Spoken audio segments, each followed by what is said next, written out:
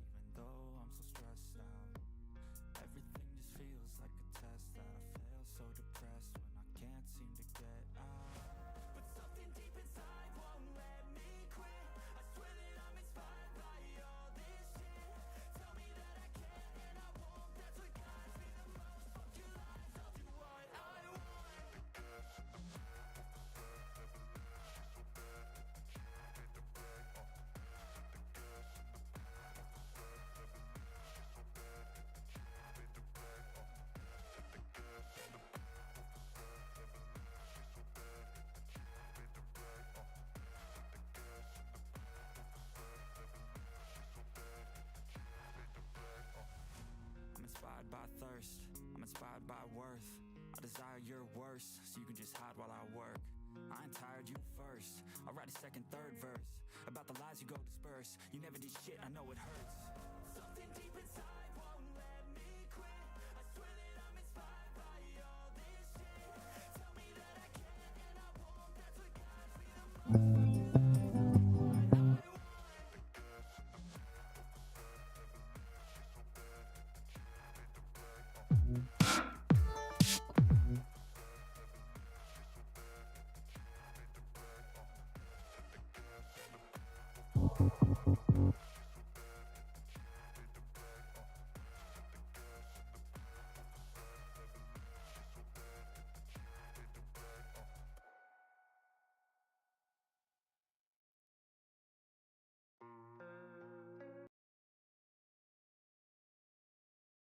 What is going on? Welcome back to the channel. It's your boy 8bit79. You see the title, the thumbnail, and all of that jazz. So let's go ahead and jump right into it. I'm sorry, I couldn't get the binoculars out in time. Look, well, let's not stand on ceremony, mate. Let's start the show.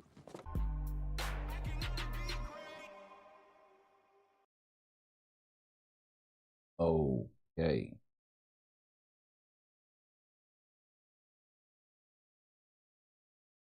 Let's get the music plugged in, shall we?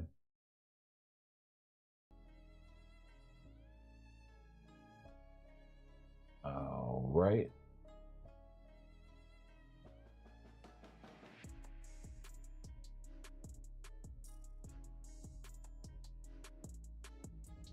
Go ahead and send out these cheers.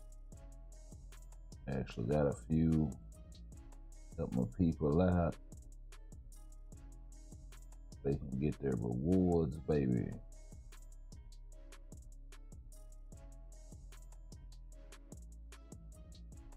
So I see the devs put out on the insider page.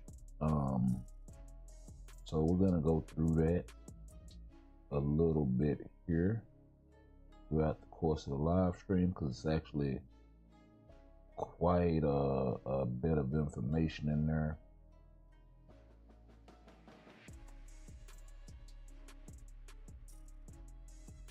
So I just wanted to cover it here. I'll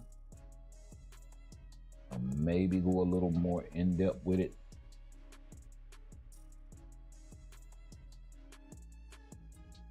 And we can see if we can't piece this thing apart. I know Alex did a video on it where he covered a lot of the major hot topics on there.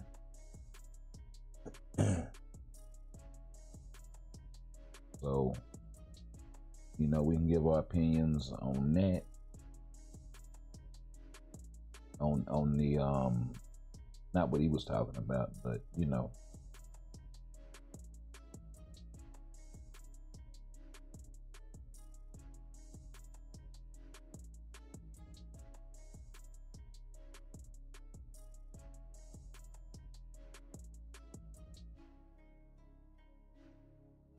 Which he made some really, really good points in there.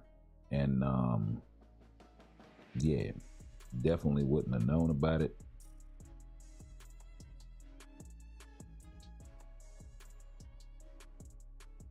So appreciate you. We're gonna go ahead and jump into some multiverse invasion and get these rewards going while we wait for people to follow through, baby.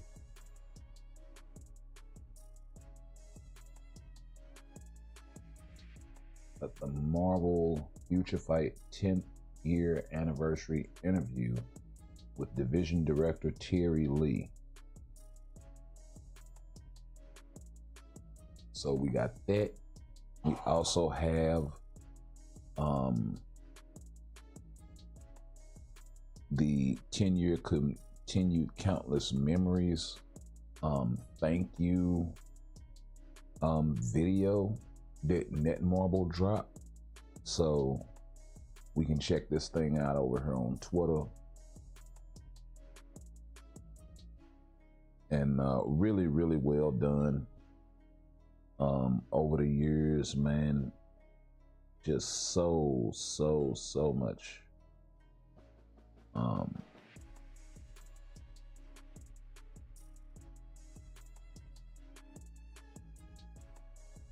you know, looking back, it's just so much content over the years. You do gotta kind of be appreciative of being able to, if this is your thing, log into the same game every year and be able to build on something. And it's a really important reason why I wanted to touch on this whole 10-year insider thing, and we'll cut straight to the chase,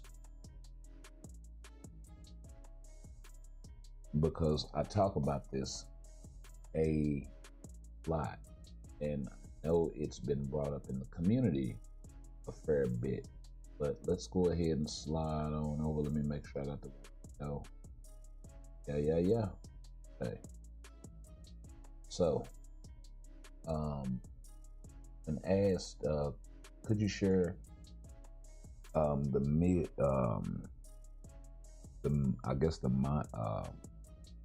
mid and long. Okay, so could you share the mid and long term update roadmap? Are there any hints you can give about upcoming characters or uniforms? Also, are there plans to introduce higher tier growth content such as tier 5? And I'm glad they asked this question, because as we've long stood on this channel, we're not really there yet. And I'm not just speaking from a personal perspective, but in the game, the game is not ready for tier 5. And they even go so much as to say it right down here. Regarding higher growth content like tier 5, while it's been about 3 years since tier 4 was introduced, many heroes are still tier 3 or even tier 2 in some cases, meaning they haven't gotten an awakened skill, they haven't gotten a tier 3. And we've said this time and time again. I'm glad they agree. And I know a lot of people will say, well, maybe they're not pushing tier 5 because the game is dying or whatever. But I don't think so. And we'll address why here later, a little later on in this video, but or in this live stream. If you got questions, you can discuss or whatever. If you're watching after the fact, drop a comment and we can talk about it, chop it up. Maybe catch me in the next live stream and we can have a live discussion about it. But they go on to say, because of this, we don't currently have any immediate plans to add tier 5 or similar higher growth content. So personally, I think that is amazing. Level the playing field, get all of the characters on the same sort of footing, right? Then introduce tier 3. And the fact that they say this also lends credence to the fact that they've dropped a lot of characters over the last few years that have come into the game. With Exodus is a prime example, trapped at tier 2. Why? If you know that this is a concern, or even tier 2 part, then why even release the character in the game stuck there? You would think the character would come to the game with a minimum of tier 3 or awakened transcendence. So in terms of tier 5, we really have to pump the brakes when it comes to pushing for that. And you know, the devs have as much said that they're trying to get, what I'm getting from this is they're trying to get everyone at least tier 3 or Awakened Transcendence or better, and on the road to tier 4 before, or at least level 80 potential unlocked, right? That way you can unlock the character's potential before they even release the potential, tier 4 for the character. And they did something similar to that with the tier 2 going to tier 3 initiative.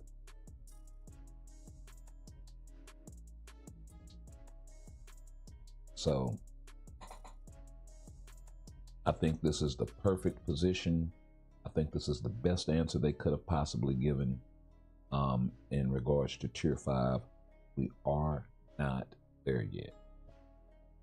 And you know, while you'll have some in-game and higher end players like, oh well, there'll be nothing to do sort of vibe.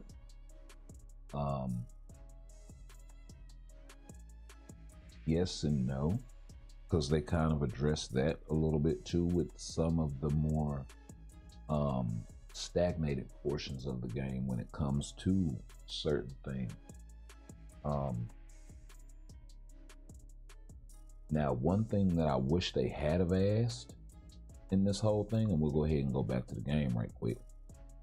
One thing I wish they had have asked in this whole thing would have been, hey, Bubba, what's going on? Welcome back.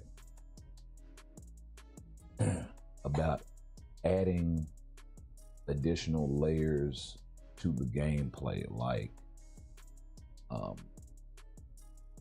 additional custom gear slots, right?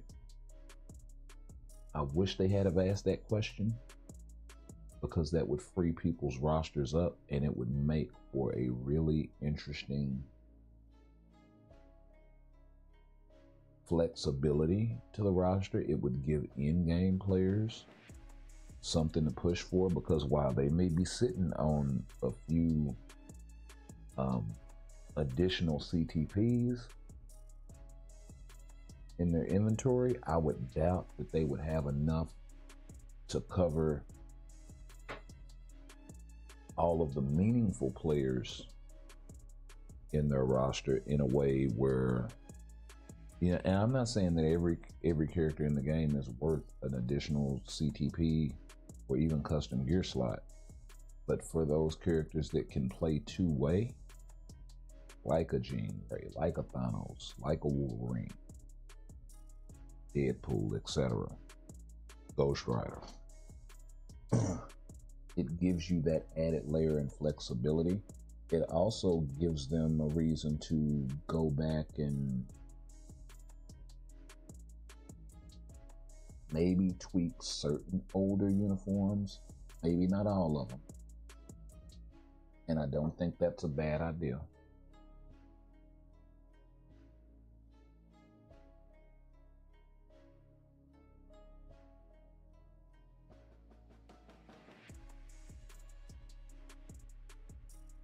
Especially uniforms that they know they never really plan to make crystal cost.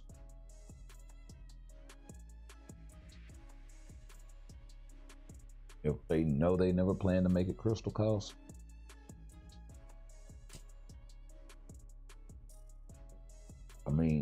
gold cost, then why not? Hey, hero, this is not Petsville.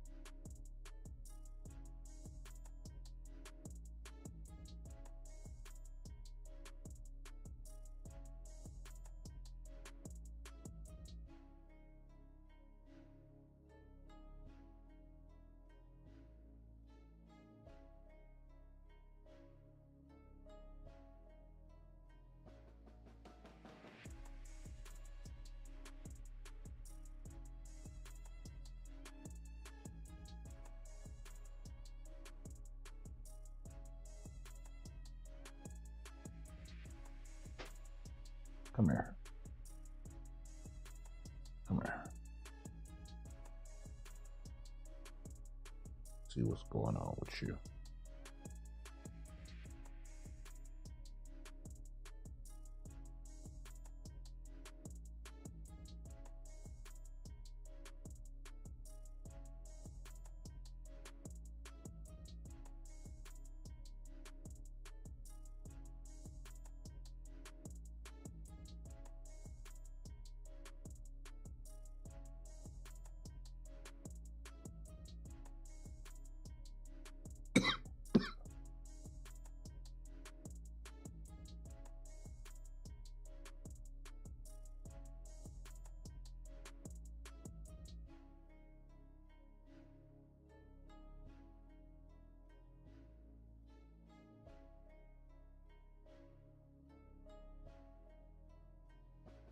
You got dry skin.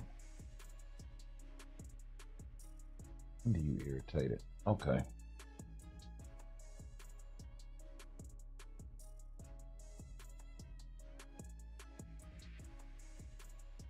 I felt a little bump on my dog's side. I was trying to make sure it wasn't nothing.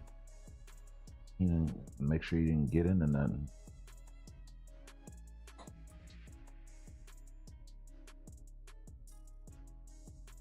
Doesn't really go outside, so I'm really not worried about critters. But you still gotta check.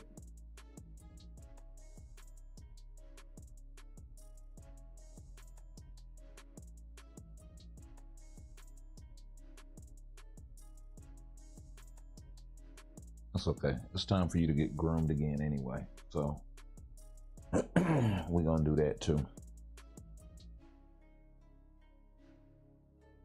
We'll do that next week. Get you a haircut, bro.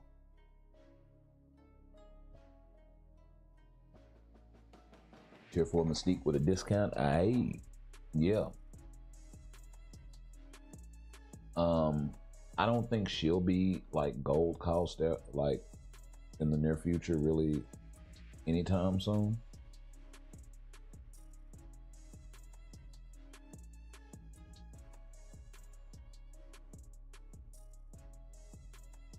I do think it wouldn't be a bad idea for some older uniforms that are like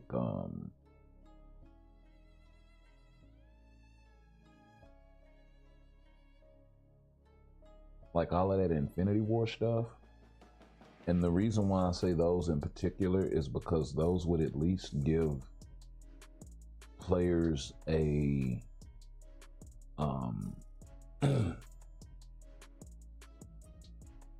like if we're talking more than 3 or 4 uniforms ago, then yeah, I would say they should make all of that shit like crystal cost, depending on the uniform. I mean, a gold cost if it's still crystal, right? So that would include some of the Infinity War stuff.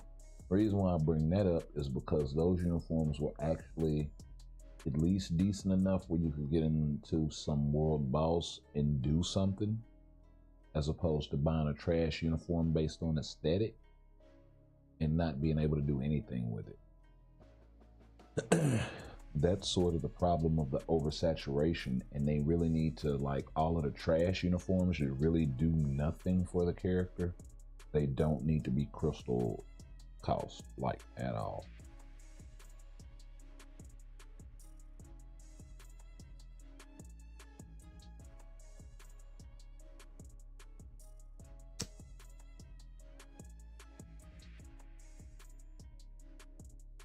Oh man, it's been wild, bro. Like in my everyday, shit's been crazy as fuck. Work's been all fucking cattywampus, but kind of in a good way. And I'm kind of in a position where I can make a choice. So, and either one will result in me making more money. So, good to have good options.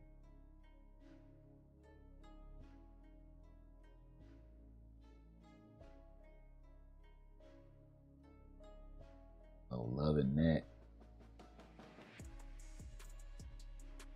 Still recovering from having my teeth pulled and shit. So that's why I kind of sound the way that I do.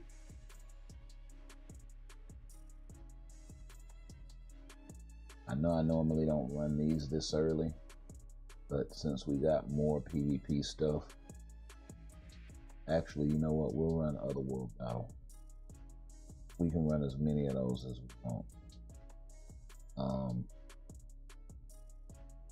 I guess usually why I do it. Oh, hold up. Debuff this go around.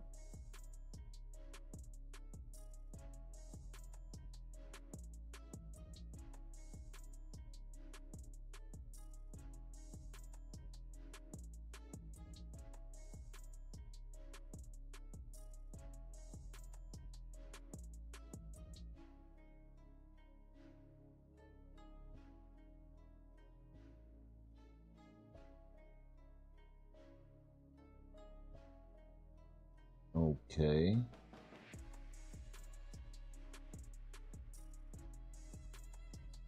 See what we can pull with hope. Of course.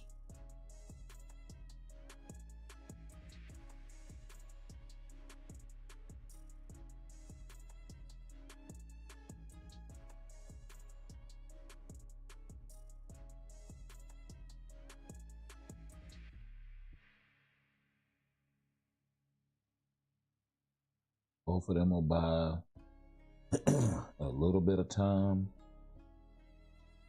Throw magic in there and see what she can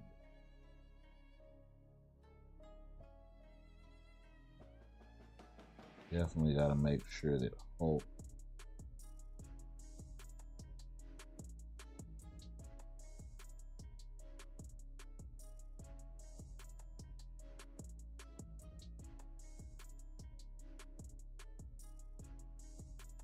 getting HP bump.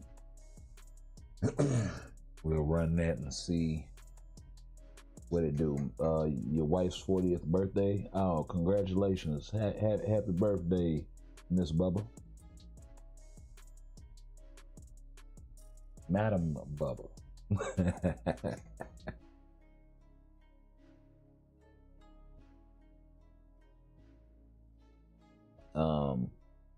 Oh, no, it's all good, bro. Nothing wrong with it. Blowing off some steam already. Getting our first surprise tattoo tomorrow already, bro. What you getting? What you getting tatted? Or what is you getting tatted? I guess you don't know if it's a surprise, huh?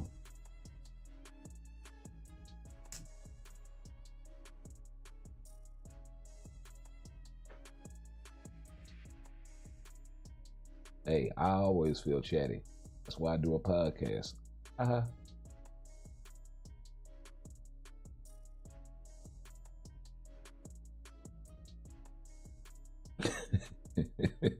know I'm a freaking alone. But yeah,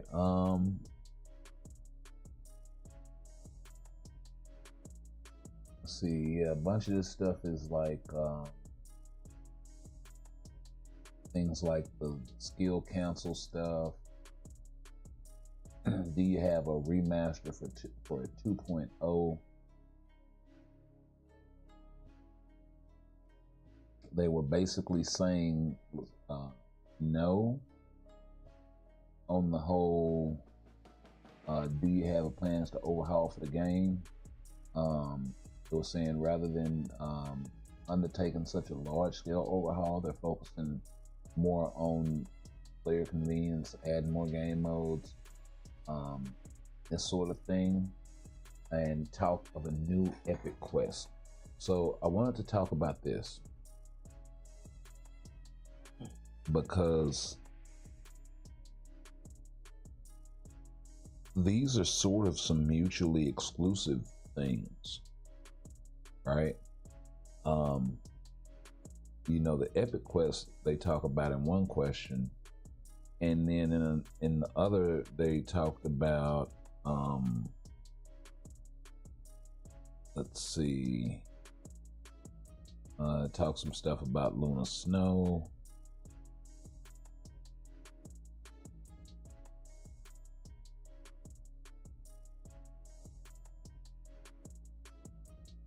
And then they talked about having updates themed around things like the Infinity War inspired update, or the Thunderbolts that we just more recently got, or the Across the Spider-Verse update. You know, some MCU stuff, some comic book stuff, this sort of thing. They also said something about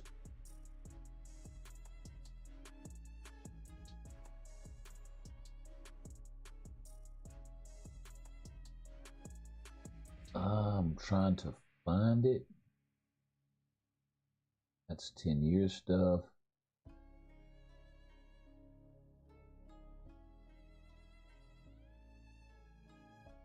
It's the agent training stuff. Tier 5 stuff that we talked about.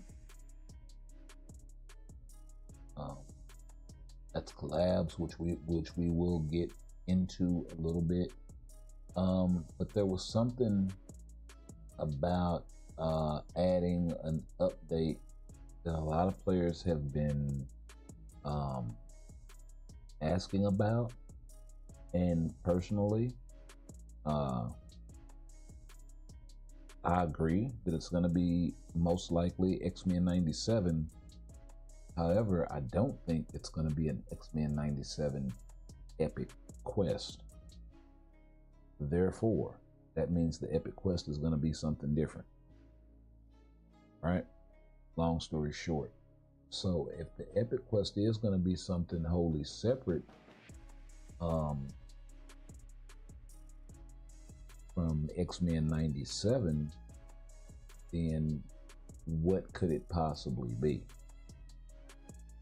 Right? So that's where we get more so into maybe it is going to be in a Galactus epic quest where we get him, and maybe X-Men 97 too.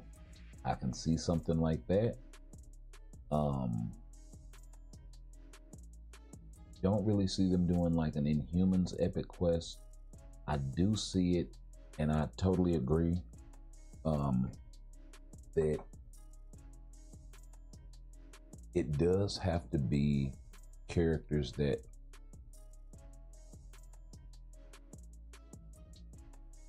so the whole problem is you have overlap with the epic quest, right? And I really need to go there, but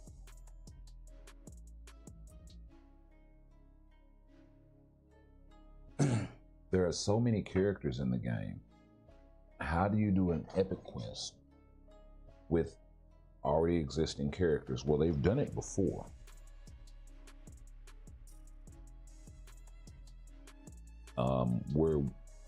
Where characters that already existed in the game before the epic quest came out had to be built in order to unlock the main guy. Sentry, I believe his epic quest was exactly that.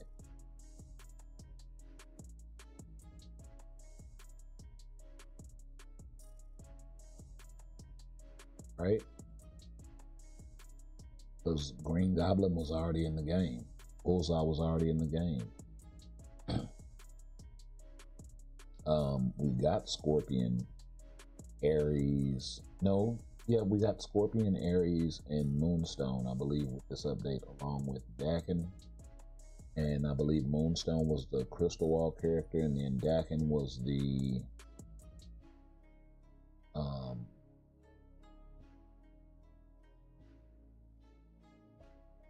he was the X-Gene Biosub Limited sort of character. And then Molecule Man was the big bad, right? With Sentry being the free-to-play unlock. So it wouldn't be as though we haven't seen it before. Now, if you go all the way back to Rise of the X-Men, of course, that introduced most of the X-Men.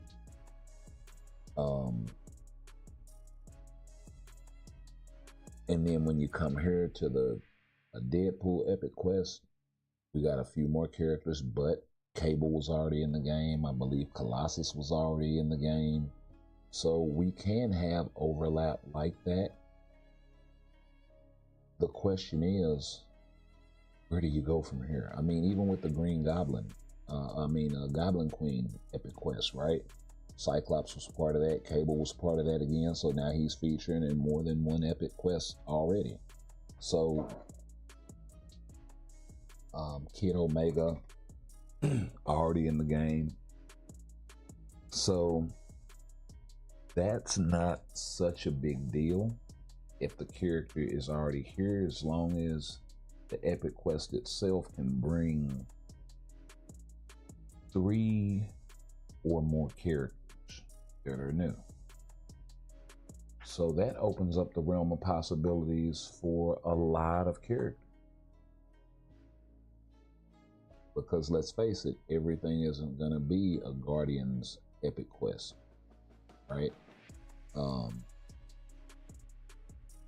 Where you have the opportunity to introduce so many new characters, or even a Fantastic Four Epic Quest, where you have the opportunity to introduce the entire Fantastic Four plus Victorious plus Doctor Doom. Even though She-Hulk and Crystal, notwithstanding, because they were already here before the Epic Quest drop. So from that aspect, it's like, oh, X-Men update coming for sure. I don't think it's going to be an X-Men 97 Epic Quest. That's the thing. I think the X-Men 97 update is probably going to be a large, multi-part update that's going to cover the majority of the X-Men and or X-Force characters, or X-Men that are not otherwise covered by the X-Force update, right? So you may see some overlap there, but it won't be as much as you think.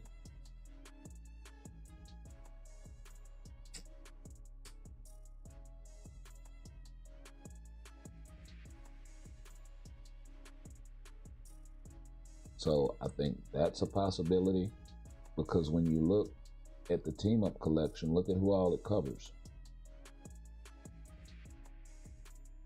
Right? It covers a lot of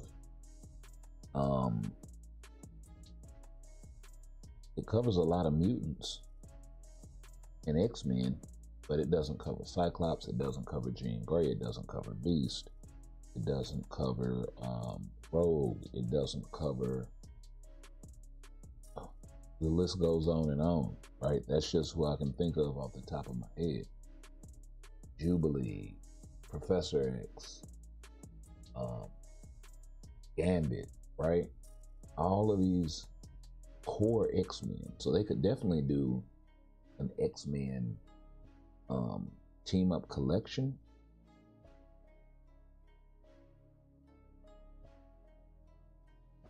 To go along with the X-Men 97 update. And if that's the case, you're looking at uniforms for all of those characters, including maybe a decent upgrade for Beast, a uniform to go along with Cyclops Tier 4 finally, and things of this nature, right? So that's kind of where I'm looking at. They're talking new Epic Quest, but they're not, they didn't say much about GBR, I don't think. So I'm gonna have to get in there. It won't just be a multi-part update, just the main update plus mid-month. Cyclops, Madeline, Nightcrawler, Sentinel, Mr. Sinister, Uni. You think for X-Men 97? Nah, bro. I think they'll drop a uniform for Storm for sure to get her out of the whole. Well, one, Storm has 2 looks in that show, right? She had on the white suit with the mohawk, and then she came back with the black suit. the OG black suit. So she has at least 2 looks in that show, right? And she's currently in a seasonal paywall uniform. So this is an opportunity for them to transition her out and fix some of her flaws, because her DPS is fine. It could be tweaked a little bit, brought into, but it's not like complete trash DPS. So yeah. In addition to her, they could do a uniform for Magneto, possibly. Fan favorite. Honestly, I don't see why they wouldn't. It would give them more opportunity to sell that epic quest. For the X-Men, well, wait a minute. Yeah, you did have to buy the X-Men epic quest.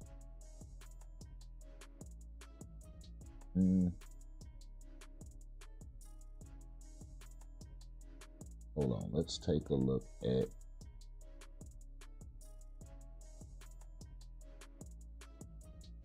this mutants.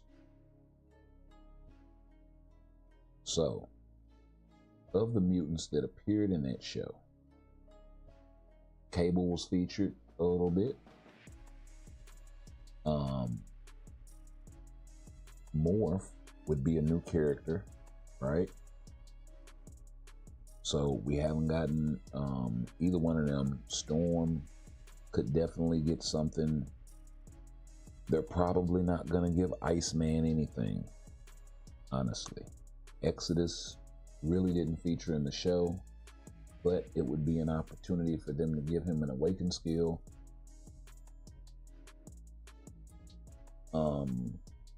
If they wanted to go that route with him. Sliding him a tier 3, I think, would be a little more difficult. Because with the awakened skills, they can just say, here, he's awakened and gone about their business, right?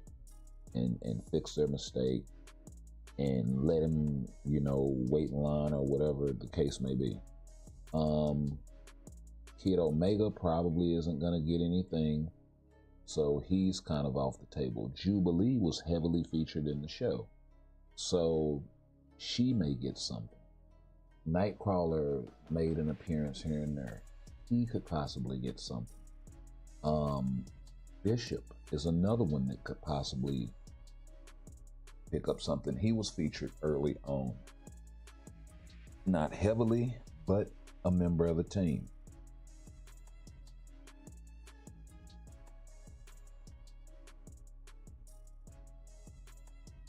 I don't see them doing anything for Dazzler, but maybe as a mid-month. I think X-Men 97 is one of those shows, bro, where they could really span that shit for an entire month. And maybe they've been doing a lot of double mid-months. Why not do X-Men 7? It's so many characters that they can take advantage of. Now, I wouldn't be the biggest fan of Jean Grey getting another uniform. I mean, honestly,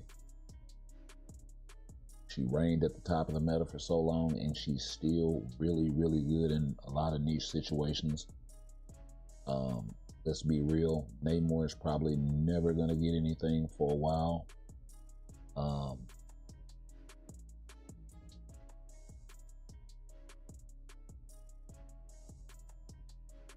not saying that he's not deserved, but that's kind of the situation. They just gave Dakin something, so they're probably not going to double back with him either. Psylocke didn't make enough of an appearance.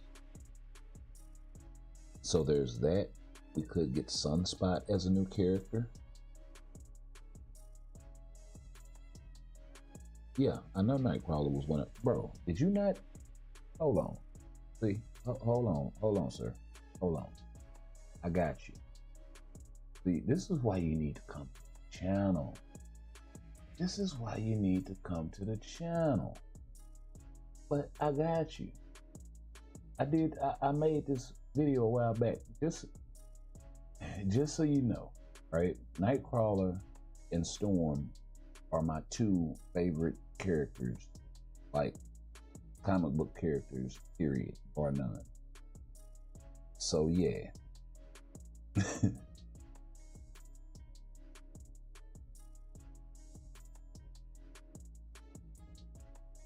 Where is it? I gotta go big this thing up. And hold on. We gonna play this live and in effect, because I know I don't have to worry about getting a whoop for my own flam, if that makes sense. Here we go. Let's not stand on ceremony. Let's start. So we gotta get this right.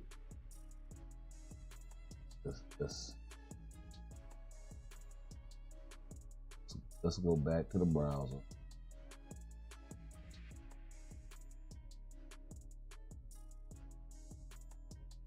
Let's not stand on ceremony. Let's start. Goodness gracious, the light! What's wrong with you? You on that stuff? Oh, my friend. All I can tell y'all is that it's about to go down. This is how you break your foot off in a motherfucker's ass. I did this over a year ago, bro. You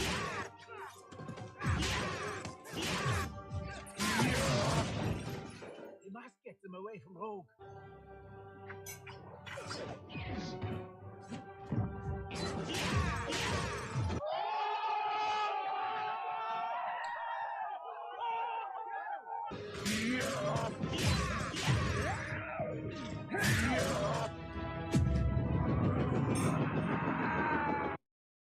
So yeah, I mean, bro,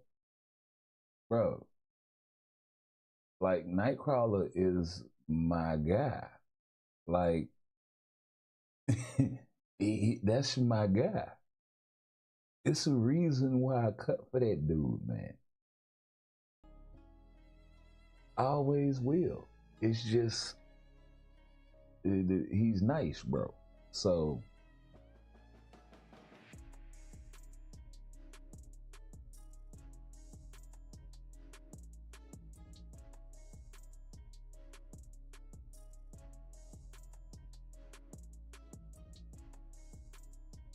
say Medea here on almost all the episodes. You crazy. Road. But yeah, like Nightcrawler is one of them. I'm really not trying to hold on. Let me get this back going on something while I sit here and chop it up with y'all, right?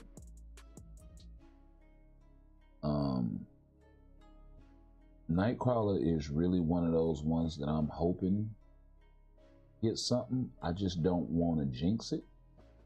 Same with Storm, because they've been either sort of shafted or completely shafted for so long. Like they've never been good without flaw or with minimal flaw, right? It's always been some glaring weakness. With Storm, it was her movement speed and her glass jaw. And with Nightcrawler, it was, you know, just bad character design. Beautiful animations, honestly, and I wish they would get rid of the clones. Like, that's the dumbest fucking shit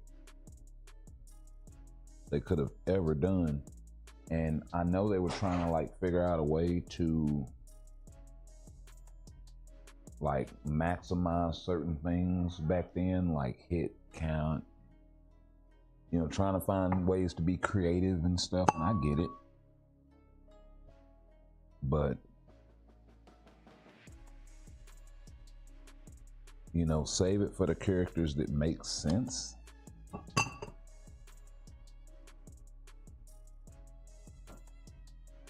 I understand the summons are sort of part of the lore of the dimension that he kind of goes to, sort of thing. It's like those creatures are jumping out of the dimension with him. But yeah, like they could have figured out another way. You really don't see it all that much. So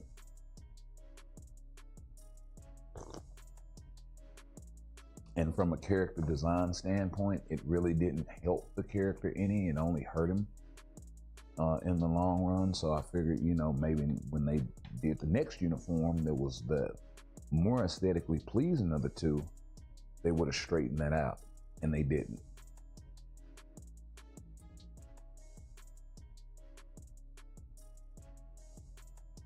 So very unfortunate.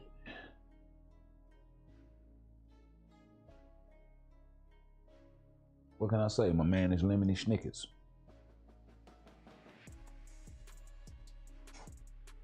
They will want to make Madeline Epic Quest worth it so she gets a uni. Yeah, that makes perfect sense.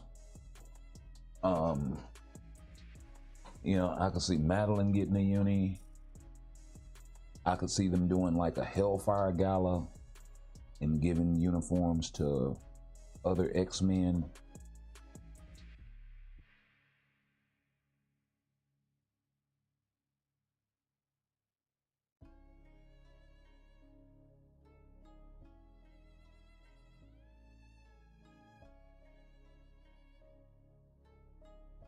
They may not move Magneto from the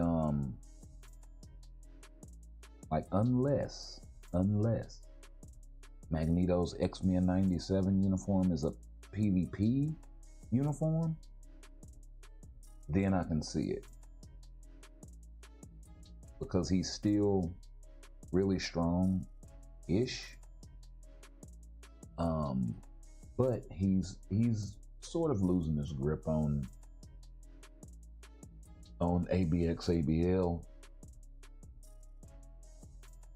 a little bit for his day. Doctor Strange kind of outclasses him, but he's not a mutant, so for any of that base content, and Gambit kind of outclasses him there. But then Gambit isn't a villain, so. But we don't have that tagging, I don't think. Villain, male, mutant, we don't have that tagging in ABX, so kind of caused Magneto to slide a little bit from just the blast male perspective.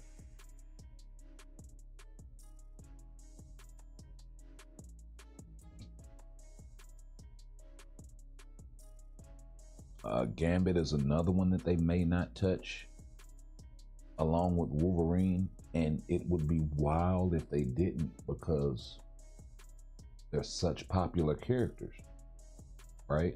But you don't want to do the fatigue thing.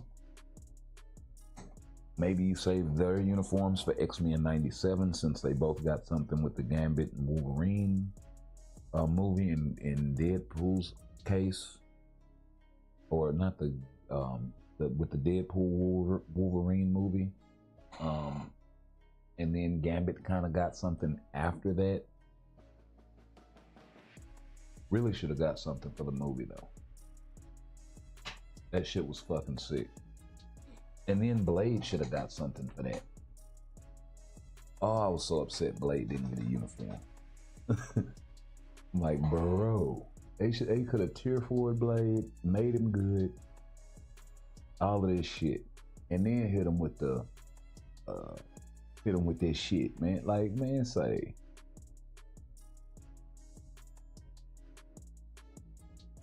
yeah, he's a new seasonal, so they're probably not gonna get him anything.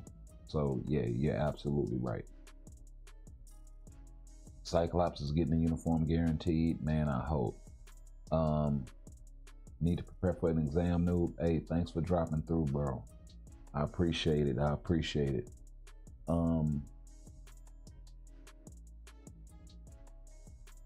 Man, if they give Storm a uniform, they'll make her dog shit. I hope not, bro. I really hope not. Like,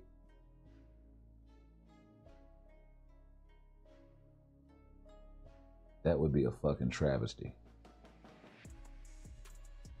She is like one of the strongest X-Men.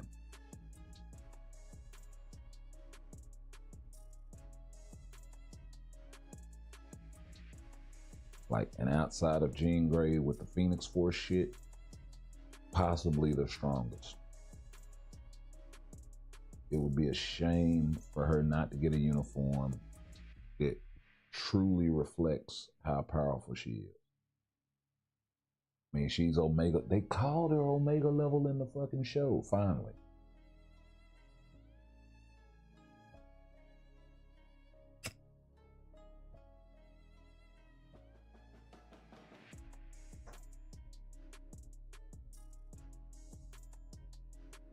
So,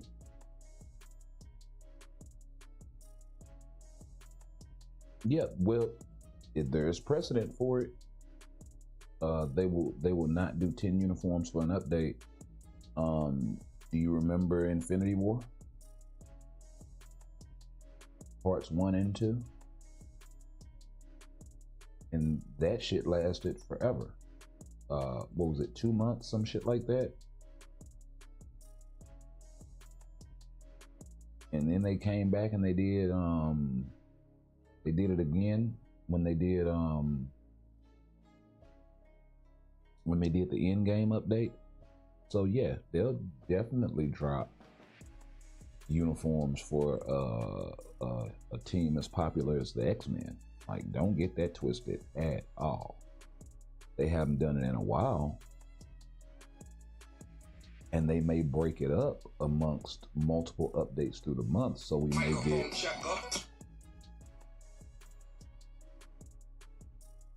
may get 4 and then something else. Hang on.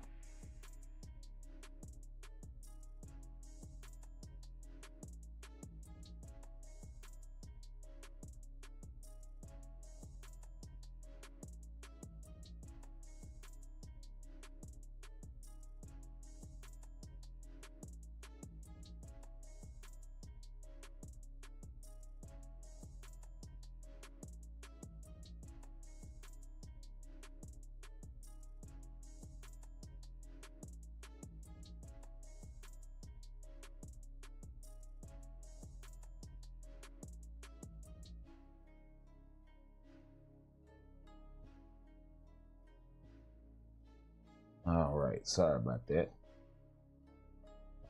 Yeah. Anywho.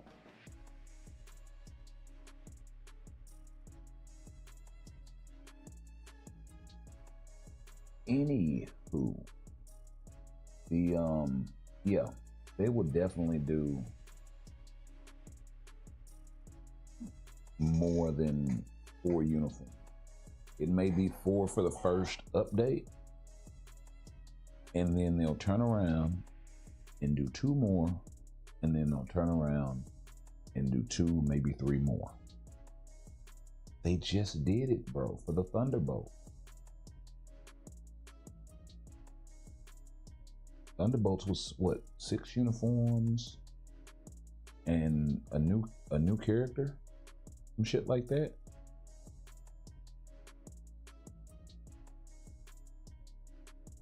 So yeah, what's 3 more? Especially when they've done it before. They've done it with less characters in the Avengers.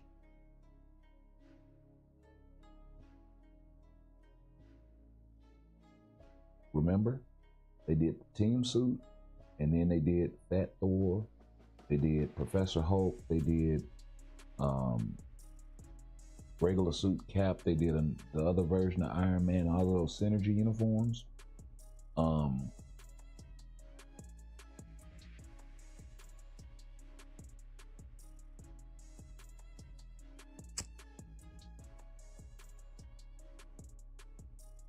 So yeah, it may take them more than one part to do it,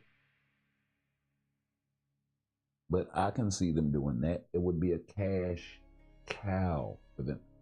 X-Men and mutants have always been a cash cow in this game. And X-Men 97 dropping and them steadily acknowledging, yeah, the update's coming. Yeah, the update's coming. That means they know. I doubt Netmarble would shortchange themselves. Now, I'm not saying that they're not stupid enough to do it. Let's not get that twisted. I could definitely see, you know, something going awry and them not taking advantage of a huge opportunity. I'm just saying they would be crazy not to. Oh Lord, I've been sitting here getting my hat straight brought to me because I'm out of debuff, and yeah. So this is the sucky part of this.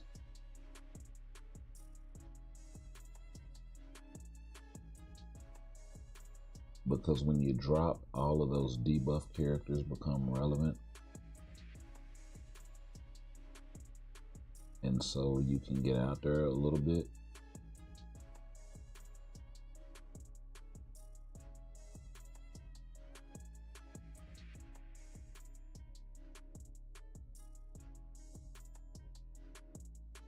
Where is Wolverine?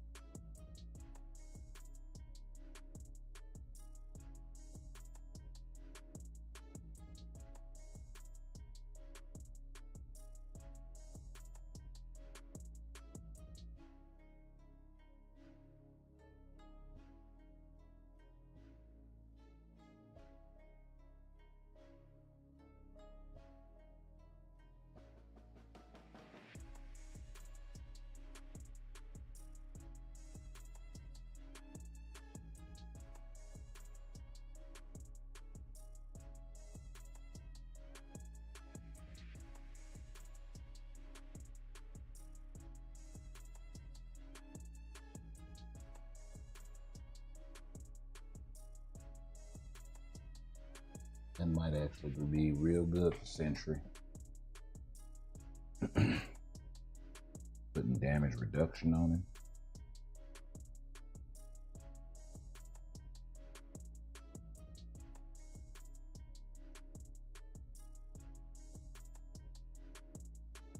Let's see here. Oops.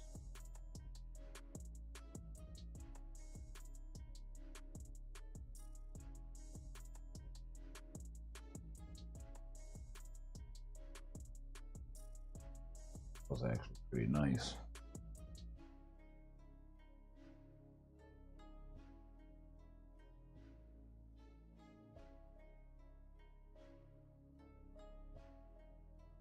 That damage reduction may be the way to go. I may have been viewing this wrong the whole time. After the damage reduction, and yeah, see what's up. Yeah, now it's only 4 uniforms per update. And a lot of times it's just 3 with a new character. But what they've done is they've stretched the update cycle out with the mid-months. So that's why you'll see a lot of times we'll get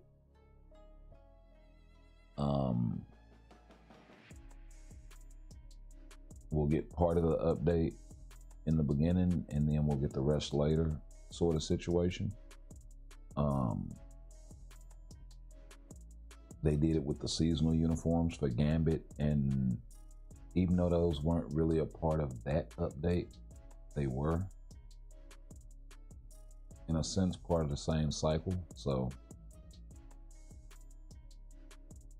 they just don't do it on a thematic level very often, to where it's like, oh, we're gonna do an Inhumans update with like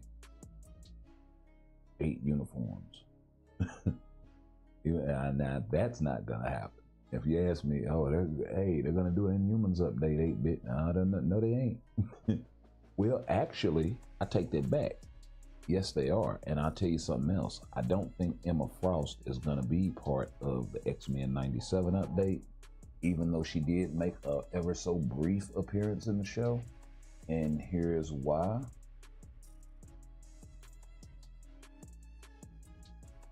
Let's go over here. So this good old nifty thing right here. Remember this? Which heroes are you hoping for? Well, there are still 2 characters outstanding on this list. We've gotten uniforms for every single one of these characters. Sentry, Noah, War Machine, Mr. Fantastic, Psylocke, Hulk, Quicksilver, Dr. Doom, Agent Venom, all of them, right? Except Weapon Hex. I mean, not Weapon Hex. She was part of the Zombies update. We recently got Crescent Tier 4, right? So that covers even Anti-Man. Got some. Medusa and Emma Frost have not. And interestingly enough, we have one mutant that has been a member of the X-Men in Emma, and then we have one Inhuman who is like the queen of the Inhuman. And they always do those faction battles, X-Men versus Inhuman. So I think we may be getting an X-Men versus Inhumans update somewhere down the line.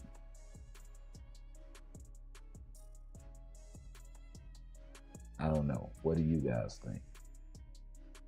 It would be an opportunity for them to take Black Bolt out of seasonal uniform hell. It would also be an opportunity for them to do a large enough update, but maybe with lesser known of the X-Men and some of the lesser known left behind Inhumans like Crystal and Karnak and Gorgon, Maximus and Moon Girl, all of these folks, right? So you sprinkle in a few mutants, you make it a, double mid-month sort of situation with the main update. You can have quite a team there. 3, maybe 4 X-Men, 3, maybe 4 Inhumans.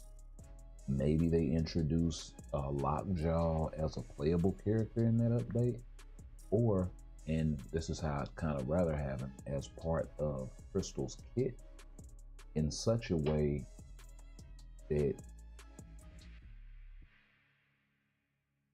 he would be visibly part of the skill animation. So have him be part of the skill that you proc on, so we actually get to see him in action, or something like that. But those are just my thoughts.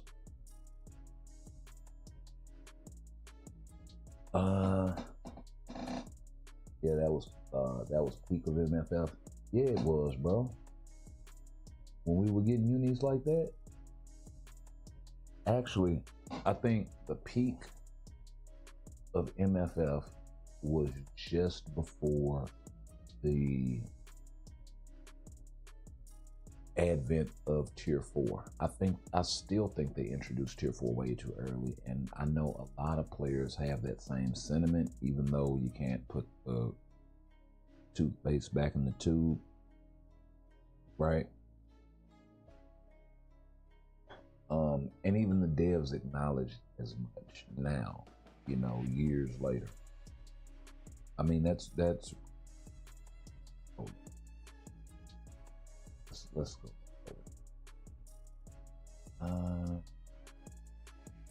Where is it? Okay.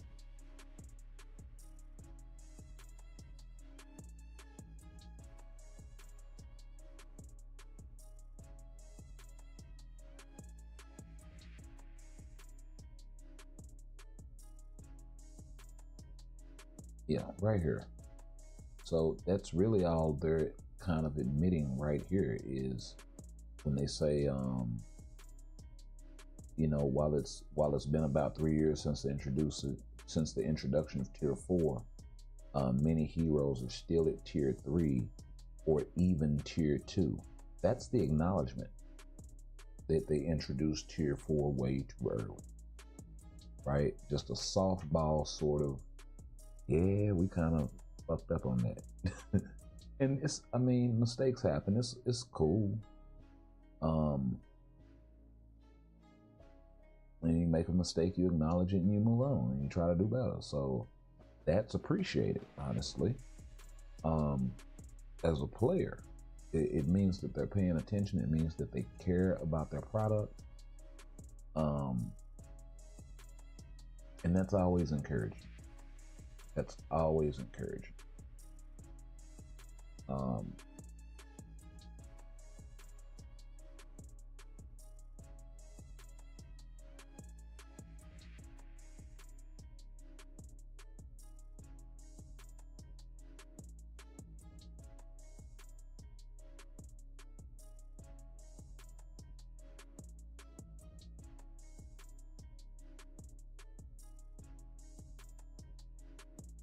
They ask him about who his favorite character is. He's personally a big fan of Thor. You know, marketing much, but yeah. And it's smart, you know. Oh, you're personally a big fan of Thor. Okay, this guy says he's a big fan of Thor. A lot of people wind up building Thor. People are gonna build it.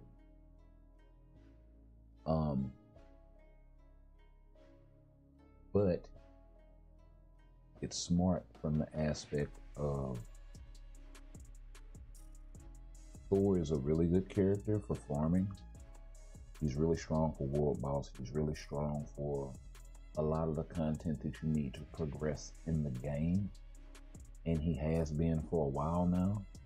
And even when he is surpassed, he always, like a lot of the more popular characters, the cream seems to rise to the top.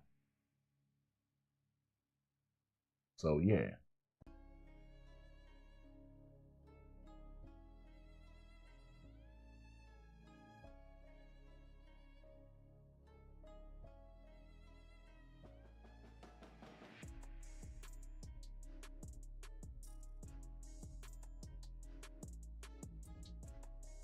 And asked a bunch of stuff about Luna Snow. Some more marketing.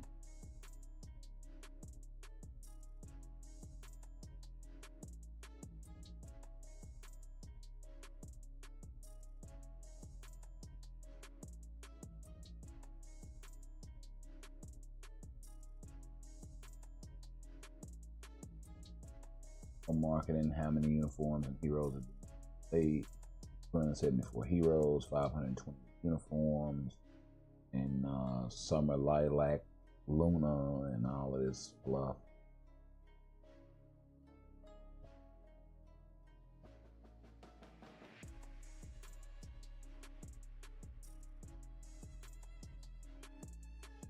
This one's interesting. Looking back over the past 10 years, is there any moment that stands out most for the Marvel Future Fight team? Or are there any regrets you wish you could go back and change? Okay.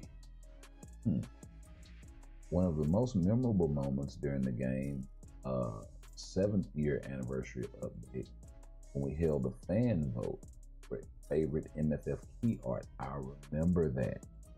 A huge number of players took the time to look back on the game's 7-year journey and revisit memory. So that's what inspired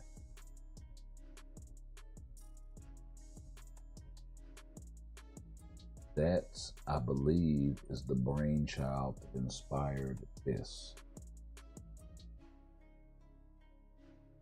The projection room, which is now active, and the memory archive. With all of the key art preserved in pristine fashion. So yeah, absolutely fantastic work by the art department. I love it.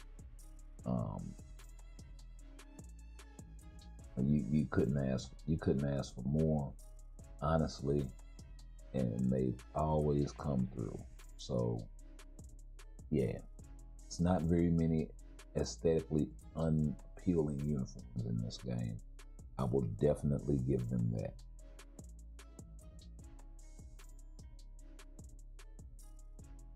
You know, the one problem that I do find in this game though is when they do drop, I kind of feel like they could have had that one centerpiece. But 7 year when they dropped that what they were talking about.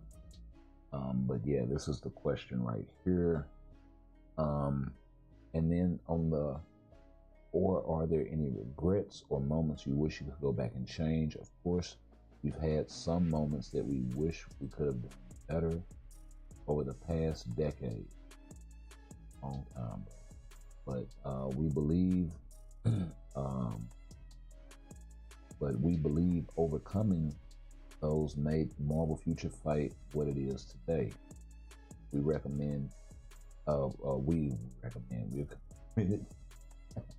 committed to doing our best every step of the way to ensure we continue improving and evolving. So that's really, really encouraging, and they back that up later on. A letter which we'll get to a little later on in live.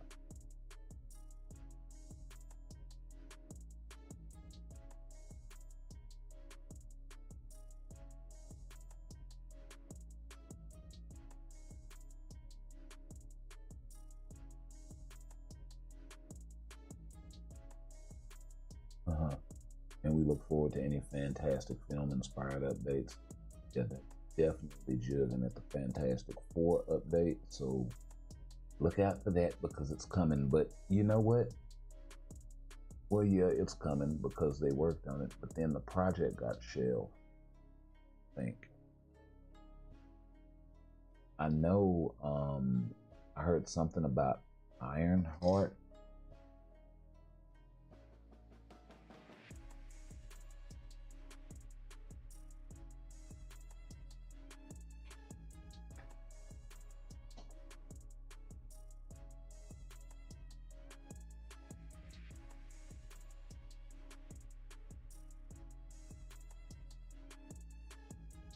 Maybe not. Here they are releasing it.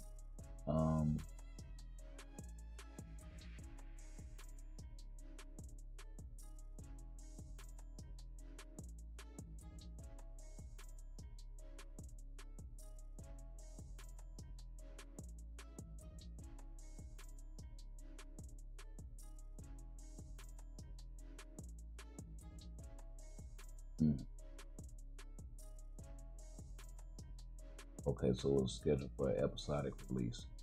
Okay, just checking. Need to see Warpath, Sabretooth, Bishop, and Sinister. That would be something good for, like something like that would be something good for X-Men versus Inhumans update, because it would touch a lot of those ones that we may not necessarily see get anything otherwise. And then with the Inhumans, they can just throw more than just Black Bolt and Medusa in there and they'll be fine.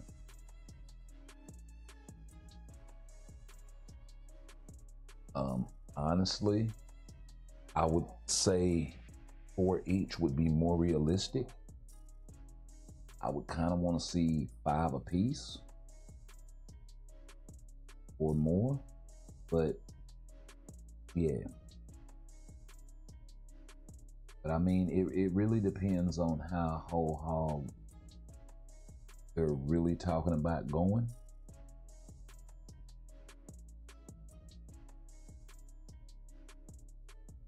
I mean, the fact that they're still giving this much in-depth information 10 years in,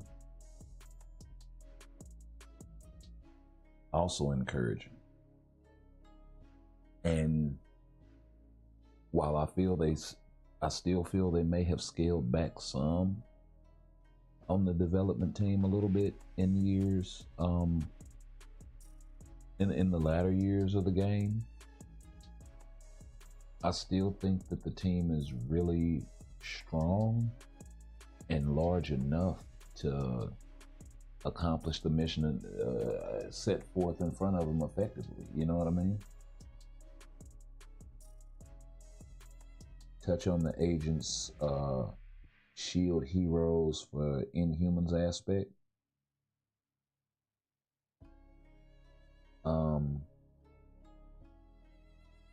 I mean, well, that's kind of what I was talking about is, so definitely getting the X-Men 97 update, but I think that Emma and Medusa, I think that Emma Frost definitely is not going to be part of that. So more than likely, if she's not going to be part of that, and Medusa is still kind of outstanding here, I'm kind of looking at maybe a X-Men versus Inhumans update. That'll give them an excuse to do an Inhumans update, because otherwise, how do you do it without backlash? Sort of thing. Like, oh, we're getting Inhumans. Where the fuck is Cloak and Dagger? Where the fuck is Agatha all along? And all this shit for the Wiccan fans of the world. But yeah. So that's kind of where I see it. The whole lineup for the Inhumans is kind of wide open. It's the lineup for the X-Men that you can kind of narrow down a little bit.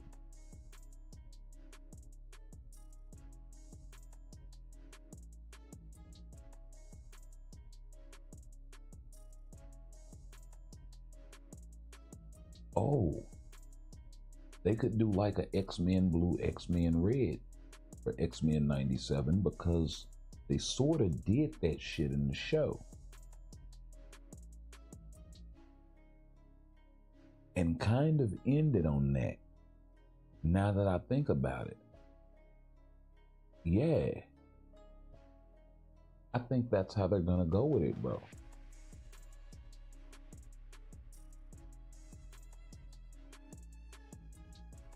And we're gonna get Wheels back. So that's dope too. And hopefully he has some shit where he takes you to the fucking astral plane. That would be amazing. Especially considering the animation that they just did with Ghost Tier 3. Oh, they could do some sick shit with Professor X in the astral plane.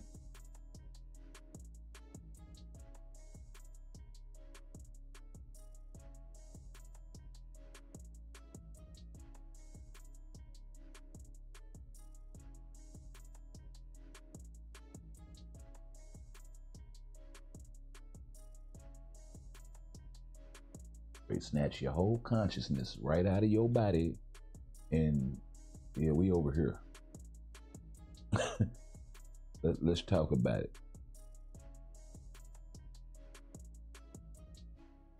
On some Ancient One shit, but not really Ancient One shit. With a mutant twist. Ancient One with a mutant twist. That shit sound like a martini or something. Say. Oh man.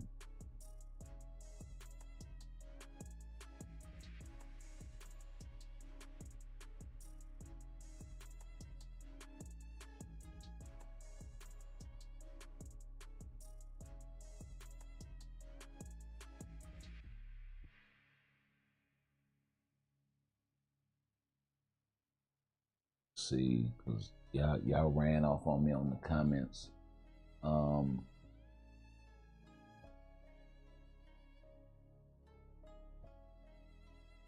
movie Page Master from when we were kids. Vaguely, Bubba, do I remember that? But I've watched so much stuff, and you gotta think, like, I'm 79 when I was born, so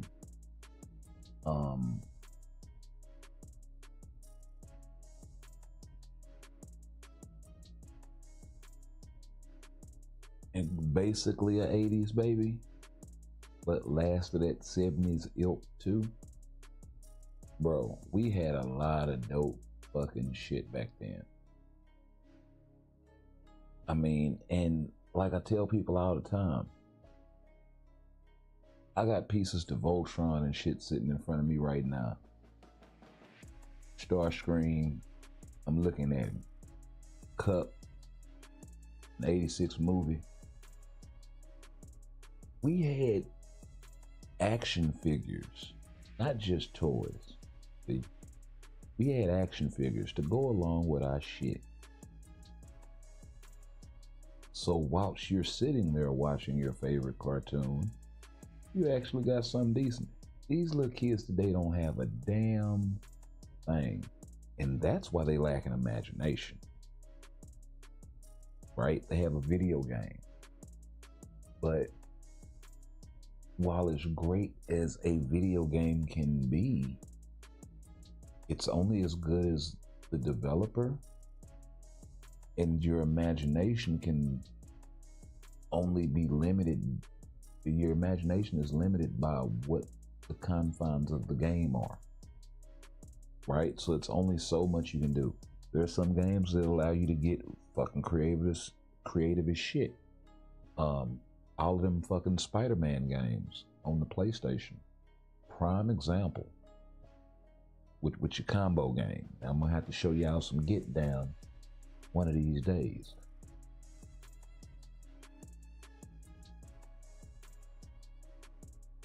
Let's just say your boy is rich, and I like being in there. Anyway,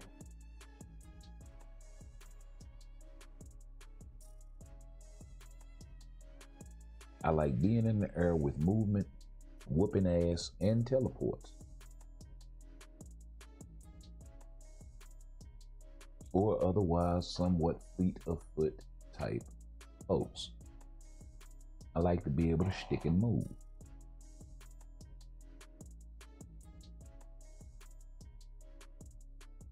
Baffling in my approach, but we had toys to go along with our shit.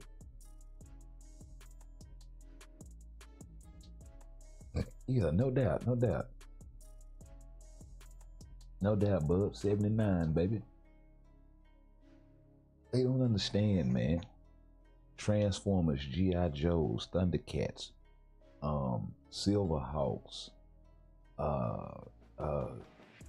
Bionic 6, Mask, fuck GoBots, He-Man. This is just a random ass jab at GoBots, like, yeah, but fuck GoBots. Two-piece, motherfucker.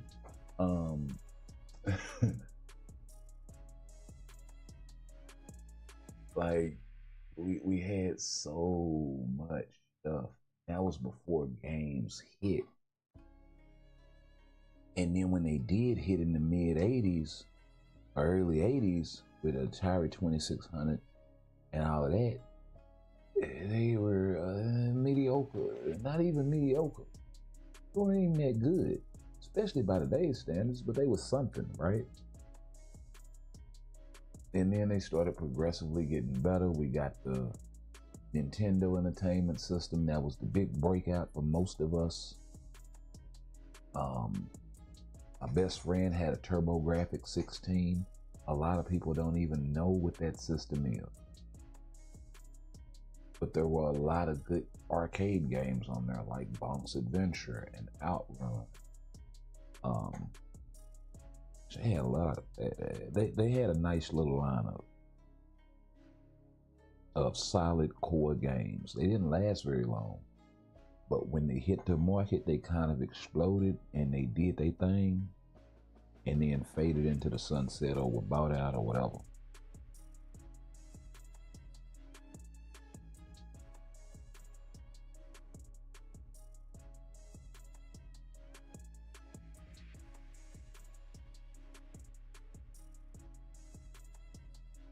They came in, they shook up the world, and they left. Right?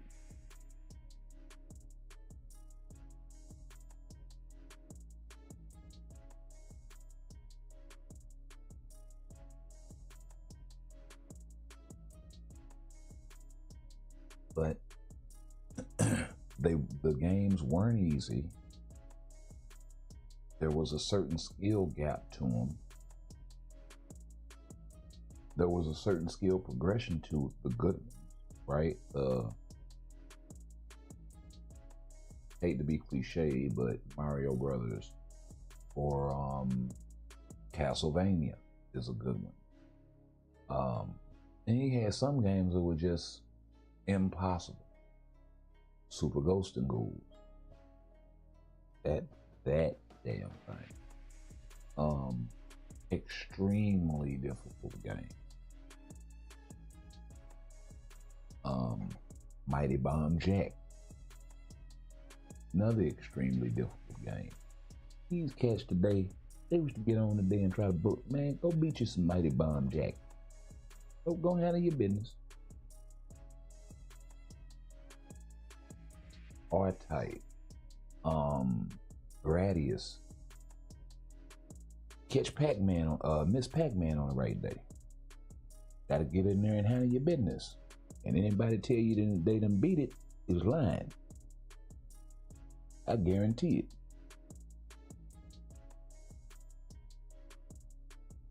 You can set you some high score, but you ain't beating no Pac-Man.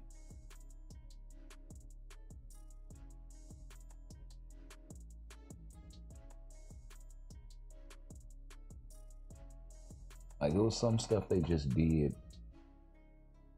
better.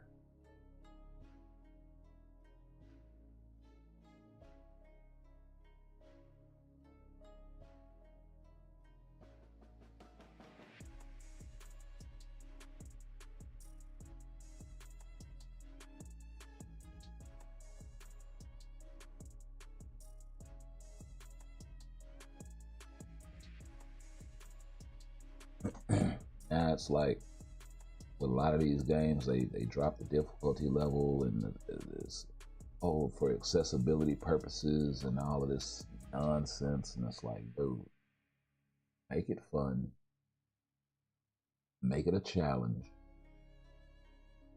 and make it good, right? Good storyline, good gameplay. Graphics matter, but I think they matter more in today's day and age than they did to us back then. That's the other thing.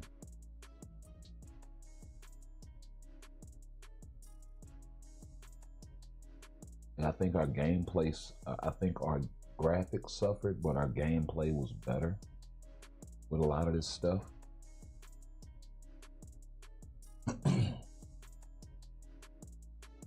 You can say, oh, 8-bit, you romanticizing. Gamer, bro.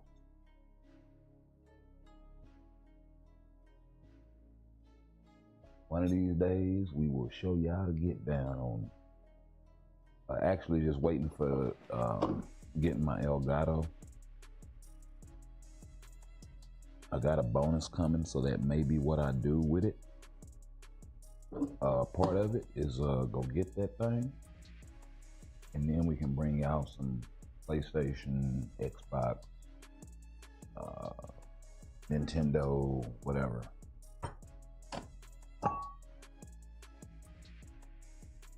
Rainbow Six, Fishing Planet. What else do I have? Batman. I can get Red Dead. I kind of want to get it.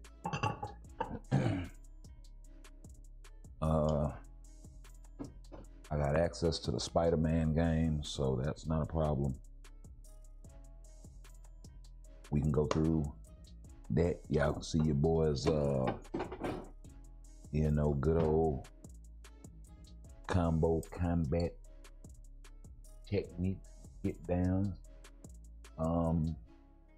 Teenage Mutant Ninja Turtles, Shredder's Revenge. We actually got that. So, you know, a little bit of a throwback, but we can damn sure get down up in it.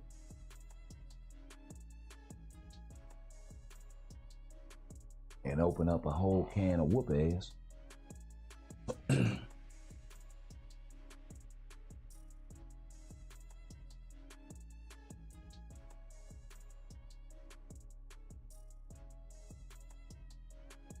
Of course, we got a few more titles. And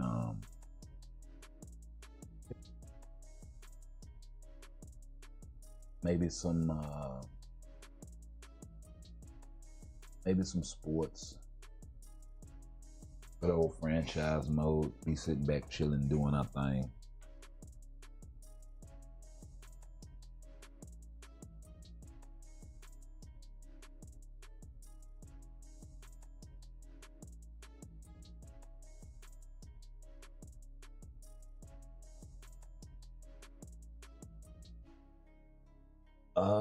NXT Zetro, what's going on? Welcome to the channel. Can you get suggestions to make your account better? Sure. What do you need? Put your IGN in the chat for me to help a brother out. We can go over and check you out. Always willing to help, bro. I do not mind that at all. Drop your IGN in the chat. I will go over to check out your account. And yeah, I need to start putting that in the description. Matter of fact, we'll do this.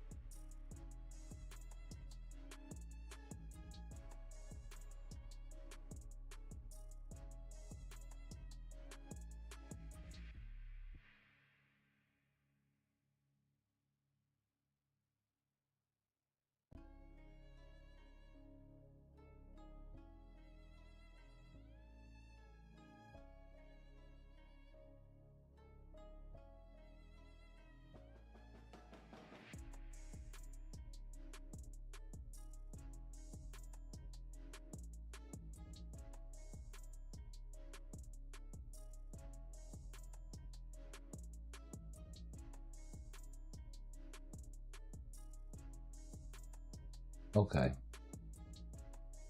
I hate when it does that. The software will mute itself from time to time. Actually, you know what? I need to change is hotkey. I need to take that off because I don't need it anymore. Because mute from there.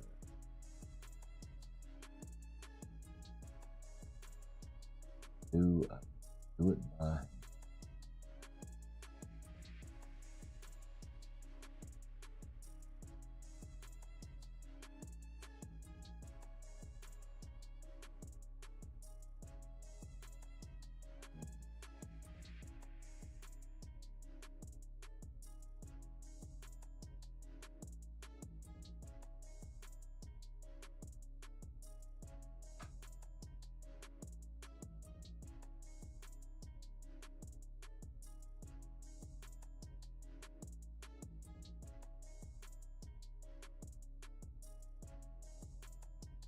of that?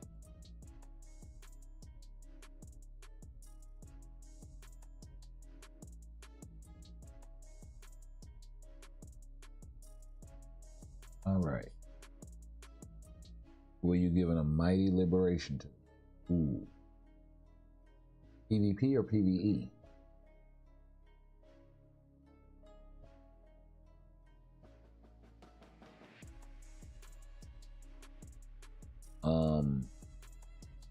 If you're gonna go the PvE route with it, or if it's the PvP version, I would say Hella is not a bad option. She's really strong on the Sentry team right now. And then, of course, with my Sentry team formation, I run with America Chavez for the decreased damage from reflect and the HP bump, and then I get the decreased damage from superheroes. So, and then some ignore dodge coming from Hella, along with the debuff removal that Sentry provides and the all attack. It makes for a pretty potent combination in some instances. There are still some instances where you can die to Silver Surfer's Reflect and this sort of thing. So just to guard myself against that or any other sort of Reflect characters that may be lurking about.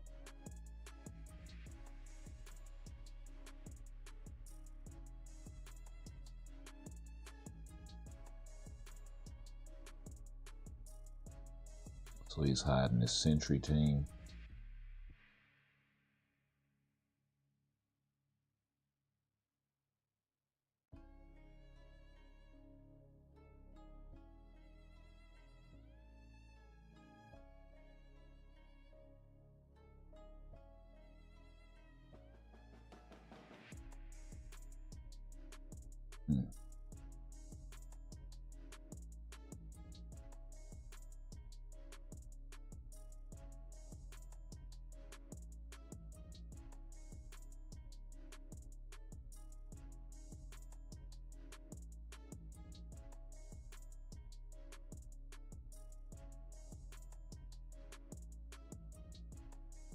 Yeah, and that's an interesting team too down there at the bottom with Sleeper and Carnage and Surfer.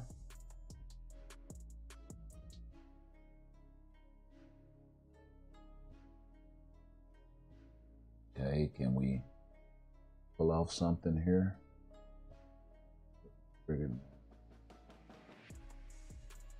Trigger him. Don't look like I'm gonna be able to hold it though.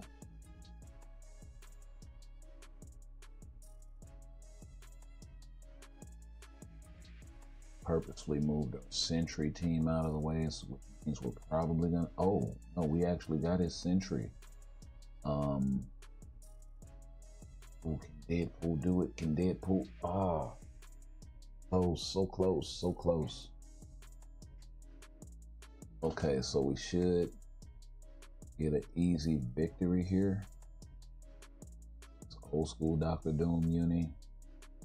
I'm gonna pop back up anyway. Okay, and then another surfer to go through. I don't think sentries died once, so we are good.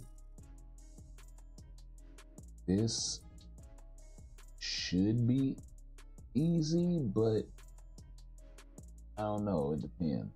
Madeline could be tricky. Okay. That now it's all about that Wolverine, but we do have a Carnage and a Surfer to counter.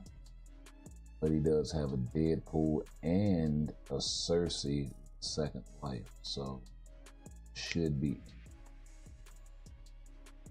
Surfer first life. Carnage is gone. Oh, we crashed. Wow.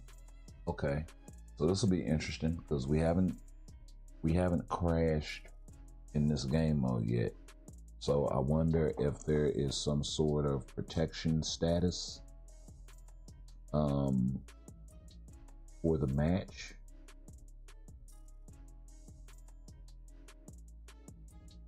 Meaning I can like go back in similar to how they had it set up before.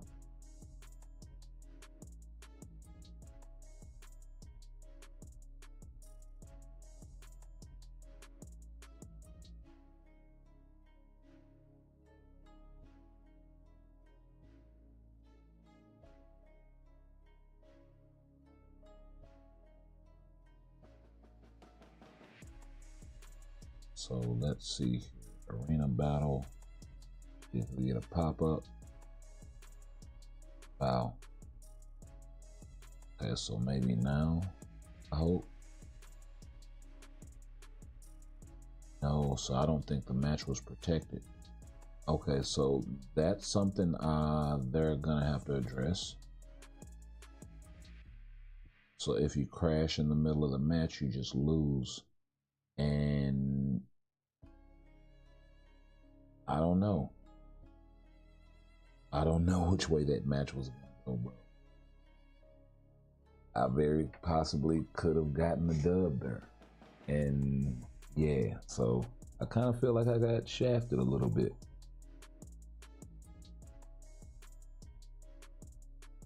Okay, so let's see if Madeline can pull this off. Still have to zero that. Deadpool. Probably. The right. I didn't even look at my matchups closely. Hopefully Sentry can pull this off.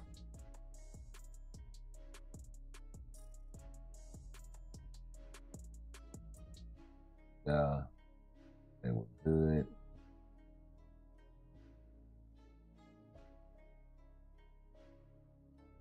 Isn't ideal though because I'm not taking advantage of Bella's buffs.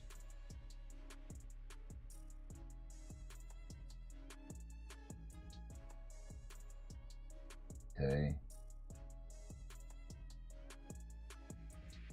Oh yeah, I'm worried about her. Need oh, that was kind of strong. Okay, looks like we're in round 4. Down 2-1. Spidey giving us fits. Surfer versus Surfer. Oh, another life. Add another life.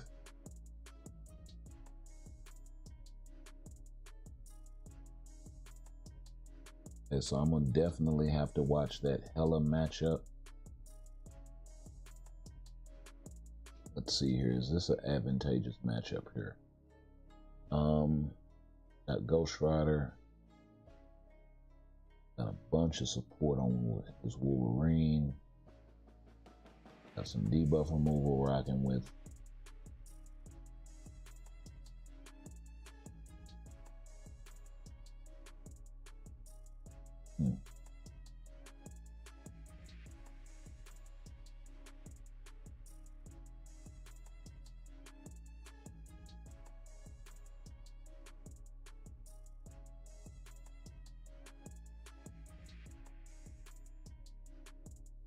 But yeah, before we get into that, let's see, go here. I'll show you guys what's interesting about this sleeper team. So with these guys, right, these are all of your buffs. So you're getting applies to all allies, 20% all attack. Not worried about the buff for Venom.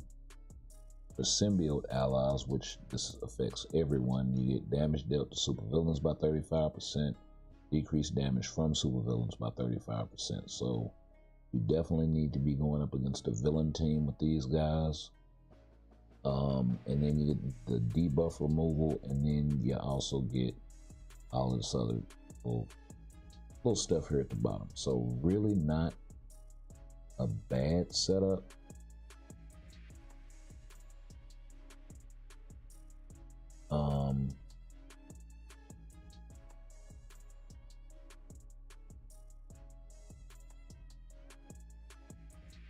Now that I think about it,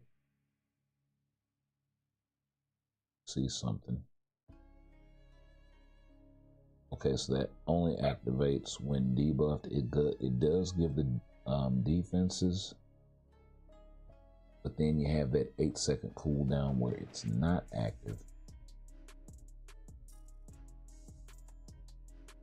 Most fights last 8 seconds. Oh, gotta get them back in there.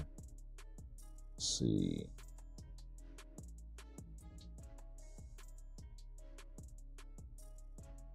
So a lesser version. So yeah, the 20% all attack being up all the time. And then we're still gonna get the debuff removal from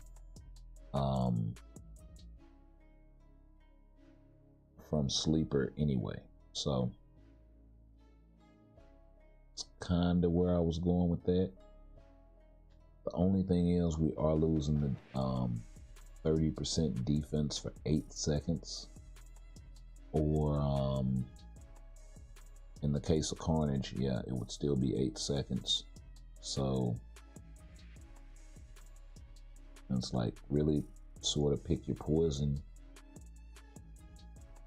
We could try it with yeah, let's try it this way. We are getting another 10% all attack for 8 seconds plus 30% defense, but or for 12 seconds, but then we got that 8-second cooldown, which leaves a gap of 4 seconds, I do believe. So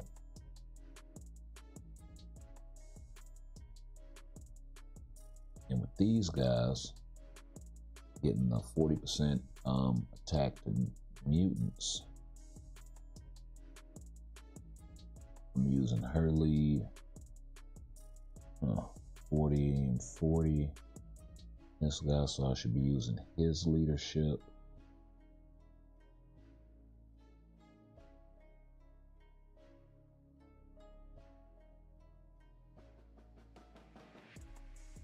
Yep, Sentry lead, best in slot.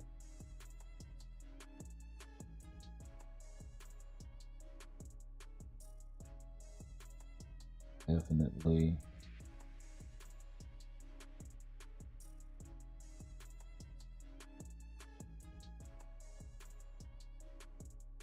Getting the damage reduction from superheroes and supervillains out of Mantis.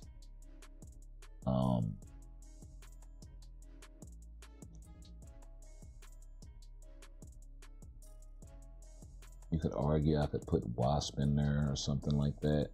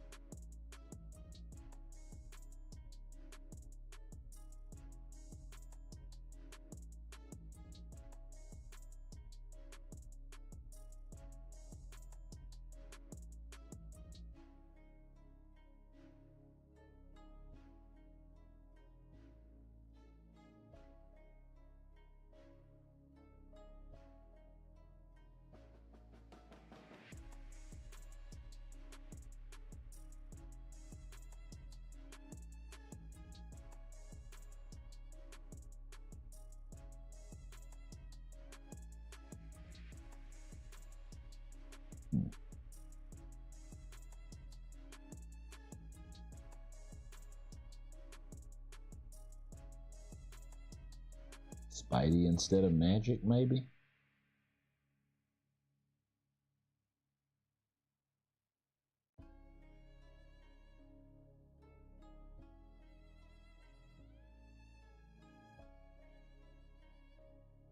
Let's try that. I got my lineups right.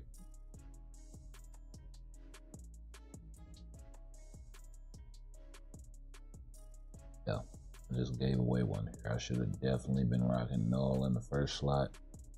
Hopefully can't. Oh, but I zeroed him though. Just couldn't kill him. Okay, this may be a little bit different. Oh, no, not fighting a supervillain, so Ghost Rider's pretty effective.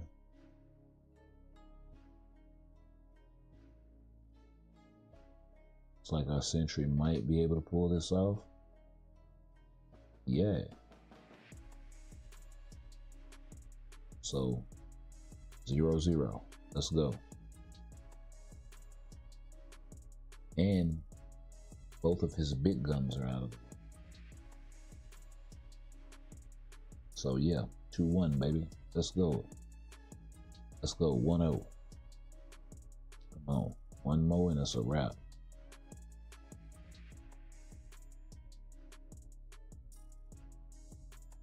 He's got Surfer up next against my Null if he wins this, and he did.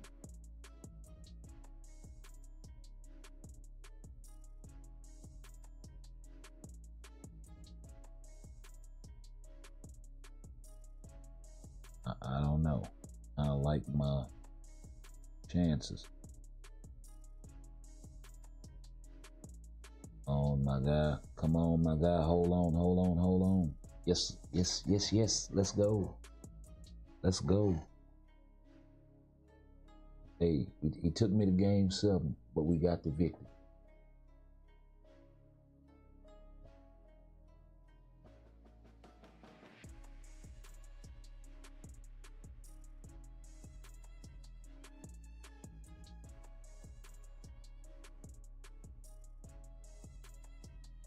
Hit free throws, unlike LeBron.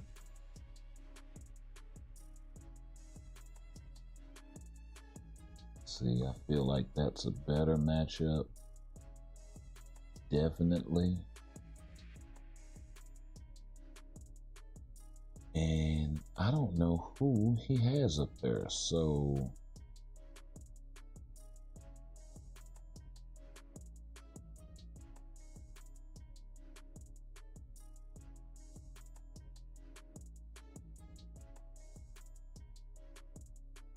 yeah.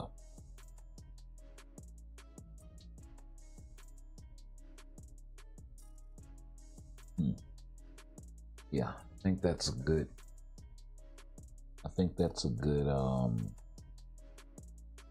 lineup right there.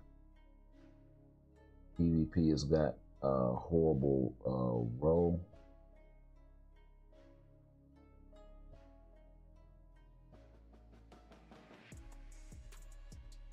Yeah. Okay, we get the dub first out. And we pull it off again here with the Sentry. Oh, we took the first. Oh, no, we didn't. No, we didn't. No, we didn't. He hung on. But we couldn't get him, though. And he popped back up. And can we get him? No.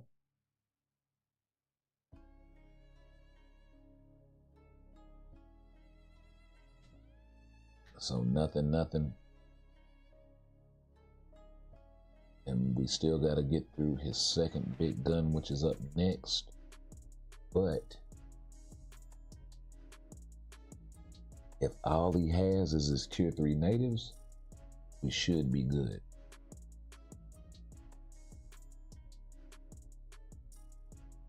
Because I don't think his Surfer team can beat Deadpool and Spidey. Yeah. Yeah. So the lineup saved where it should. Now we do have a Wolverine over there. So that's the other thing. Ah, that's strong. That's strong. Damn it. Yeah, that with the support. That with the support. So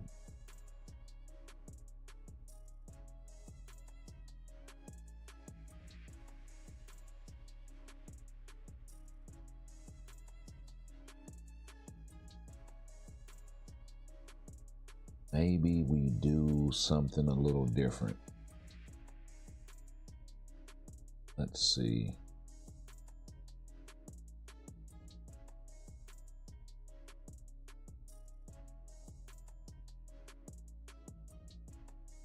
So I won't have any debuff. I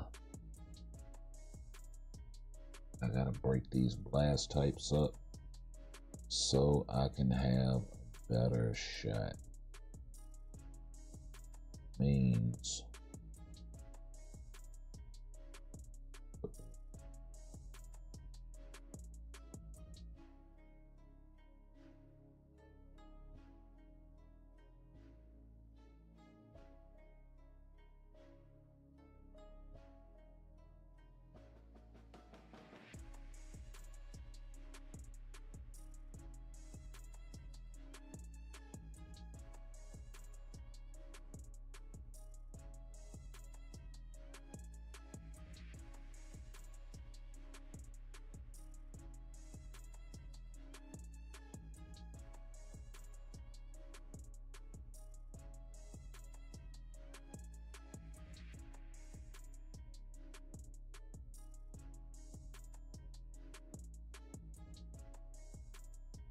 good support type.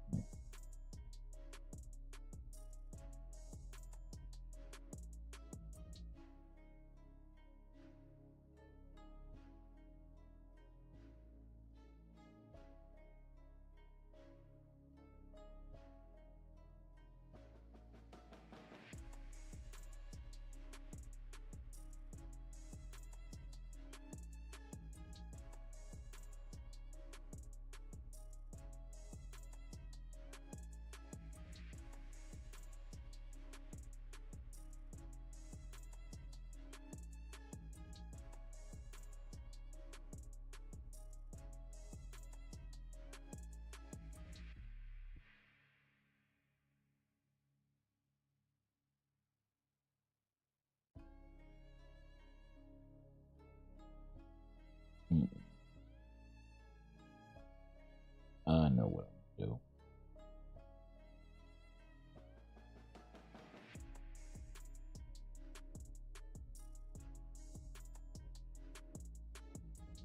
Back after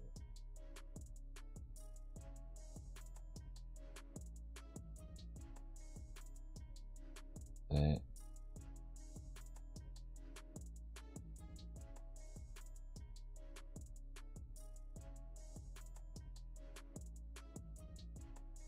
I'm losing on this damn type disadvantage.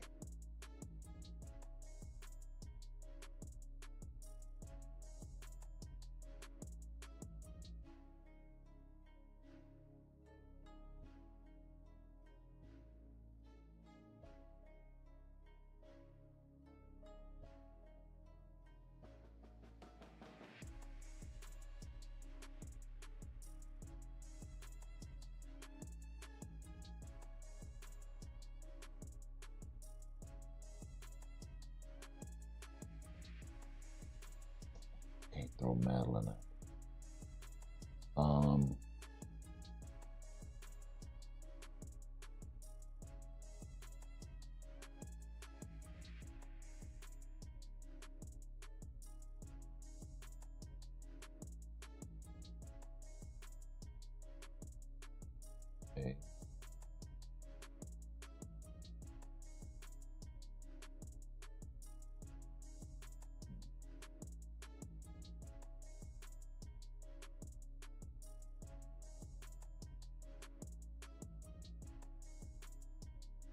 Can't throw Madeline out there either.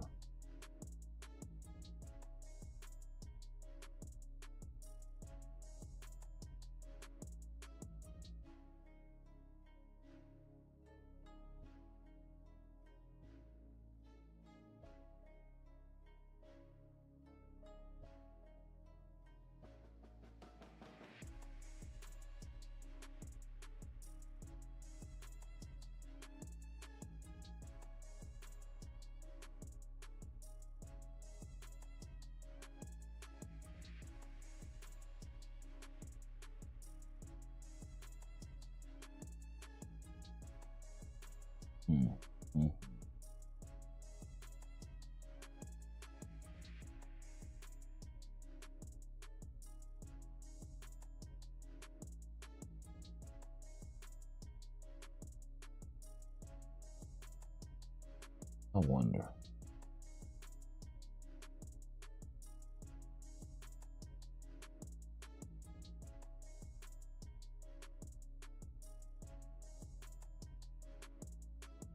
Yeah, maybe we can pull some slick shit.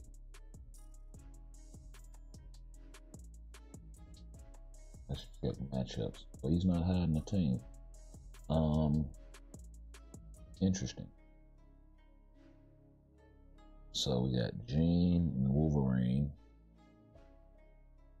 support. We've got Surfer and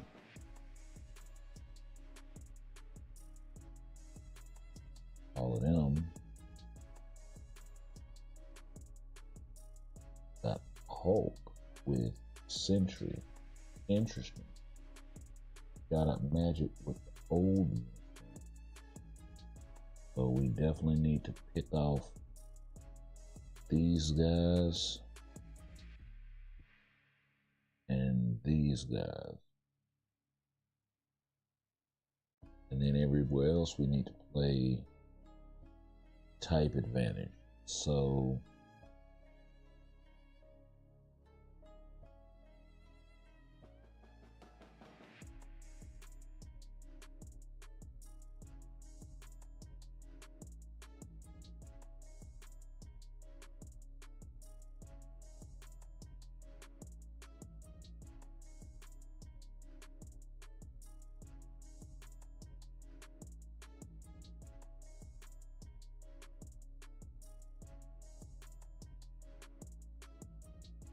and for the Jean team, gonna bring Wolverine up.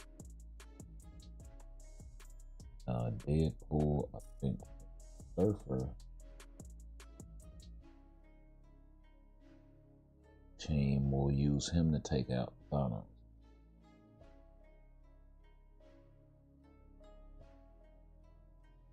I kind of feel like Spidey and Carnage, if they are able to pull it off, yeah, that nullifies hella support. So yeah.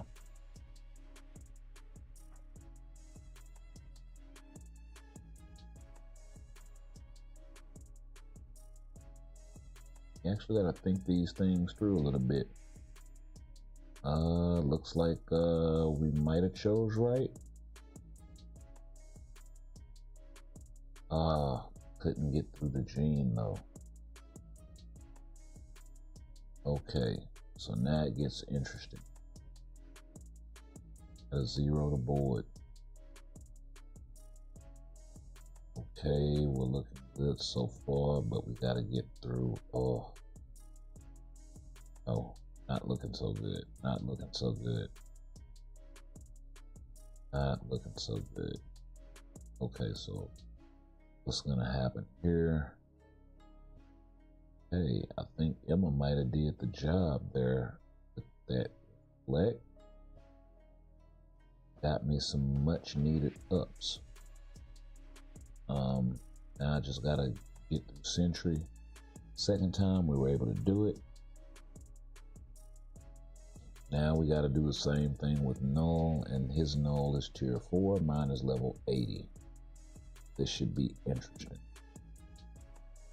Only thing we have on him is the symbiote support. We practice artifact, so we just have to get him, and we do. Whew. So we're all 0. Did we choose right for our last few battles? I think we have a, yeah. Okay. Gentleman sweep. Hey, I will take it. Gentleman sweep in 5. Ladies and gentlemen, absolutely nuts. That was intense. That was intense. Let's see here. I don't just want to mirror match everything.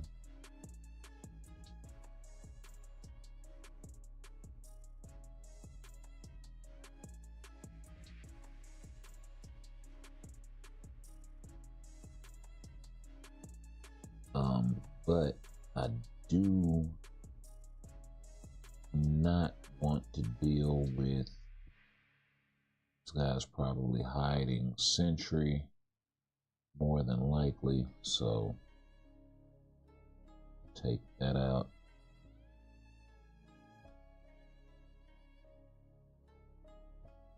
Our villain team down here, so as to nullify Hela.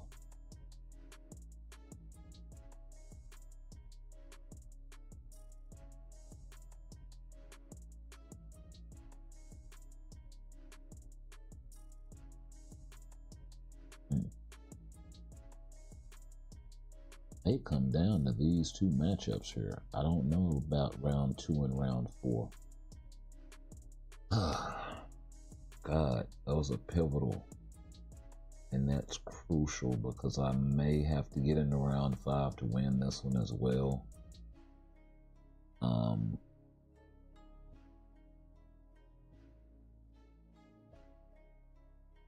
Damn. Oh, this is the matchup. This is the matchup that I want. Yeah, because he has Ghost Rider. And I kind of want to nullify that ability of that 4th skill, doing so much goo-gobs of damage to supervillains, so he needs to be fighting a superhero team. Yeah. Every little advantage. Oh, this doesn't look good in the first round for our sentry. He actually got clapped. Is he gonna actually get?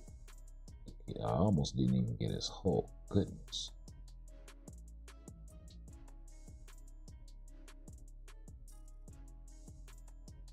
Okay, this is gonna be very interesting indeed. Okay, so we got through his surfer. Oh, but yeah, that was quick. Okay, looks like we might get swept.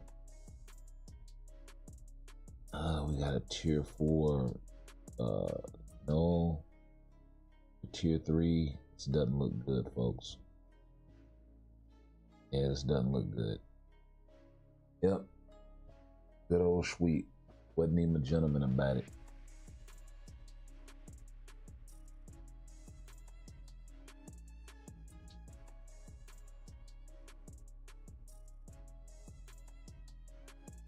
So, see here. This guy has Venom on a PvP team,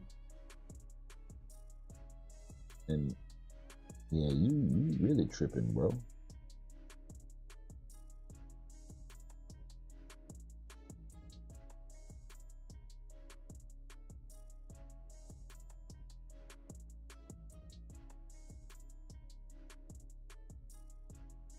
Well, let's see.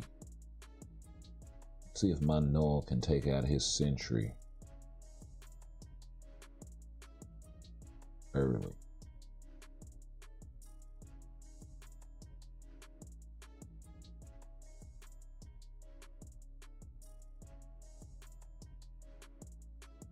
Definitely want to take advantage of the mirror matches in this situation. So we'll rock that out.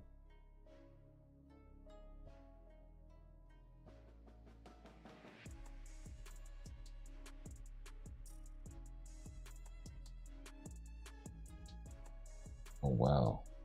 He clapped my sentry. We may have to bring back that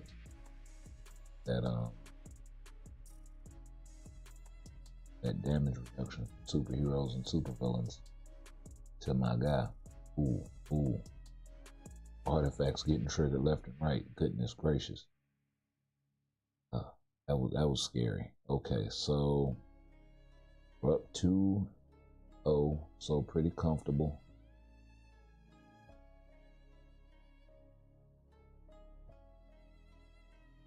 Now, I would not be entirely mad if I take this L right here, because I feel confident in the rest of my matchups. But okay, so we at least got through one life.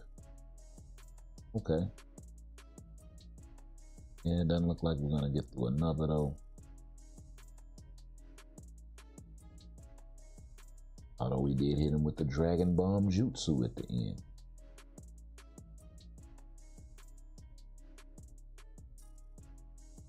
Yeah, I'm gonna go out, but take this. Take this with you.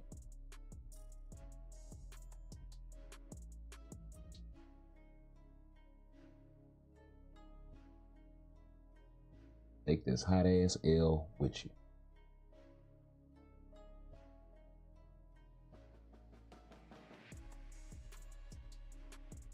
Okay, let's check the matchups here. Got ourselves a entry. Sentry with the Hella and Coulson buffs. Ooh, interesting. So banking on the superhero and supervillain. And then we got I got Carnage rocking it. Oh, that is a tough matchup, bro. And then he's got extra support on his Wolverine. Got a double team with Thanos and Captain America down there, which is kind of wild that he threw that with. Yeah, that's interesting, bro. Why not just throw the zombie support out there, and let Thanos take advantage of his own buffs, because they apply to villains. They would apply to the rest of the team as well. See, wait till I get my Thanos back PvP. We gonna be doing some thinking.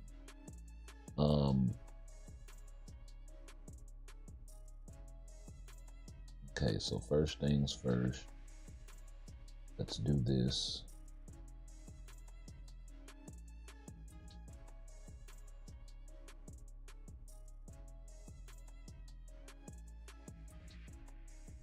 Those buffs may nullify each other.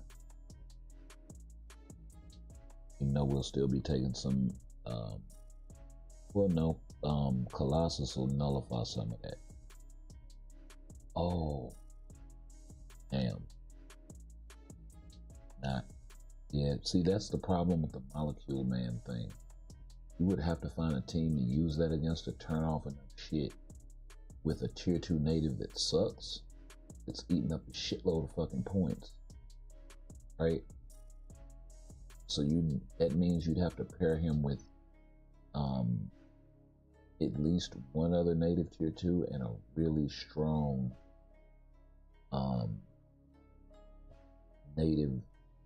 non-native PvP character. There aren't that many of them. There aren't that many of them. That would be a perfect situation. That round 1 Sentry Hella Coulson team, that would be a perfect situation to be able to use that buff from Molecule Man to turn off their buffs, but then you still got to get past Sentry.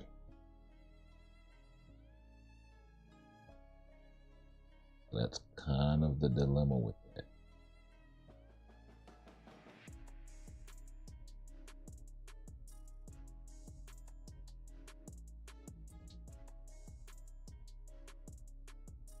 Let's see here.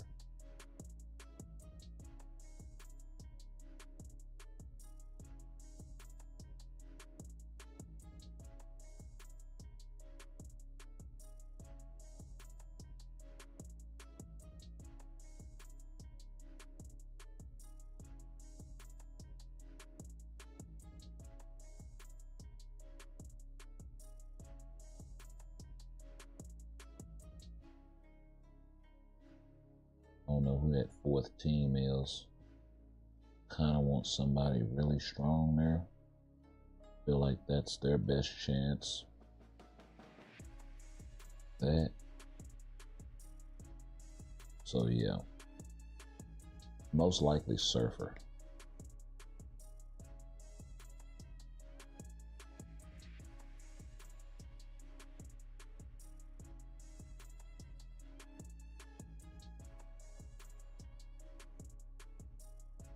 Up. Boy, he was holding on there for a little bit, wasn't he? He was holding on there for a little bit to that last little sliver of hell. I thought he was gonna be able to pull some fantastic feats. Ooh, that was not expected. Okay, we cracked this artifact, but now we gotta survive. And it doesn't look like it's gonna happen. Wow. That did not go as expected. Or hella with the added damage to super. Yeah. That's tough. Down 2-0. So we gotta pull the gentleman's sweep. But we're one in. And it's Gene and Adam. It was his hidden team. So maybe, still gotta get through lives. Doesn't look like it's gonna happen. That was strong. That was strong. That would have been a good spot to put my Surfer team. If I'd have put my Surfer team there, I feel like I could have won. Unfortunate. Unfortunate.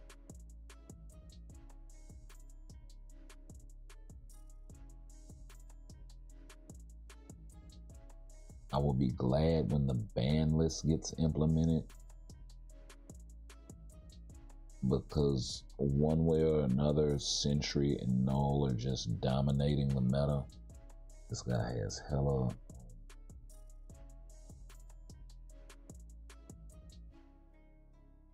This team.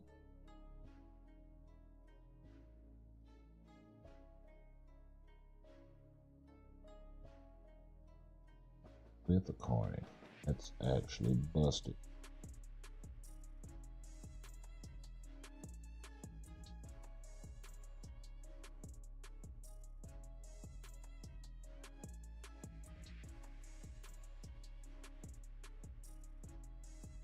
Let's just do this. See if we can get it in that way.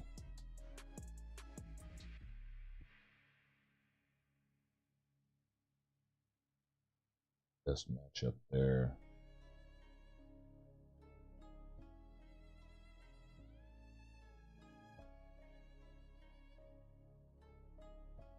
Definitely my best matchup there.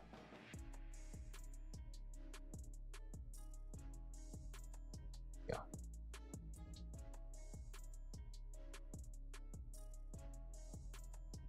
Probably gonna take a L out of the gate.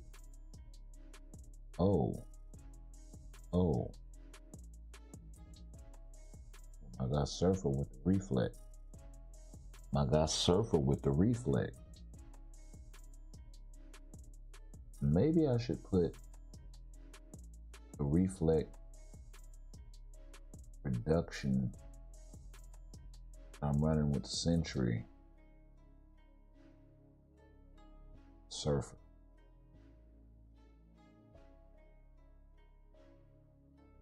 Maybe that's the more viable way to go.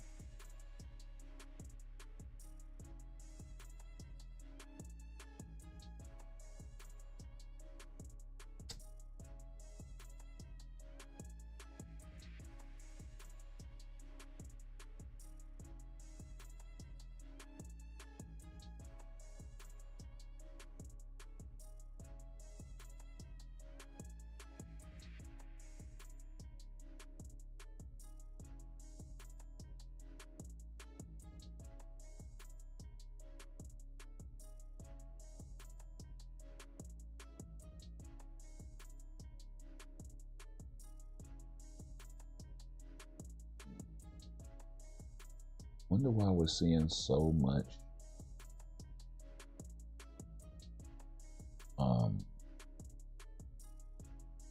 of your girl.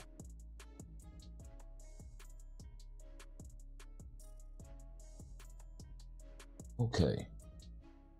Invisible Woman, but without Franklin.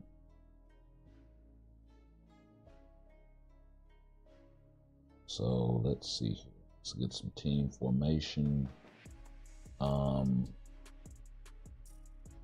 Let's rethink this Atom team. This Sentry team. Just a bit. We'll get Hella back out there. Because that Hella Coulson combo, that was really, really potent.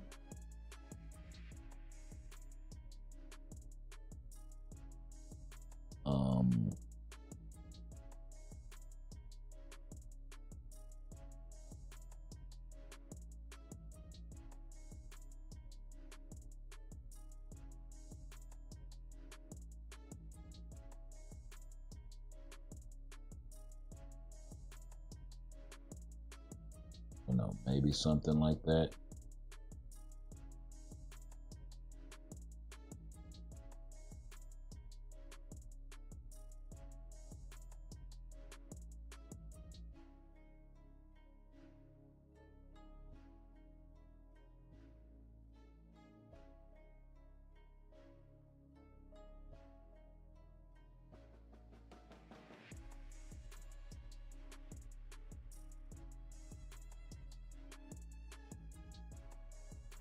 It's like 45% ignore dodge.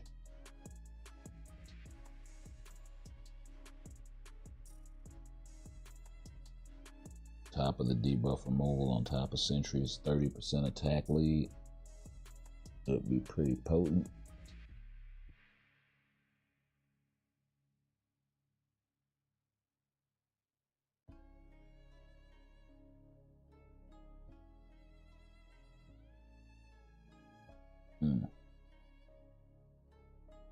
It's damage reduction. Some guaranteed crit. Super villain. He's gonna be facing himself mostly. He's gonna need that superhero cut through.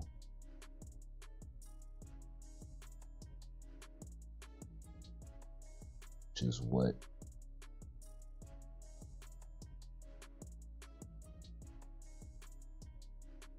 crap.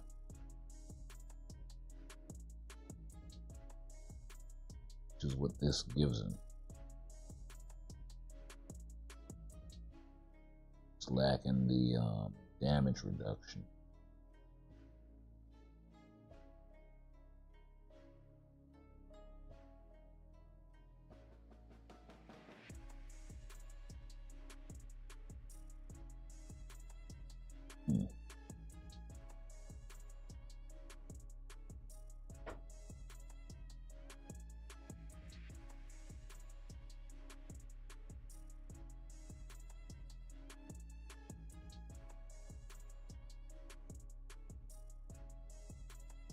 Damage reduction really does synergize with that Conquest Well leadership tag, so I could also run him with White Fox.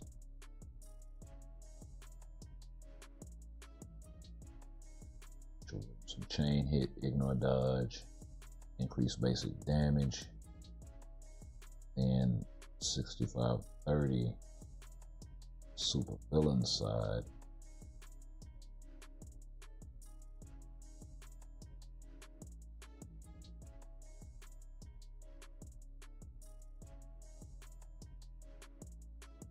No damage reduction though.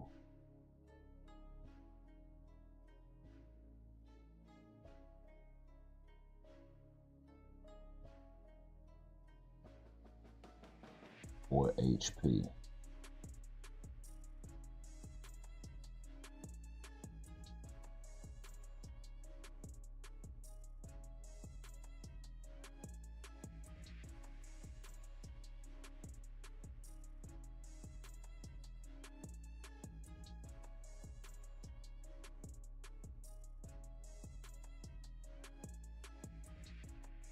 So I get the superhero and the supervillain equally.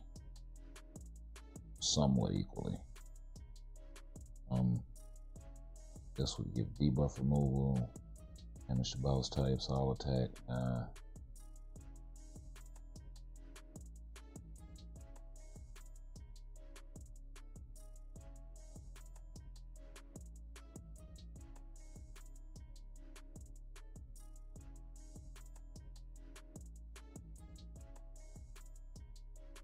What support is Sister Grim giving?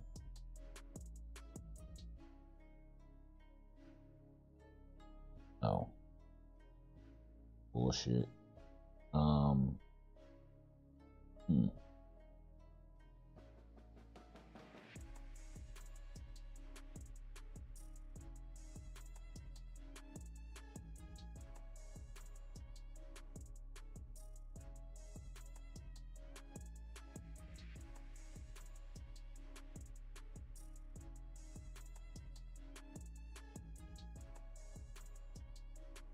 Uh, 30.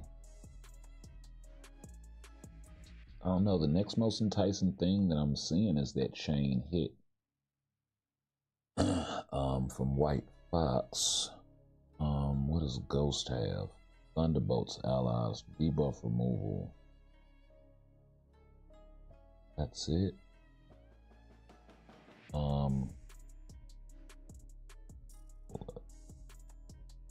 Let's see.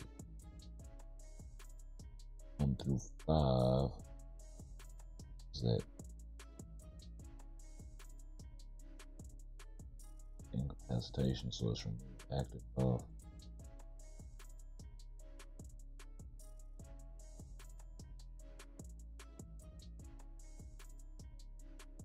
Okay, so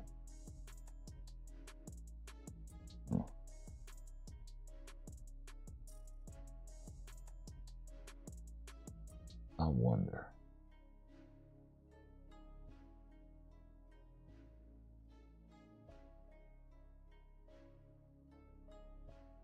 Let's pair that sentry. See.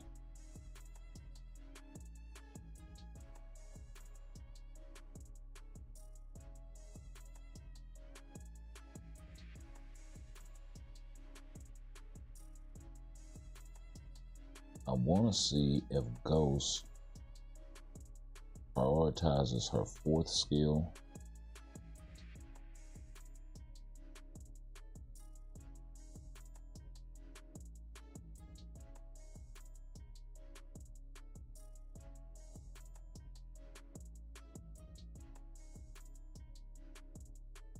I know at tier 2 is not really going to stay alive long enough to really make a difference. But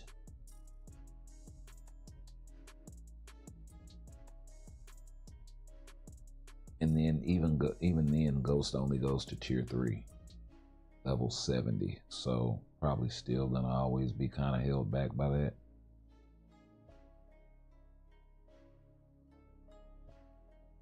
But I was always interested in the PvP application of that skill, because it's an AoE skill.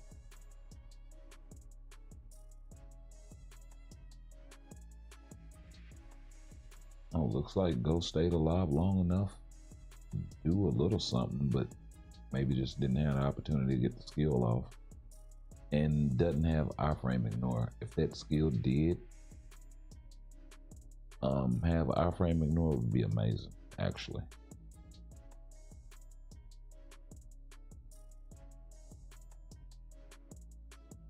Let's see here, but this should be an easy victory.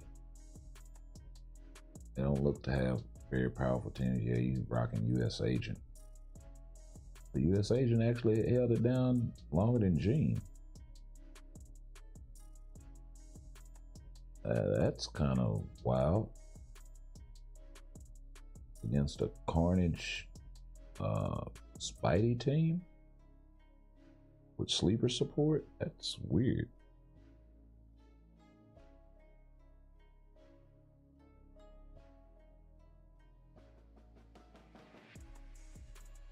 But yeah, this is what I was talking about with Ghost.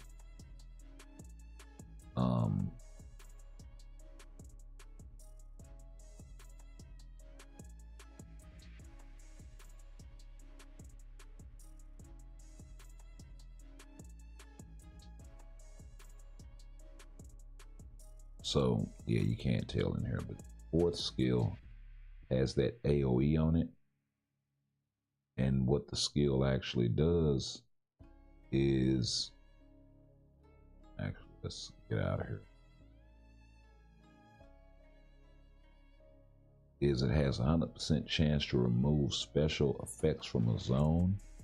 And it removes HP, time freezing, shield, barrier, all damage, immunity, and reflect, and excludes tier 4 striker skill for 2 seconds. But since that thing is basically refreshing, as long as it's up, it's going to be snatching all of that shit up off of you. If they gave that thing some iframe ignore, it would have some interesting implications for PvP, but I don't think she has any iframe ignore in her kit at all. So we'll work on it behind the scenes, maybe bring it back. She may have some hidden iframe ignore on the tier 3 possibly, but I don't see her ever getting to it. So I don't know. I don't know.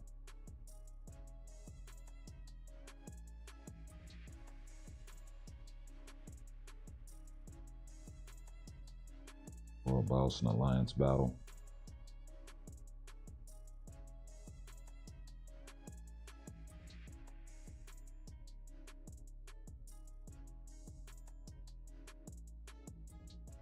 Speaking of Inhumans.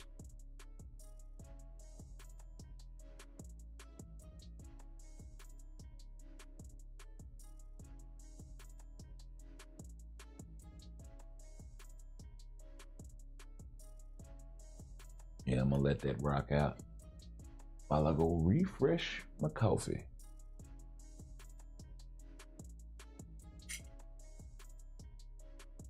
Yeah, I think with Null and Sentry, that's what a lot of people do. Is they either mirror match it, or they put their Null versus Sentry and their Sentry versus Null, just depending on, you know, if they feel like if I feel like I'm gonna lose the mirror match anyway, then I'm gonna flip it and try to get the ups on the enemy Null with my Sentry, at least.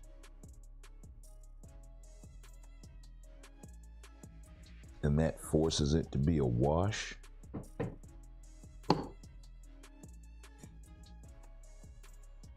Since Null is slightly not as good as Sentry, then maybe on those matchups where I'm slightly outclassed, I can get the ups via that way, and then everything else will just be playing best matchups for the situation.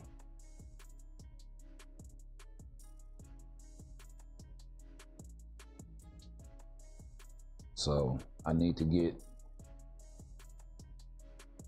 I'm gonna probably run America Chavez with Surfer,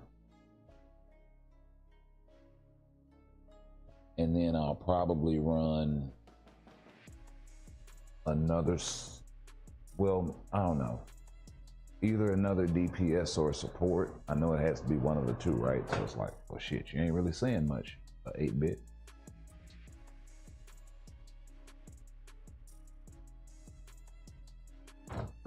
But I suppose that could be kind of situational on the matchup, right? And that's why I said some of these, it's not just 15 characters that you're gonna have built. It's gonna be more than that. And when the ban list comes into play, it's gonna be more than that. You know what I mean? So that 20 to 25 could easily turn into 35, 40 different characters that you could have to have built up.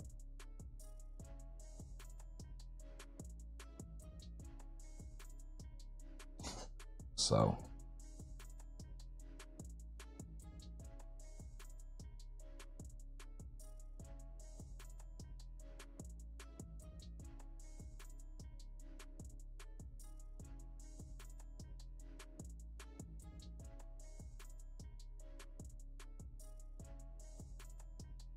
wait a minute, what is this? No restriction day?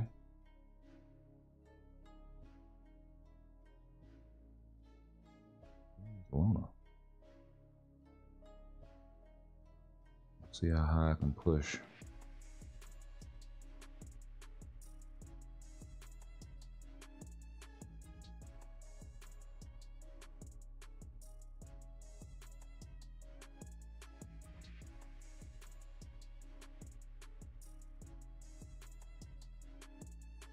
Not dealer.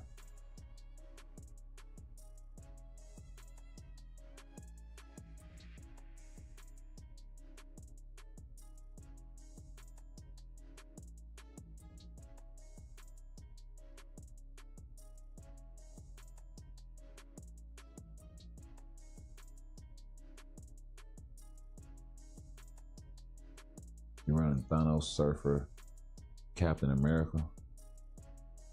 Like, but you don't get the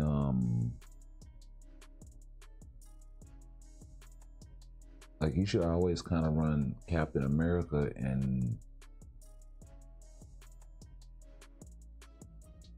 Weapon Hex together if you got her built with the uniform.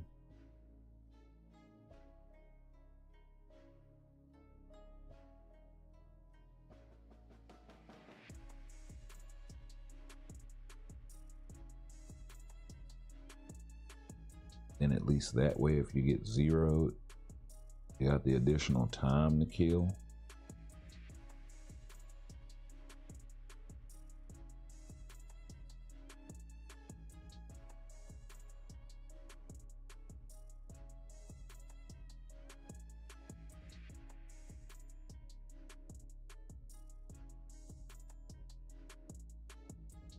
All right, loving it.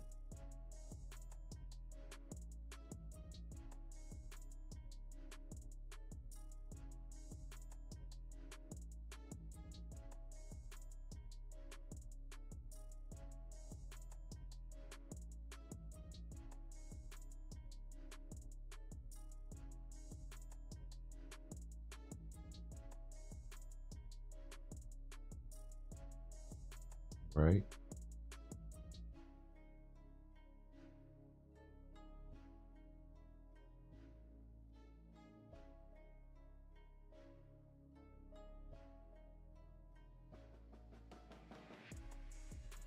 Okay, he's about to crank it up again. Let's see if we get another rotation in. Okay, we did break him with it. Cool.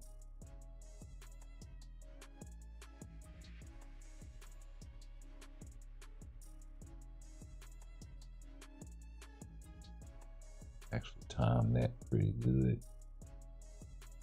Make sure I had the last one lined up though.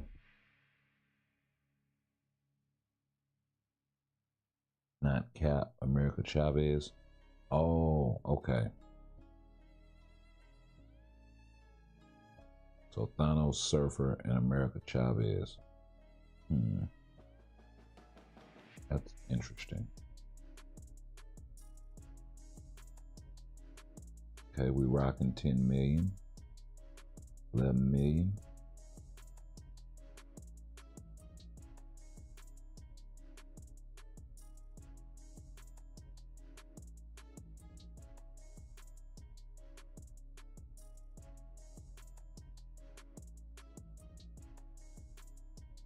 Knocked out of a skilled her. Kinda sucks. Come on, pop to tier 3.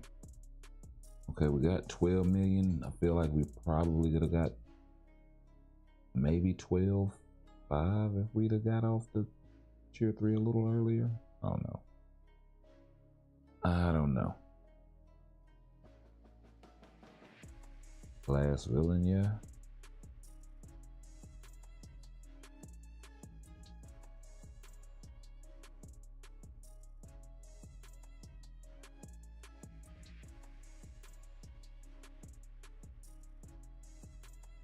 Let's see. I don't think damage to boss types works in ABX ABL.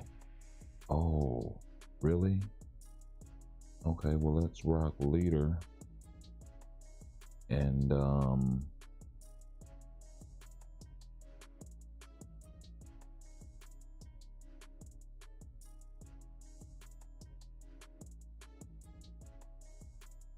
no, he's not gonna be any good here.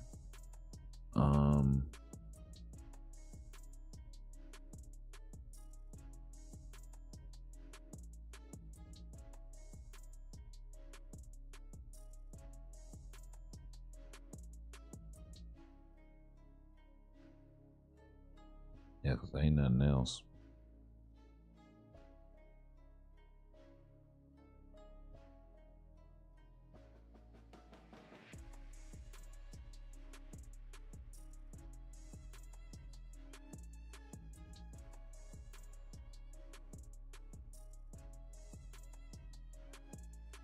Use a team for Surfer because your Thanos uses your Thanos has a mighty greed. Really? How do you like it? He works with the greed. So I've always used him with an authority. I got a conquest I'm gonna put on mine.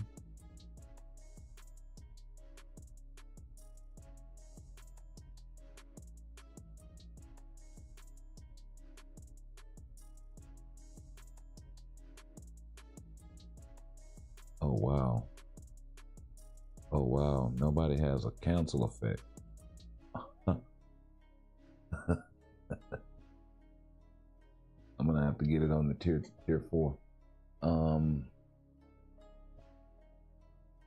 Interesting. Can't believe I forgot to do that.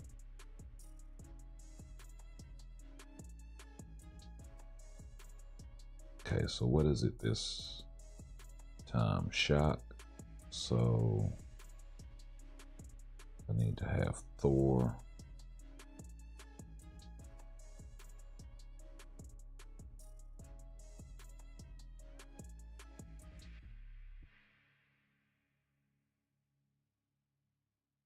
Better striker anyway.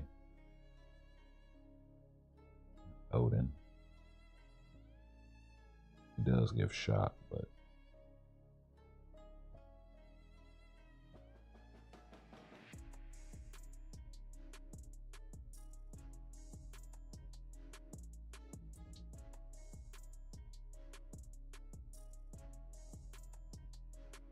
Magneto was right. That's what they ought to call the new Magneto uniform. Magneto was right. That shit'll be fucking hilarious, bro.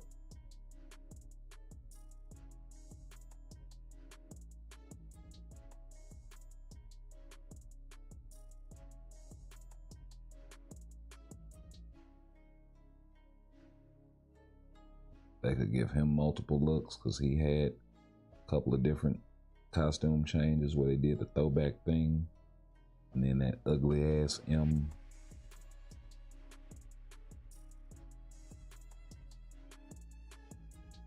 Ooh, almost didn't get that off. Get all cattywampus with the rotation. Up out of that shit.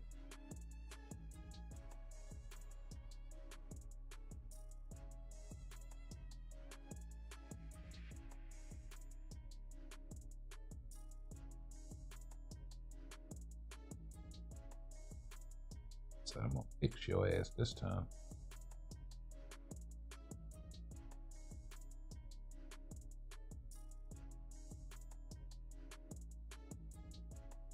No running from it. Too close, man. You're too close.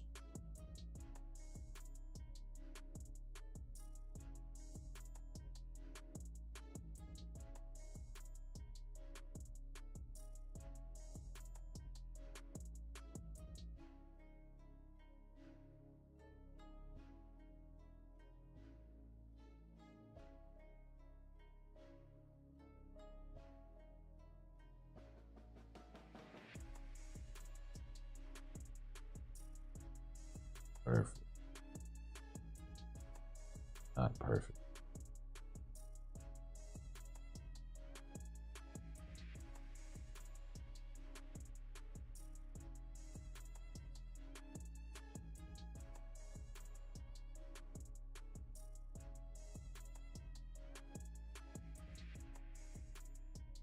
Got off too early. That was my fault.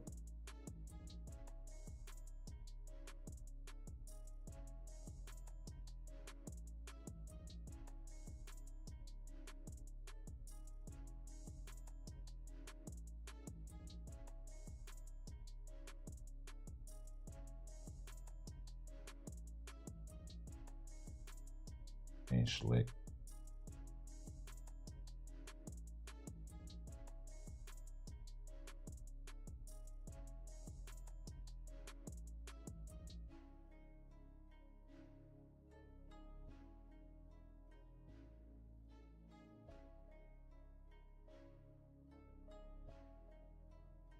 Must have missed a light. I'm not even gonna worry about it at this point because I got bigger fish to fry.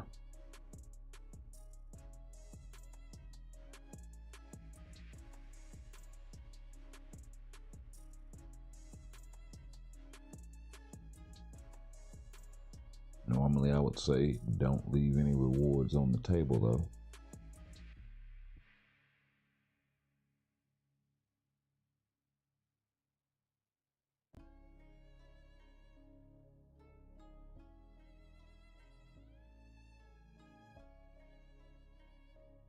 Oh,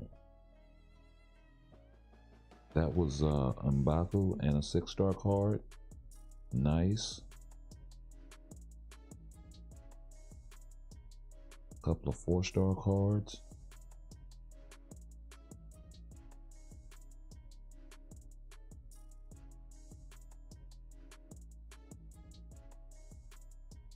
Life Seed.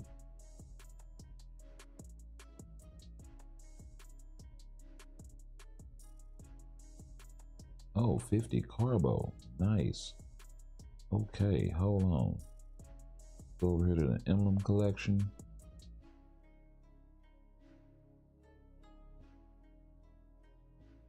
Okay, so it was this guy right here. James Rhodey Rhodes, 7% energy attack and world boss. That is actually not a bad emblem and is worth leveling up, definitely. So we'll go ahead and get started on that thing.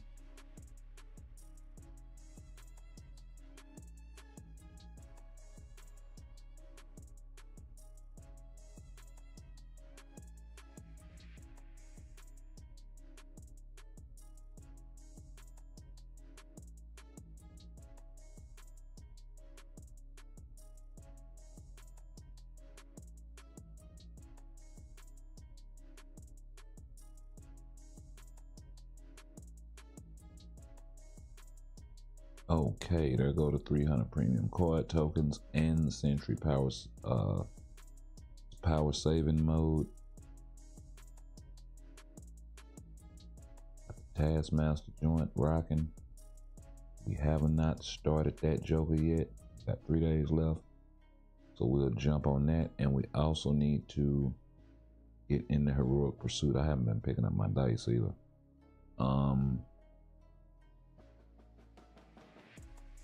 Just so many events going on right now, bro.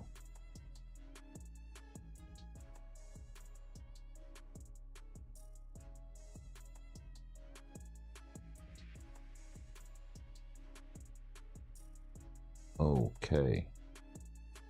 So let's pick these up.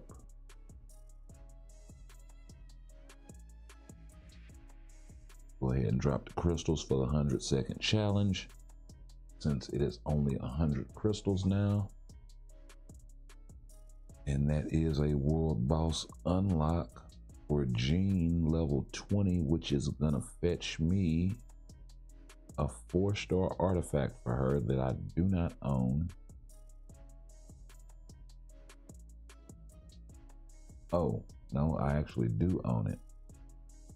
and it's the right order instinct, so I don't have to re-roll it. So that's going to be a re-roll artifact for me. Okay, cool beans.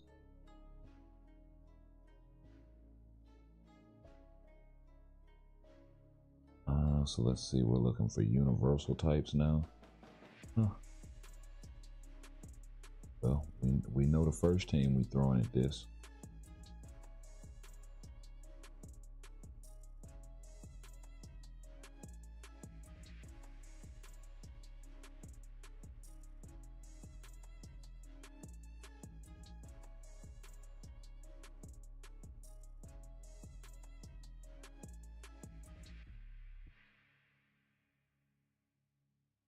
Oh, yeah, definitely some all attack and flame.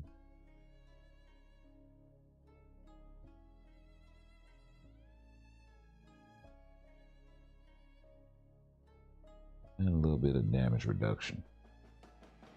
Sprinkled into the mix.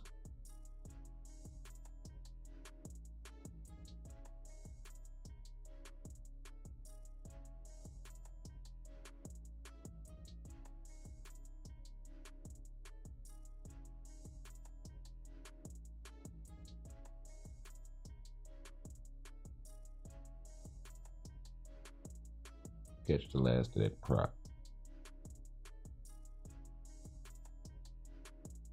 Oh, she's gonna have me on my bicycle here in a little bit anyway. I think I canceled the tier 3 way too early. But it's cool. I got stopped at 30 anyway, but maybe I could have pushed past for some extra bars of damage.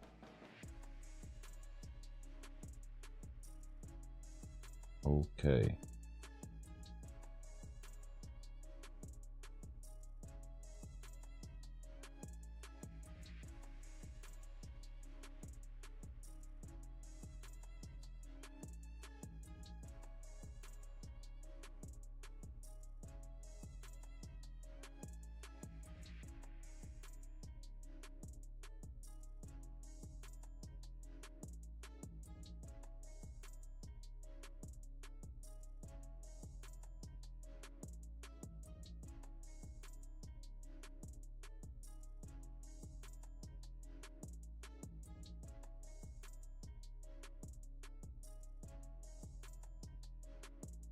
Ooh. Hit me with it again. Trying to trigger my artifact. That's cold-blooded. Make me make a choice, either trigger the artifact or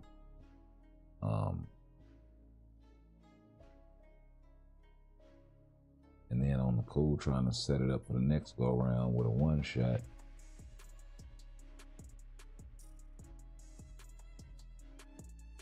Yep. Break that up. That's okay.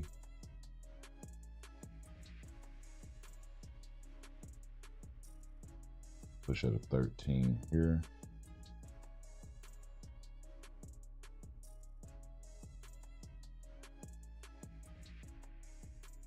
Oh, come on. Let me cancel.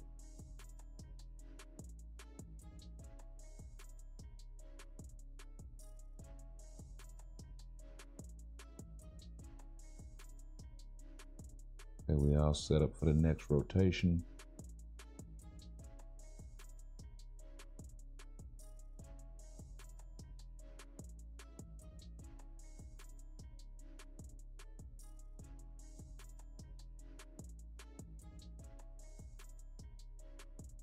Oof. Oof. I was just about to say, I almost wanted to get clipped and fill up the bar purposefully.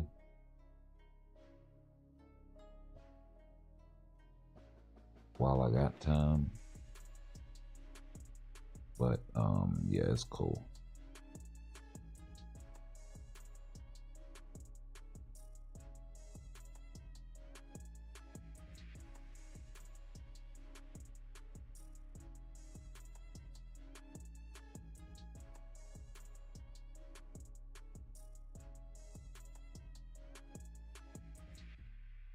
Yeah, let's go. Okay, I will take that to the bank. 4-star artifact, so that's nice. Phoenix feathers and Imkrons and all of that jazz.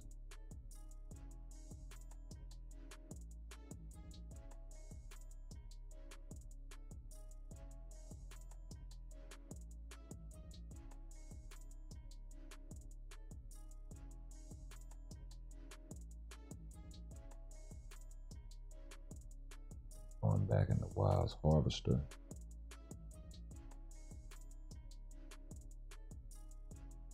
And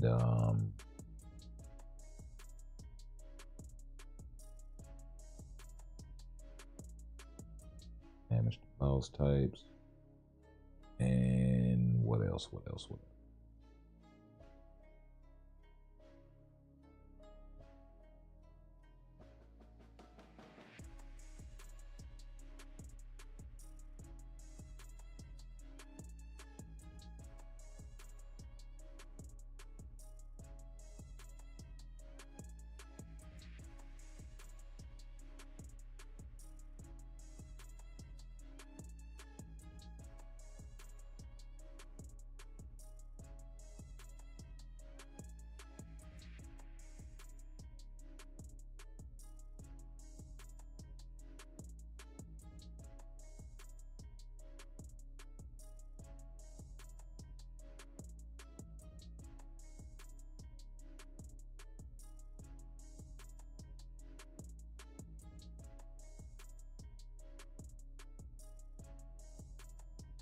And just take the straight lightning damage instead of converting it. And then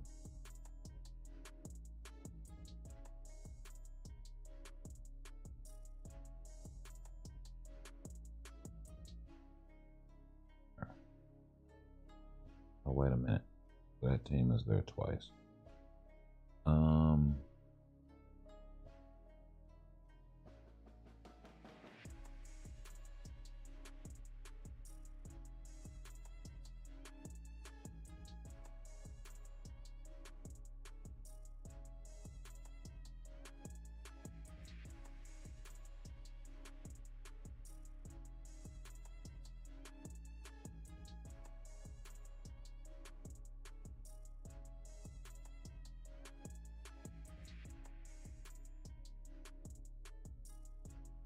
Yeah, I suppose Ignore Dodge is useful.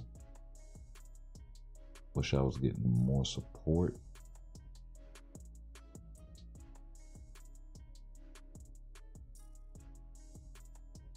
But maybe we can make up for it with strikers. I don't know. Definitely got to rock out Thanos first so he can make use of the better supports.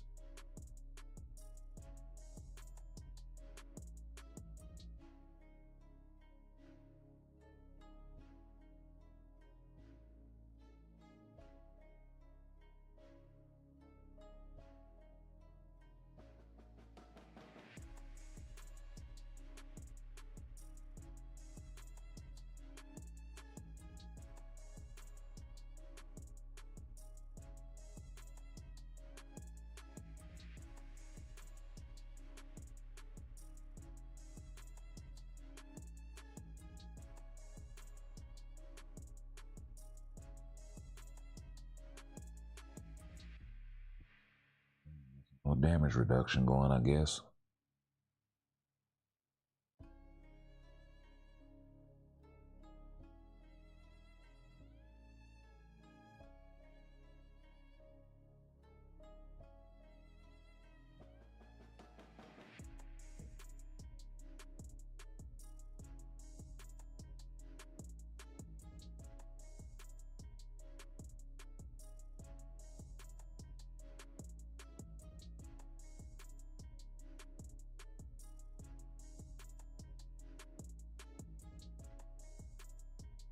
Tracking on that fourth skill is really good.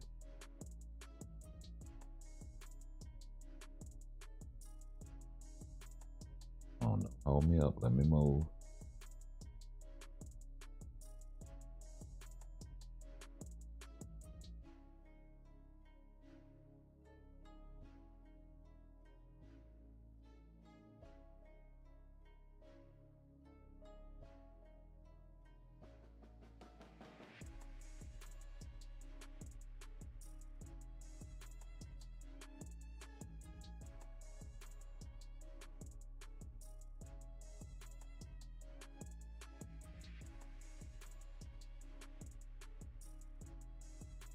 Yeah, when that damage reduction goes up, that bar is not going to be moving at all.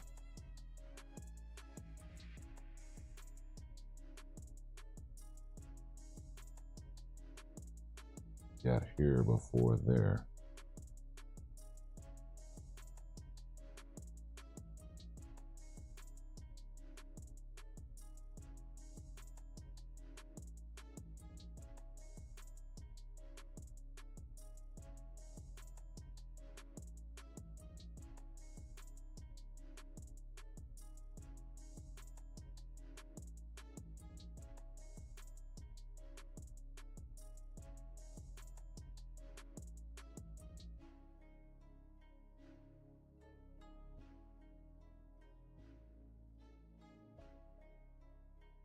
Right?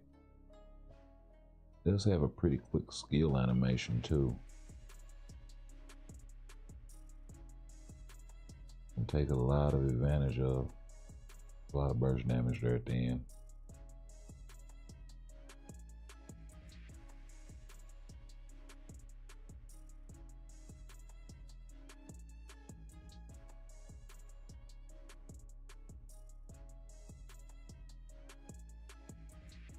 He is able to pull this off, it's gonna be really freaking close.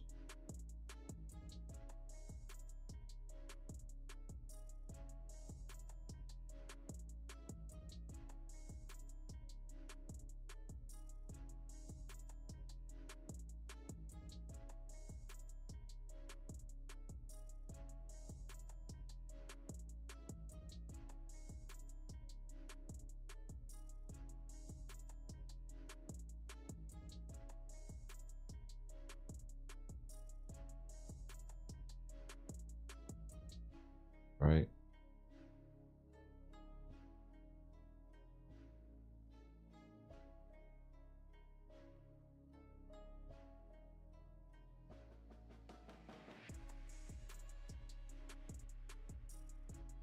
And that bar is barely moving.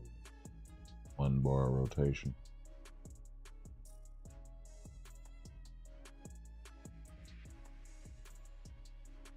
Not even.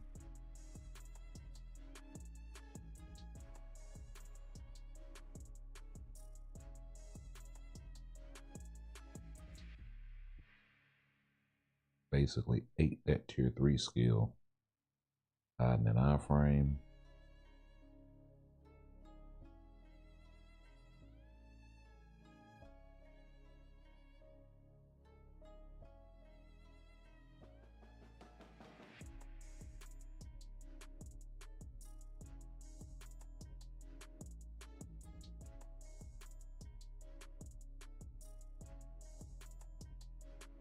Yeah, he's not going to be able to do this. I pretty much figured I just wanted to see how far off he was realistically, because we are getting rid of the tier 4 Thor.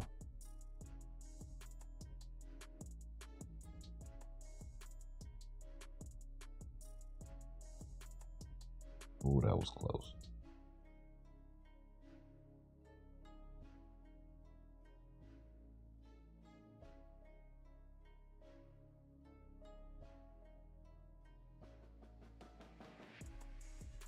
Yeah, so still quite a ways away.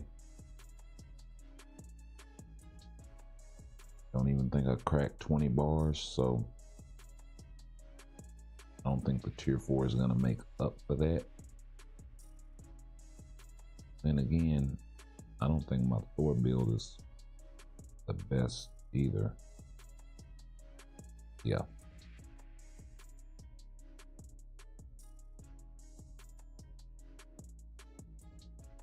Energy defense. What the hell?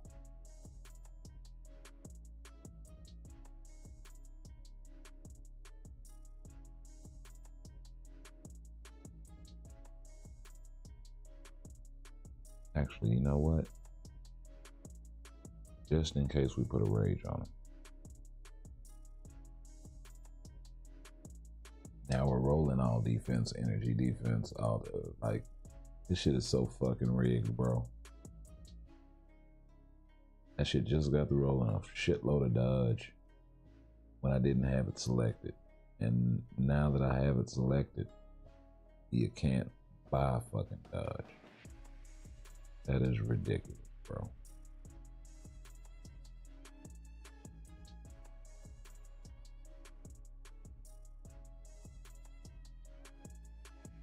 Ignore defense.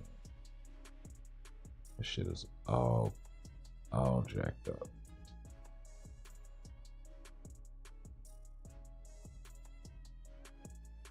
Gotta at least crack 2,000, my guy.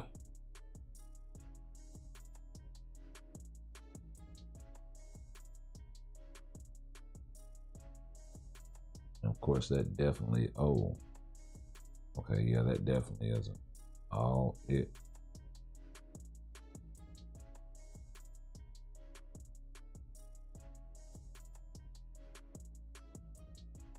Now, we kind of stopped on this guy's gears because if you haven't noticed, we used the support upgrade on my guy Loki, and we've been working on his gears. So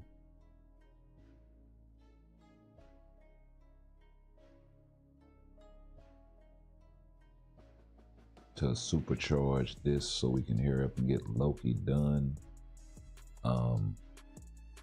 as close to Thor as possible, we kind of put a temporary pause on building Thor so we can focus on Loki for the next few days. Then we'll come back to Thor, finish him off, and have 2 tier 4s for the price of or the same time frame that it would have taken us to do 1 tier 4.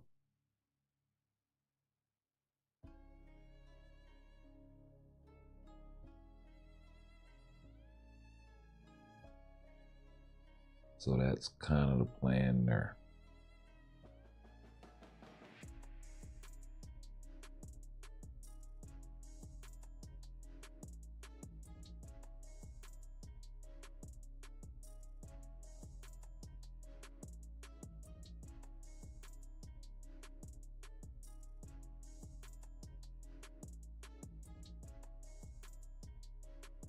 Thanos does still have a rage, doesn't he?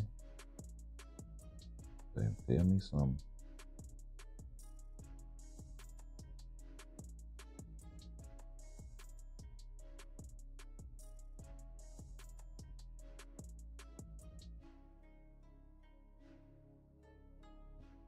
I had a feeling that was gonna happen before I could break her, and even if I'd have got another 30 bars, she would have held out until the attack got off.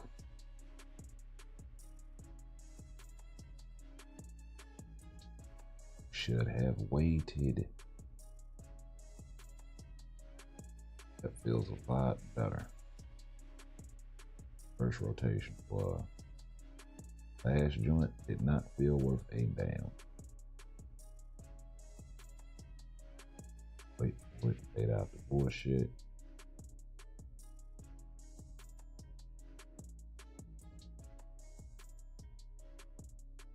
Halfway to another one. So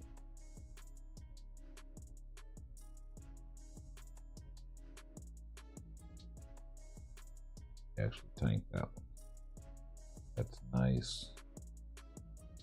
That rotation still should have been enough to get through in it, but so kind of pissed me off a little bit.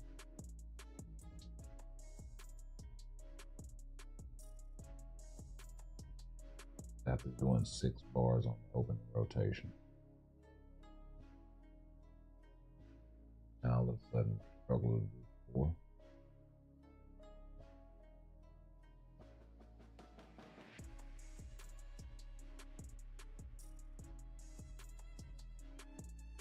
$430. Come on.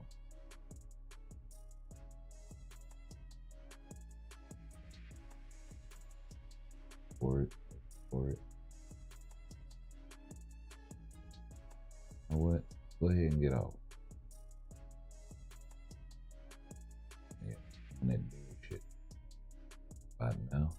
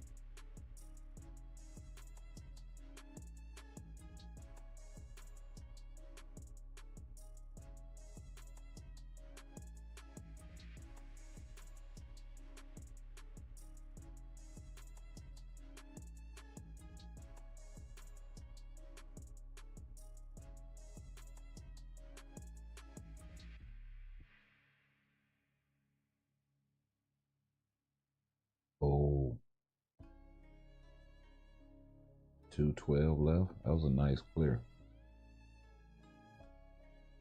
Nice. Ooh. Ooh, that's a nice pickup on the carbo and on the souls. I mean, life seed.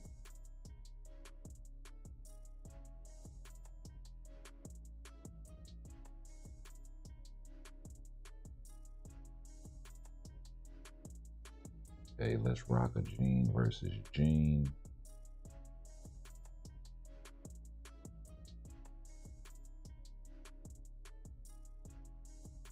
And boost that energy attack and get out there. Shot of flame damage.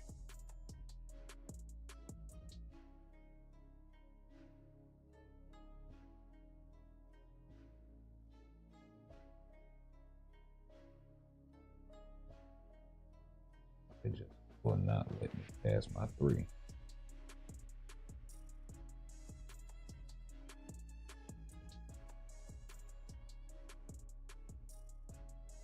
Okay.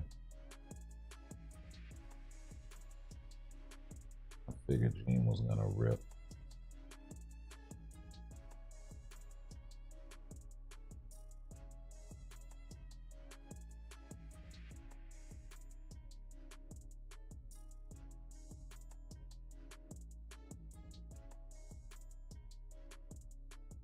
Nice, nice. Under a minute.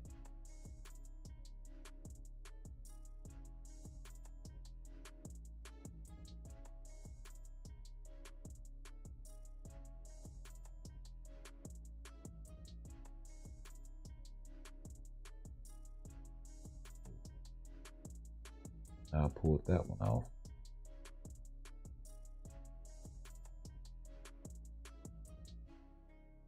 Very vulnerable because the 3rd skill isn't up, so try not to get sniped.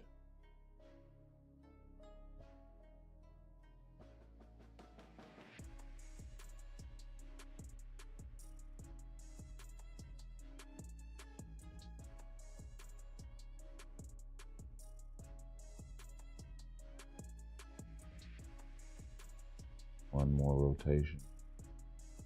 Pop off with the tier 3. Save a bar for me. Save a bar for me. All that I ask. Pop off with the accumulation.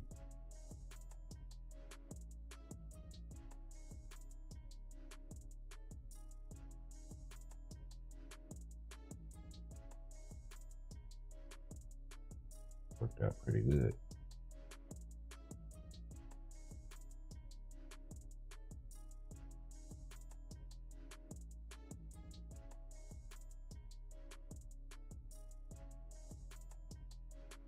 That didn't.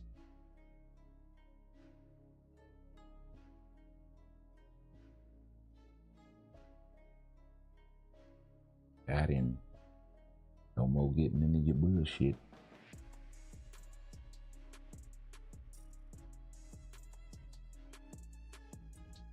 Okay, doubled up on the carbo again. That is what I need.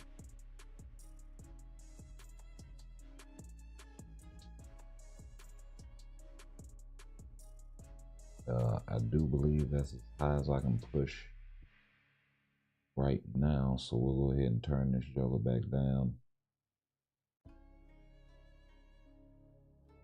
Something we can blast through right quick.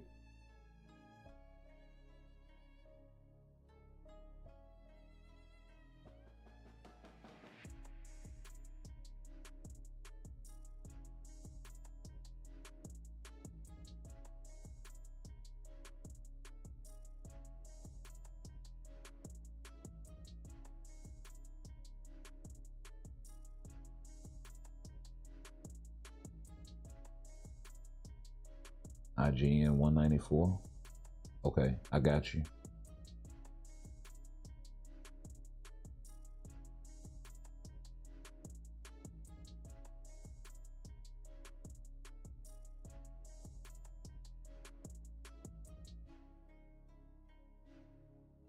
Got you right after this.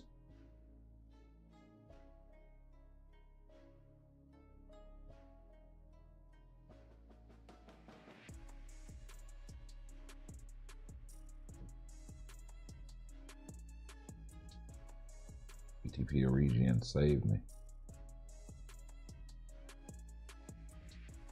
For vitality.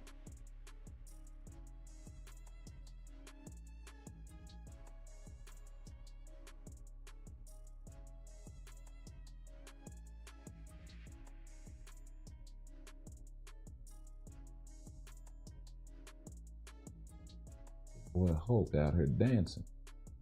See you, baby. Take him to 13. Take him to 13. In fact, why ain't I popping off? Yeah, go ahead and do that.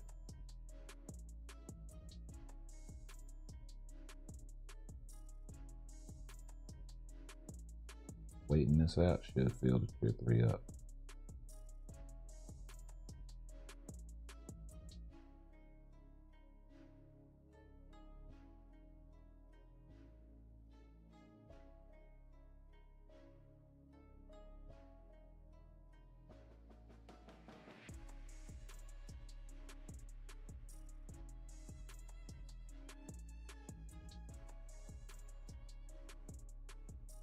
All right.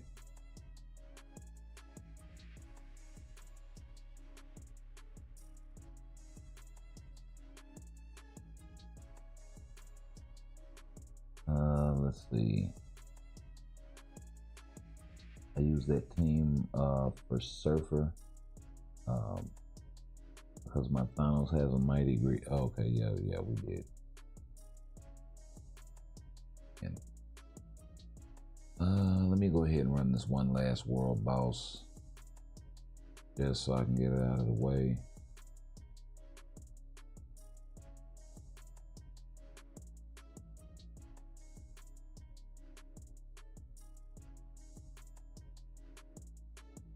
Throw something out there like that. That'll be plenty to run through this. Strikers or no strikers.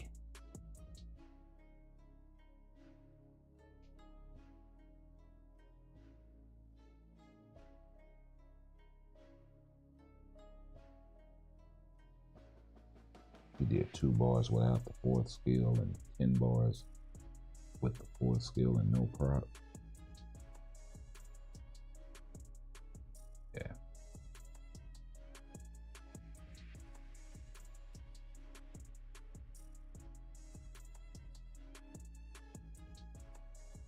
This will be pretty quick.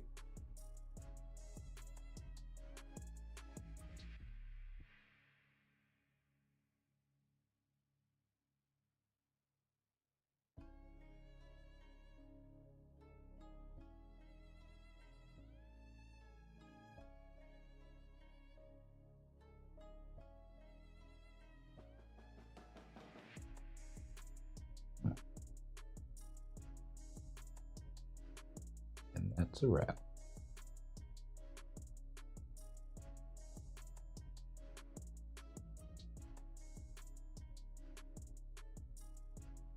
Let's sub 1 minute. Definitely take that.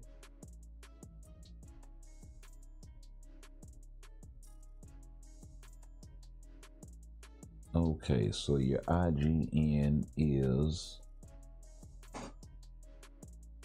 MO194. Okay.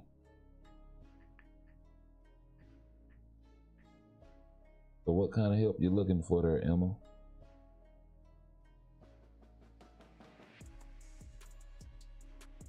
Okay, got a nice card set here. Let's see what kind of effects you got going on this thing. Got some resist in there, but not too bad. 25% lightning resist really isn't bad for your Thor. It's not like you got a well, you do got a shitload of poison resist. The only sucky resist in the game really is poison resist and kind of mind resist, because there's not a conversion for it yet. And you're rocking the physical. energy, and all attack proc with 25% pierce, 37% ignore dodge. Ignore dodge, ignore defense. I wish he had 30 something ignore dodge coming from the cards. That'd be fucking ridiculous. 22% cooldown duration, so kind of low there. 51% HP.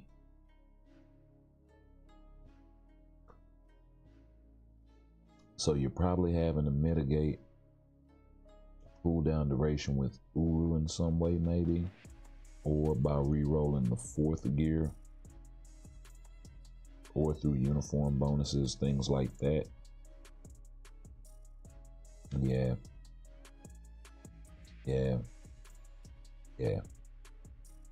So that actually makes sense.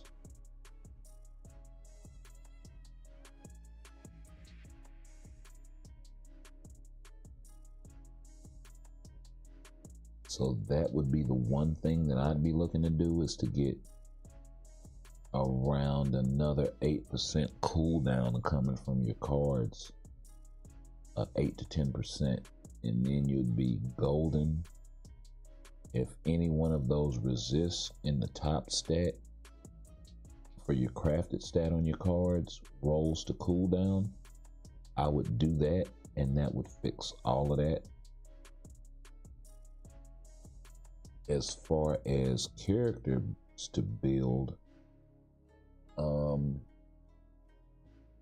need help with PvP. Characters suck in PvP. Wolverine dies to Deadpool. The reason why that is because you probably don't have enough HP coming from the card. Without even looking, just looking at your cards. The other thing is, your Wolverine is rocking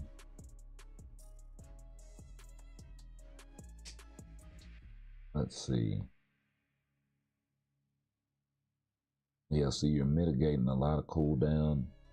That physical and energy Uru is really doing nothing for you, so I'd unequip it.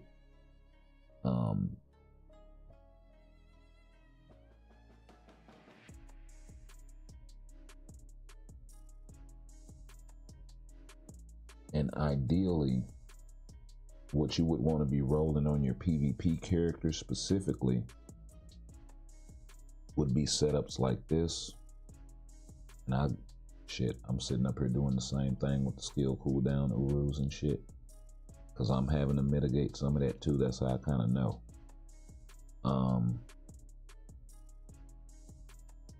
But what you want to do is spread that out. And then you want to be running as many HP, either Odins or HP Urus, right? So ideally, you'd be wanting to run double HP Uru and then an HP Odin's Blessing on every slot. That would help.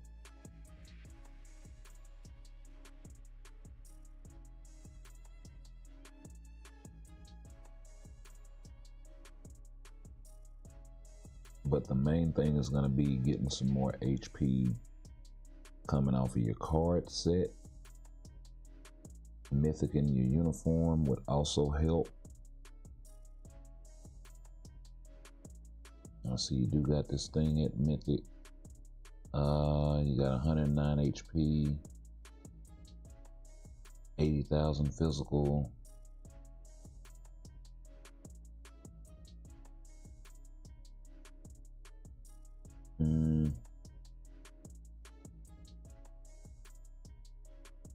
I would also say maybe getting a better artifact, maybe a 5 or 6 star, would also help.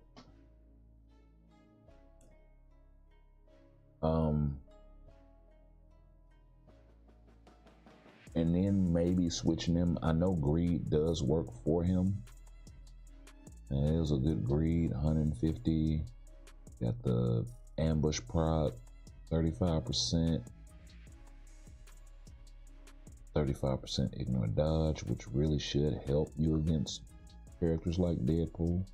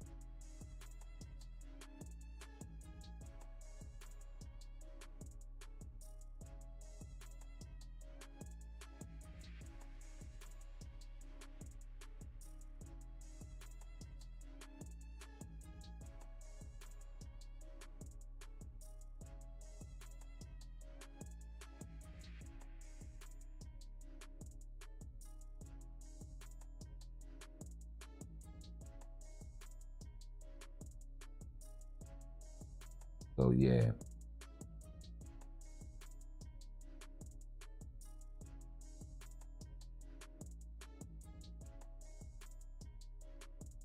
I think rocking that out that way would definitely roll. So Thor, then Loki, or Loki, then Thor, since we got the 10-day bonus on this guy. Try to hurry up and get through some of these gears. It also means I probably need to start running some more story mode.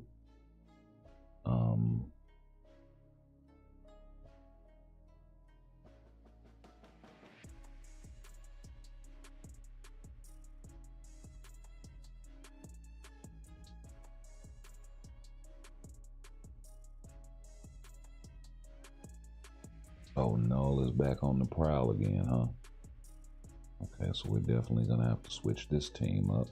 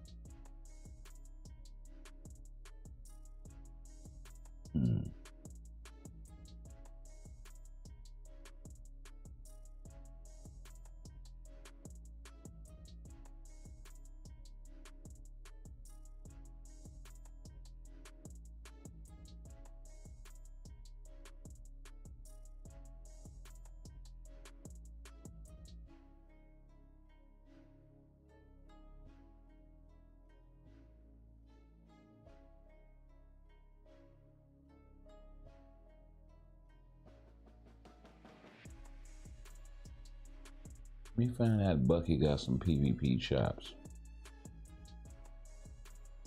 Just for this week only. How much of a buff are they giving this guy?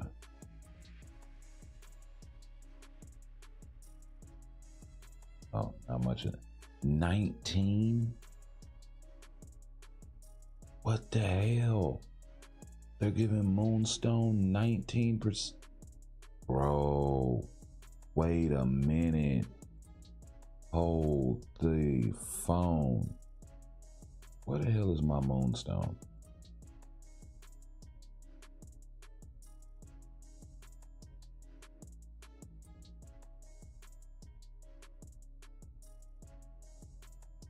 What the hell, bro?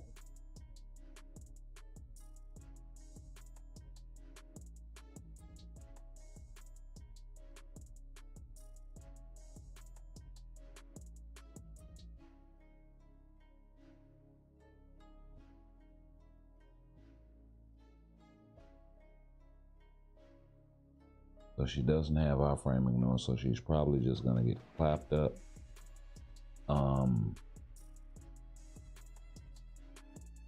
What the hell?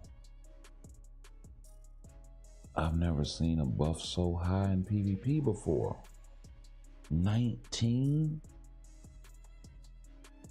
Oh my god, if she had our frame ignore, she'd be beasting, bro.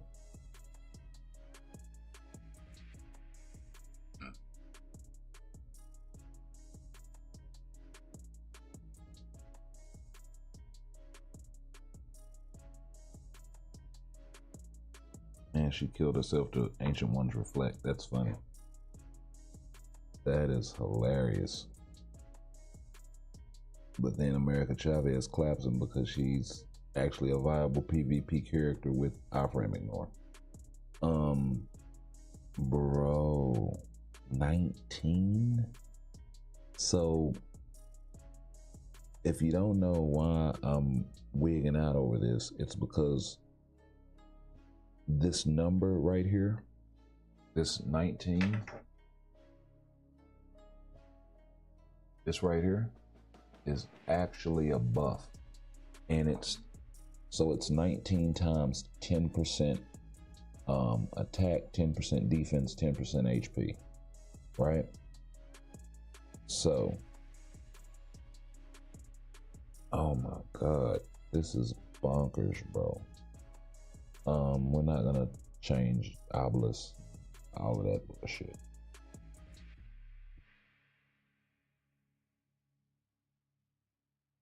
But I want to see if she's actually able to get out there and do anything. So she has 292,000 HP. That's without any sort of anything.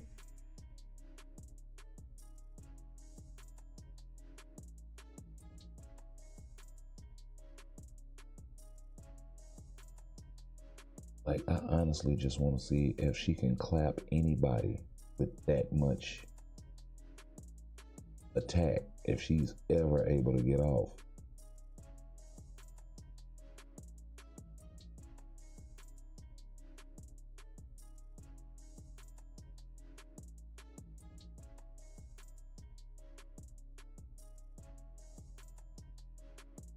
And my sentry has 500,000 HP, bro. That is freaking phenomenal. 447,000 base. And then when the conquest kicks in, it bumps it up to 500,000. That is broken, bro. And if he'd have had help, he'd have clapped. Oh man, she can just get off. She can just get off some tickle damage. She's gonna kill herself to surface reflect everything.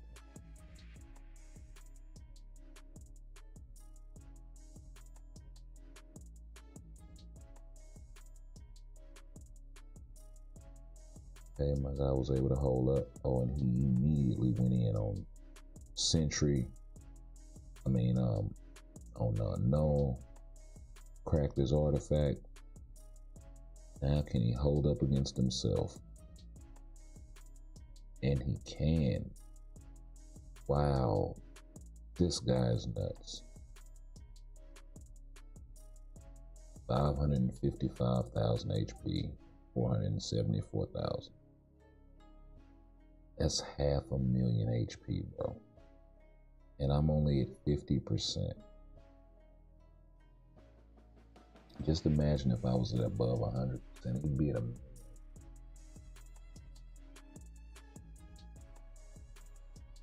Absolutely.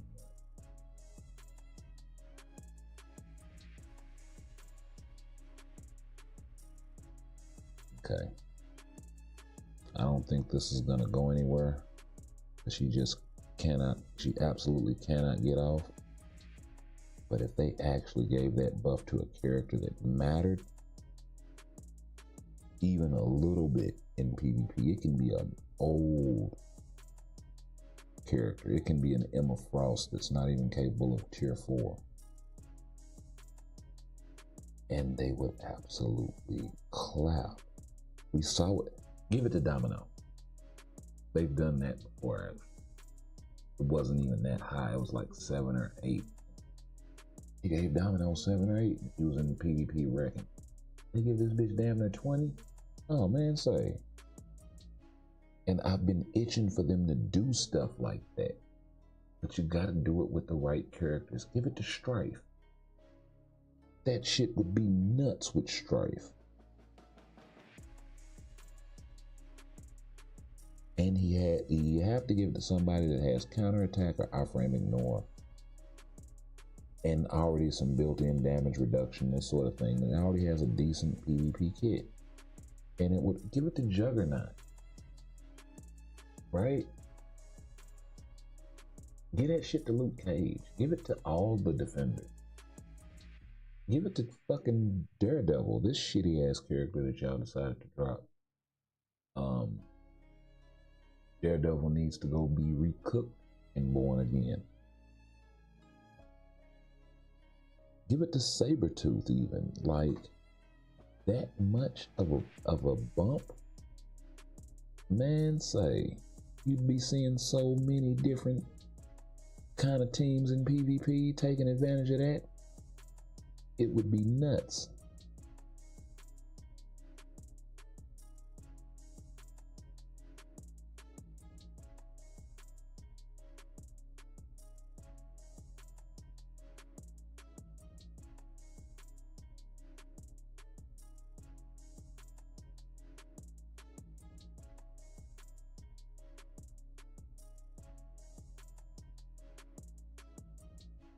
We'll try that. I'm gonna let this run and I will be right back. Oh, no, not that one, not that one. Gotta straighten that out. That isn't right.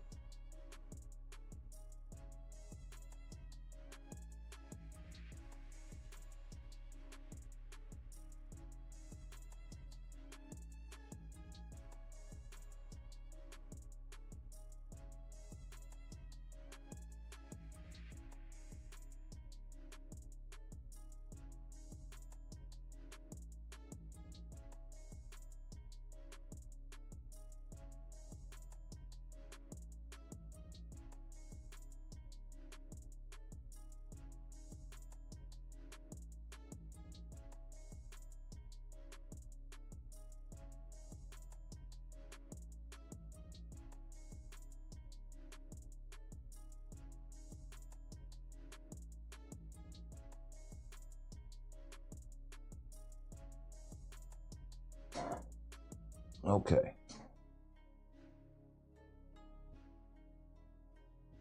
We actually got our ass whooped.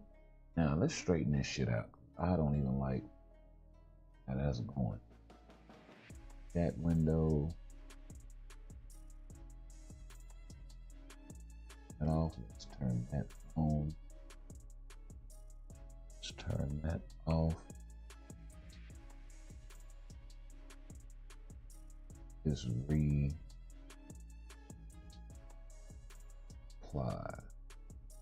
There. Now we're good.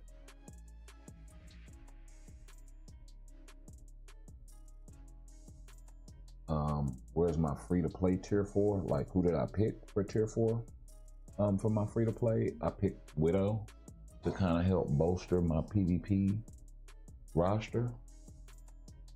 I'm gonna build her for PvP just in case that ban list for the new game mode is heavily restrictive. I'll have more options.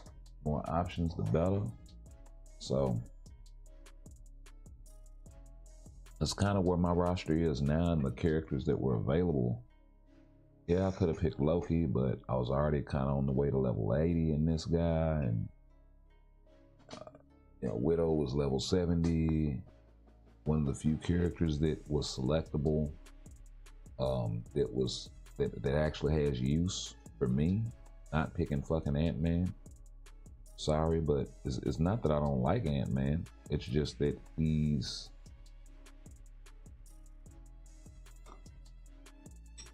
was good when they tier 4'd him. Was he phenomenal?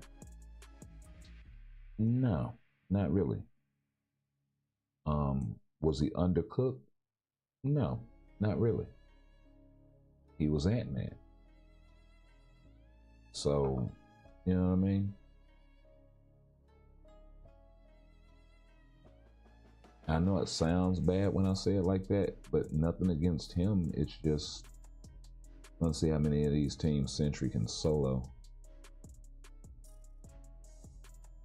With the added support and all of that stuff.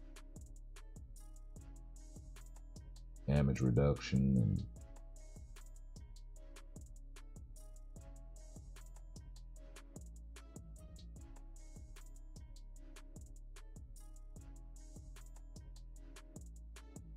like I could roll Hella to help with eliminating Sentry and then to just let Sentry legit do his thing. And maybe what I have to do, some of these harder Sentries.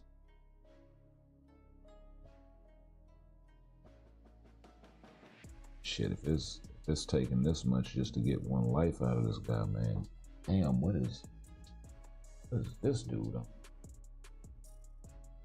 Yeah, almost 600,000 HP. 400,000. Oh, almost 400. Perfect.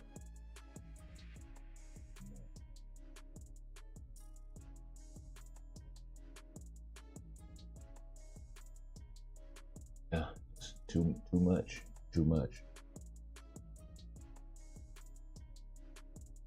And that was with supports. So I don't know. Let's see how we fare without supports. Not having to do all of the heavy lifting himself, but still gonna have to get past this guy.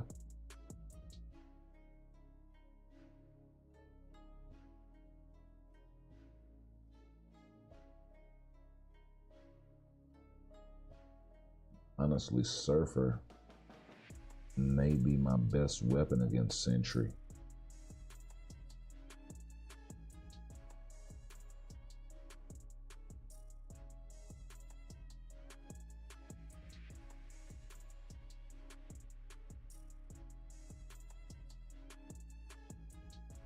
Hit him.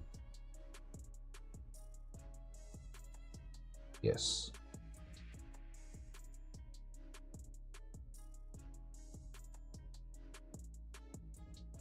Okay, hopefully the rest of this is a cakewalk for him. If I can get, if I can get his artifact pop and not die, we stand a really good chance of winning this fight. Cool. All I have to do is deal with Wolverine. I didn't pop his artifact though, so that could be a problem on this second barrage. Hey, the conquest held up. Oof. Oof. Really, really sketch. That was sketchy. That was very, very sketchy. Okay, so we got this opening whirlwind with Sentry. We have got to get Surfer in there first to deal with these sentries. At least be able to reflect some of the damage back at him.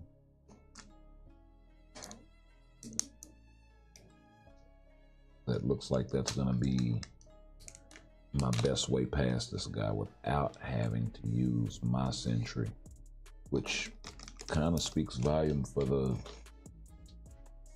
new PvP game mode as well. Might not be a bad idea to match up your surfers against your sentries, and then maybe you can match up Null against Surfer to take that guy out, and then Sentry takes out Null.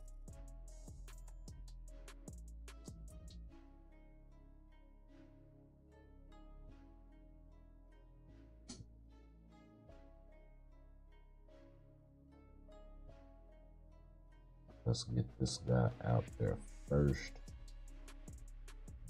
We'll go from there.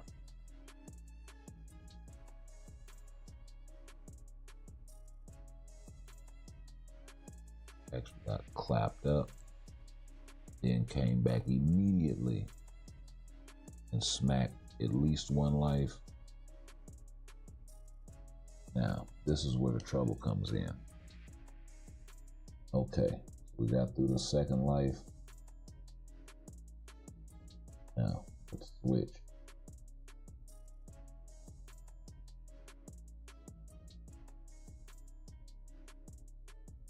Oh no, was not able to get through. Huh.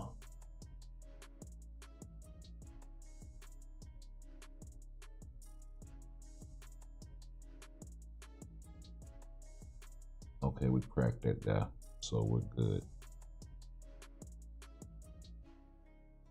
Yeah. Okay. Okay, so far so good. We do need to make one other quick change about this. There. In case you're wondering what that does, is it changes the order. So now Sentry can be in the lead, but Anchor.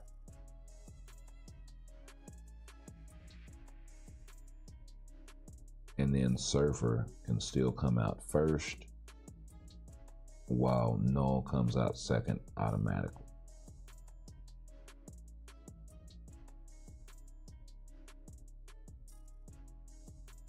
Because depending on where you put that dealer tag, if it's on the lead, then they're just going to come out 1, 2, 3. If it's on the character on the left, then the lead is going to come out second. If it's on the character on the right, then the leadership character is going to come out last. It's going to cycle 3, 2, 1 in that instance. I love that they implemented that functionality. That was some genius move as far as quality of life.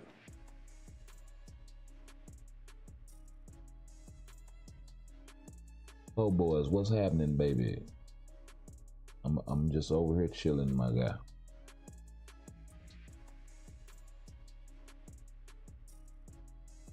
Trying to get in a few wit ends and not get my chit in pushed it in.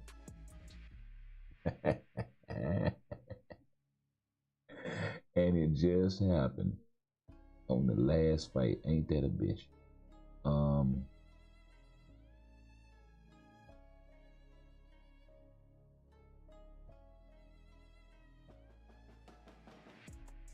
So yeah, that's who I selected for this tier 4, and then Widow was my other selection. I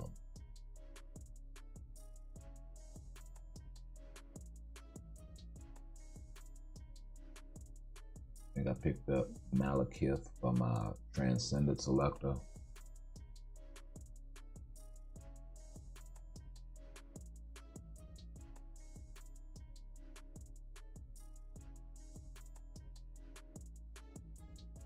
Because also another viable strategy is this.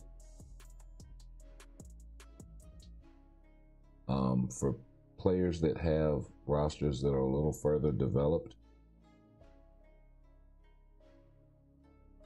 so you have the freedom of movement to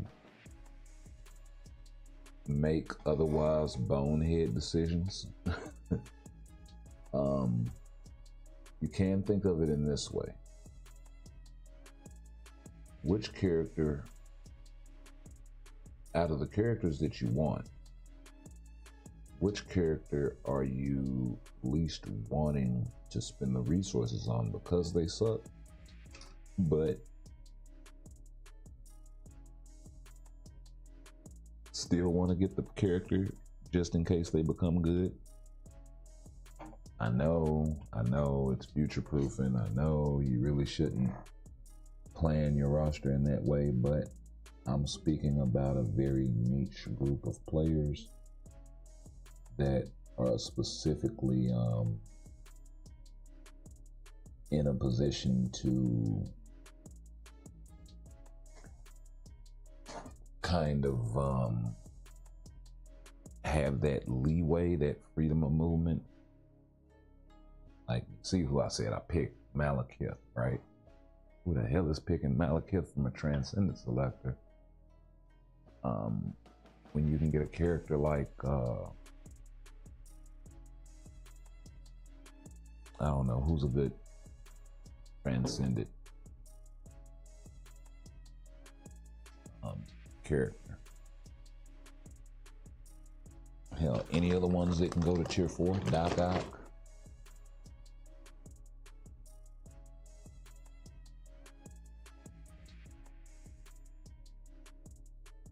Moon Knight.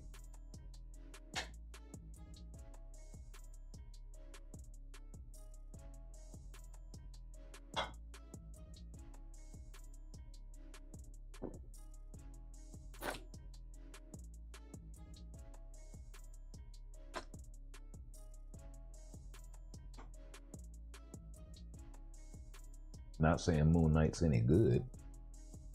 I mean, he is. He's not trash, but I wouldn't be recommending anybody building unless your roster is just saturated with tier 4s and you just want him kind of situation. A very, very niche group of players.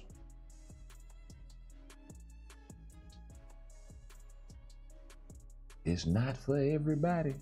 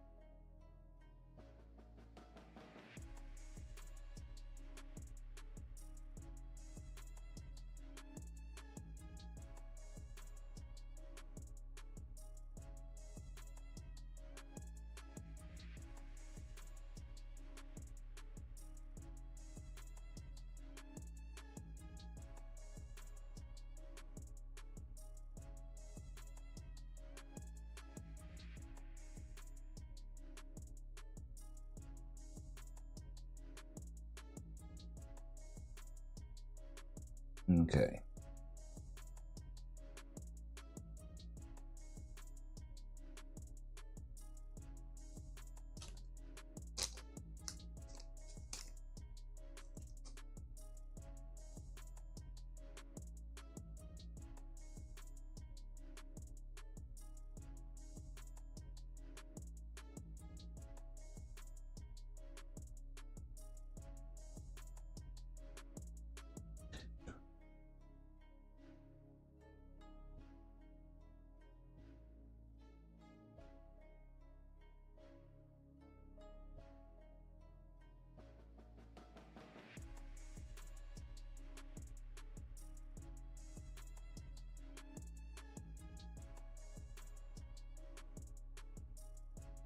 Okay. So now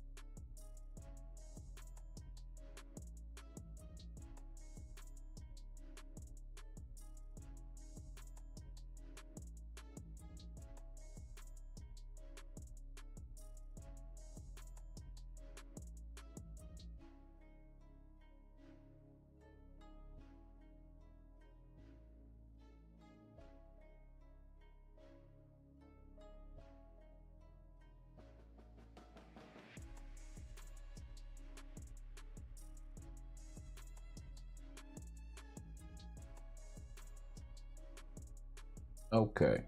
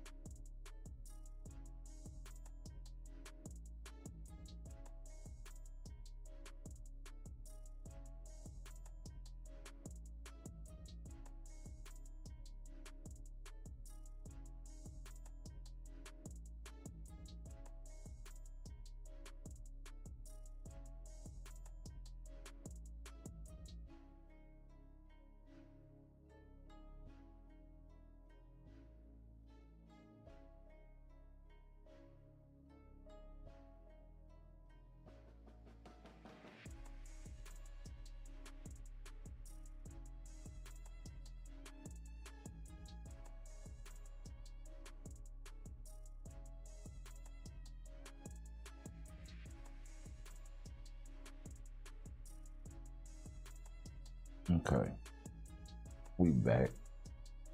Sorry about that.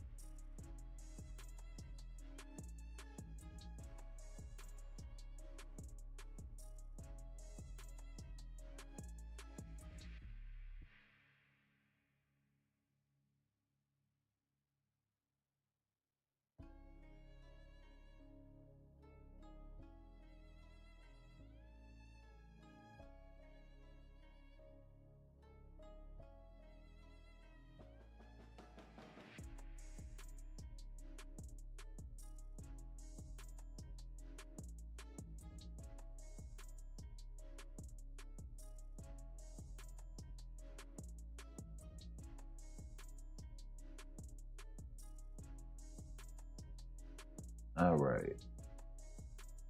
We are back at it again in full effect. Had to switch up mics, but yeah. Double check my levels, make sure everything is good, make sure we coming through loud and clear. Not chopping off, none of that stuff. Alright. Cool.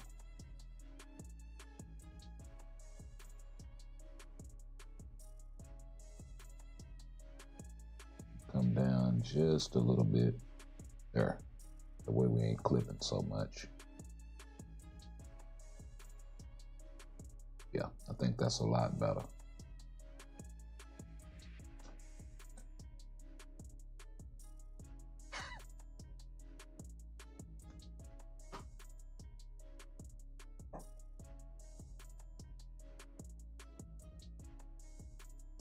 I had to take my medicine and numb this joker.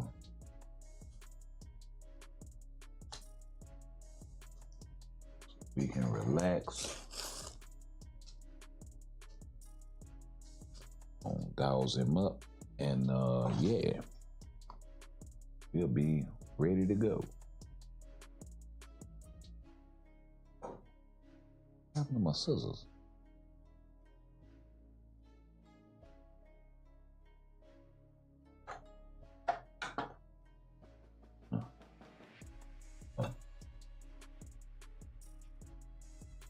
Okay, we got him.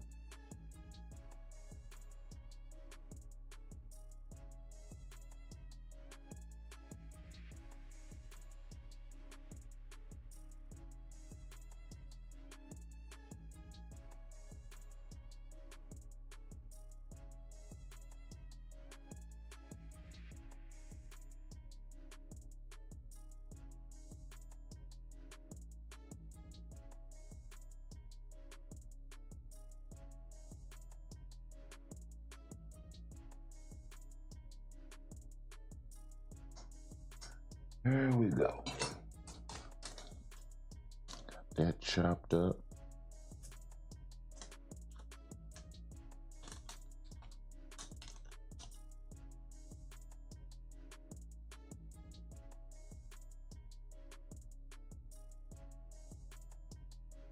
Roll them up, stuff them.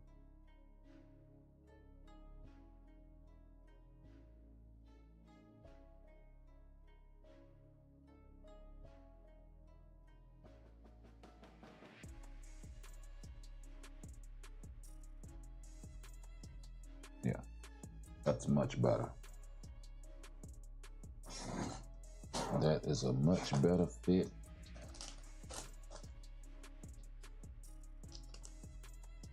For the padding.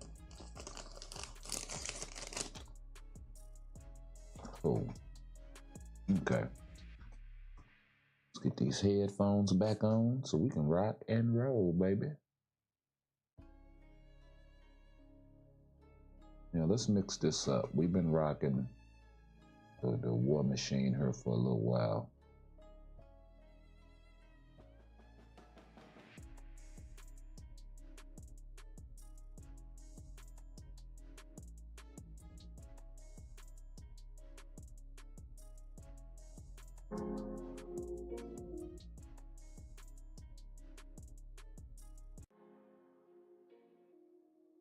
All right. So we got ourselves a 4-piece, huh? Okay.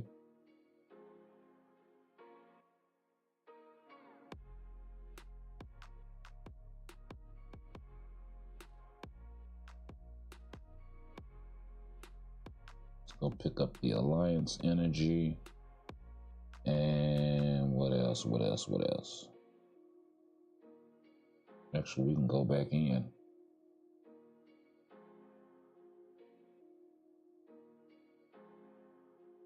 Now, I think the purpose for them to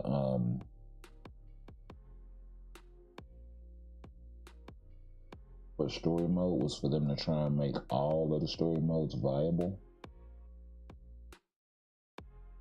not just a handful, but there is something to be said about being able to target farm things like cards or premium cards, CTPs, and the other shit. The problem is they just had too many trash rewards. As much as I hate them, I can deal with ISO.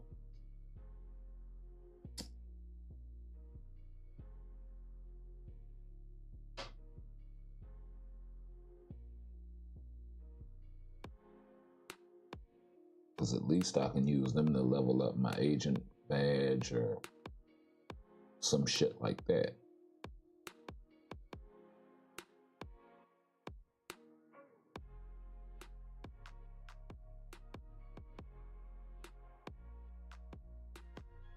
So that's the main thing, is just having a viable place for those rewards after you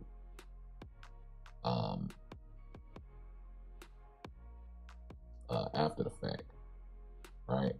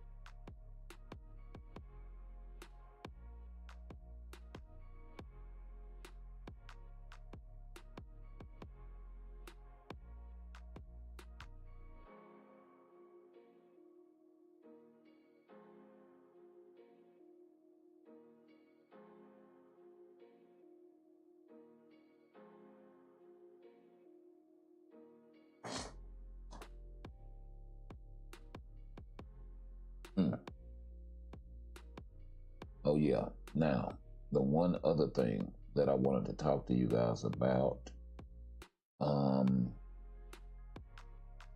actually there are a few more things in here. We'll be probably coming back and referencing this as we go through this thing with more of a fine-tooth comb, because this is a long read.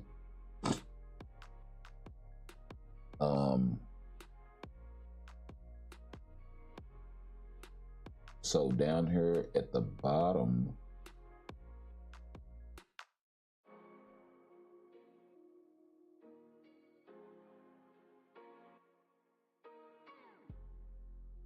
let me get this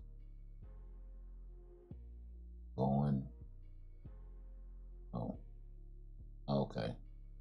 Here we go. So down here at the bottom, this thing says, do you have any plans for collaborations? Do you have any plans for collaborations with other Marvel game titles? You know, it's kind of like how they did with the Marvel Rivals collab. There are no concrete discussions underway at the moment, but if there is any chance, we're open to exploring various types of collaborations. So I would say that's a loose yes. They don't have any plans, but yeah.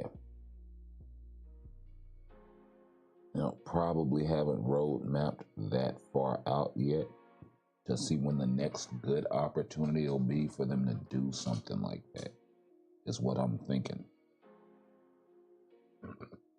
And you also have to think, what other Marvel games are there on the horizon right now?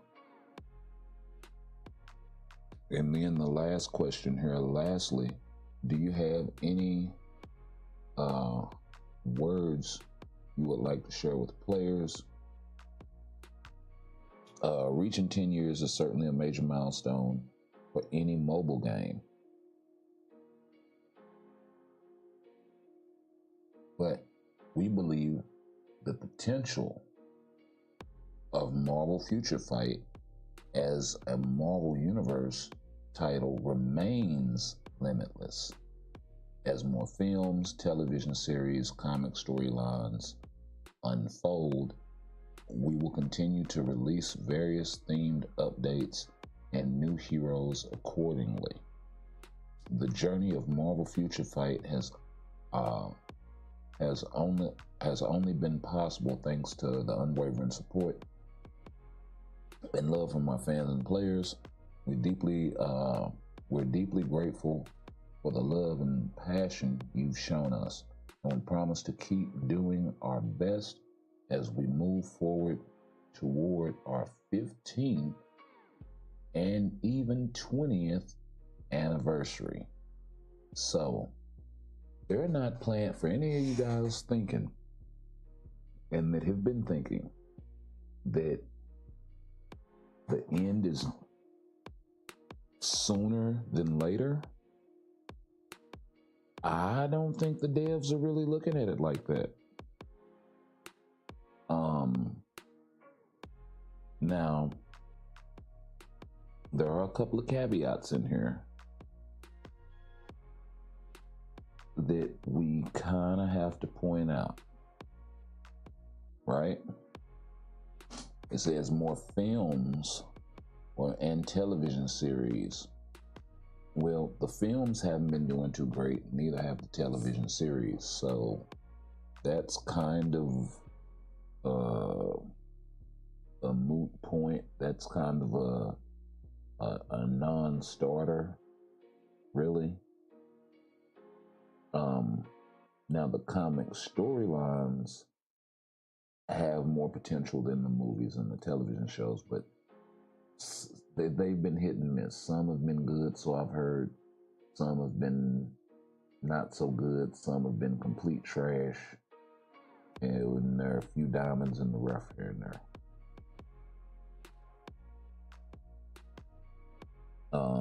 And a lot of folks are reading a lot of older stuff. Not saying it's not new good stuff out there, but it's so far and few between. Manga's doing so much better, you know, all of this sort of stuff.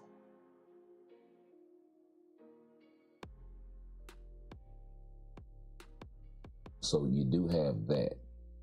But the other caveats that I kind of need to point out is they use the word major milestone here, right? After reaching 10 years, of course, and it is a major milestone. But then they also go on to say that they believe in the potential of Marvel Future Fight remains limitless. So, and then of course they put the good old cherry on top down here with the 15th and 20th anniversary.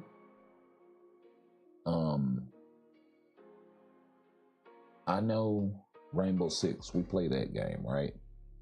And when they launched that game, AAA title, of course, but when they launched that game, they announced that they would be doing, and of course, completely different company, not Netmarble, but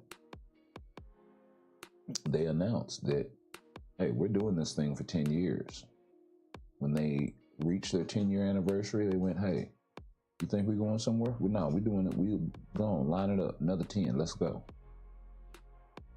It was this sort of rhetoric. So this has me very optimistic that Marvel Future Fight is here to stay, bros.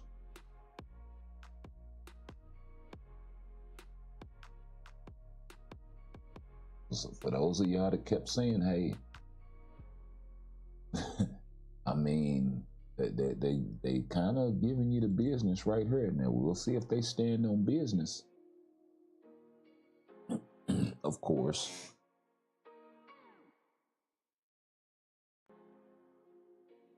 And who knows? I mean, maybe the player base is more vibrant than we thought. Maybe it's not. Maybe they've planned and mitigated for a shrinking player base and still being able to operate efficiently and turn a profit. Who knows, right? Well, the Netmarble devs do, and they just said 15, 20 years.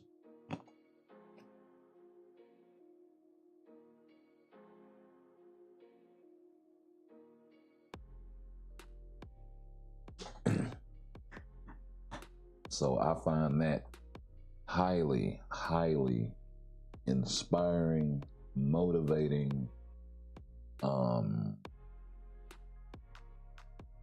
just all around good news for the game. For, you know, hopefully we see a 15,000, 20,000 crystal giveaway by the devs, because, you know, one thing that them giving away 10,000 crystals for the 10-year anniversary, as symbolic as it was, one thing that does do is it highlights the fact that the devs understand that them giving players 10,000 crystals is not the end of the world.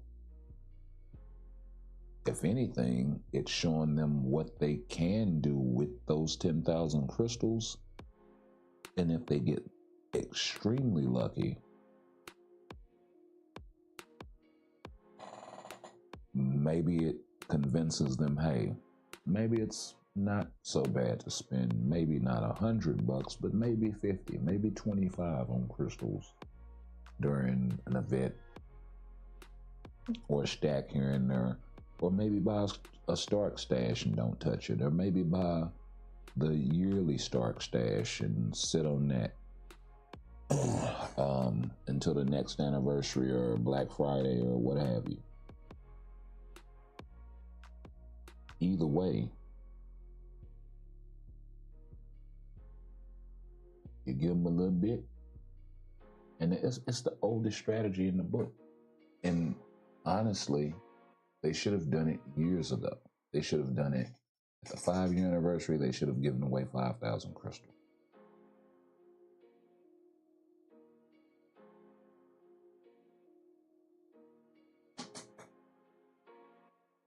You know how much goodwill they would have bought and lining up, getting players sort of amped, maybe not every anniversary, but every milestone, every 5 years, every 10 years. Yeah, 5,000, 10,000, 15,000, 20,000. Now, at a certain point, you know,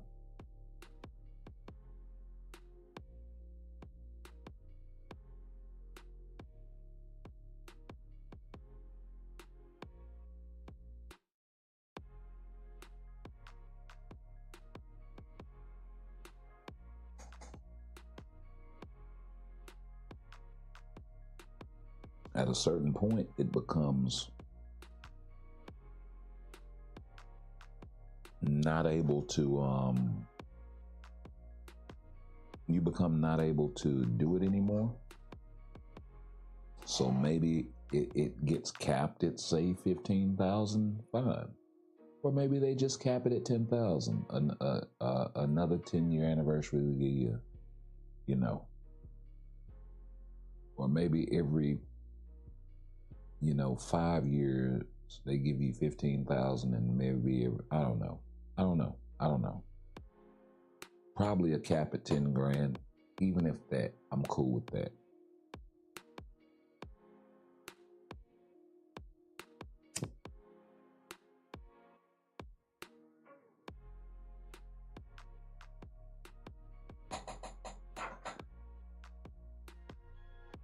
Like, this is by far the best anniversary in terms of rewards that they've ever had.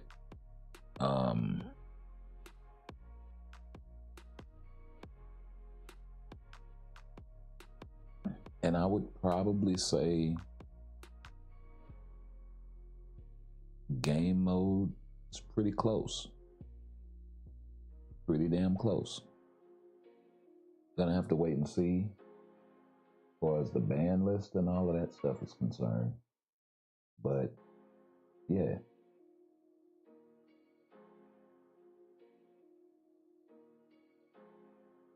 I would say pretty freaking close, bro.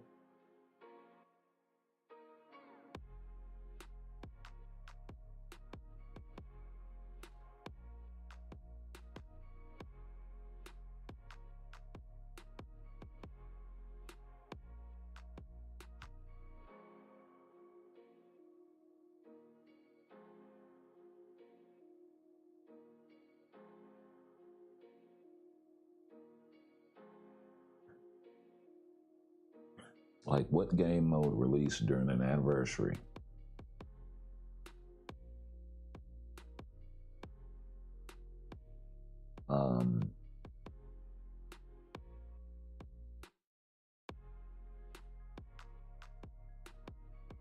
You know, crystals, rewards, all of that aside, I can't think of a more innovative game mode that was released. This PvP game mode. It's better than Danger Room by far. But Danger Room was a unique concept. Or not even anniversary, because that's kind of hard to, you're talking about 10 updates, right?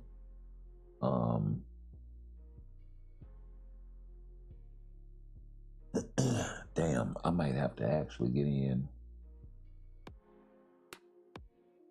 Let me see here.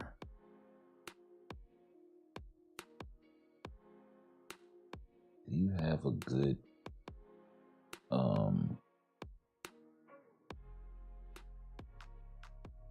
update recaps? Damn. Nice if I could separate them by the anniversaries. I wasn't around for some of those, so I'm gonna skip to when I was, which would have been like, yeah, year 3. Yeah, I was around when I came in.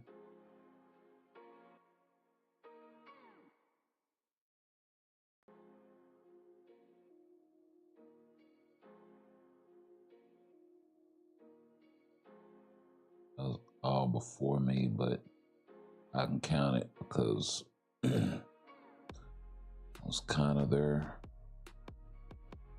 for a lot of this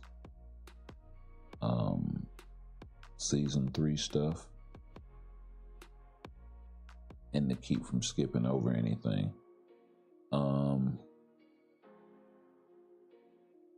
Yeah, Sherrod gets introduced, or her uniform does. Agent Venom drops.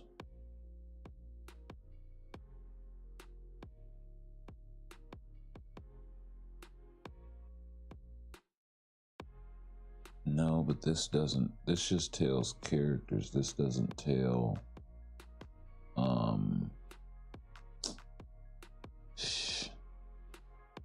this doesn't tell like what game modes dropped with those updates. Oh.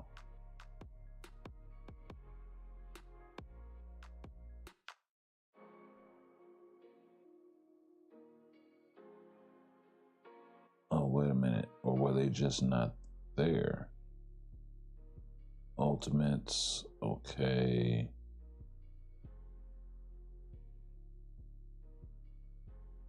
Age of Apocalypse Part 2, Age of Apocalypse Part 1. Okay. Spider-Man Homecoming, okay.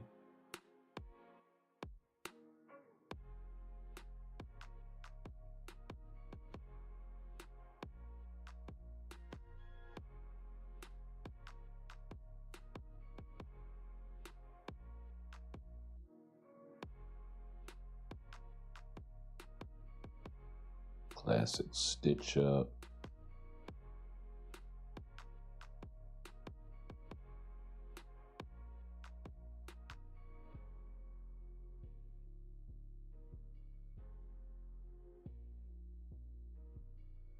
have patch details for 3.3. So that was when Apocalypse dropped.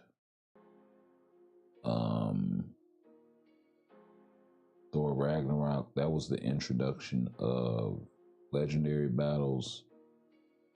And legendary battles are cool, but yeah, it's a one and done. So really can't count that. The Ultimates update started a fucking boycott. So yeah, I mean, Infamy. Much. Let's see here. Got Magic's Marvel Now uniform. I don't remember much with that. Let's move on to 4.0.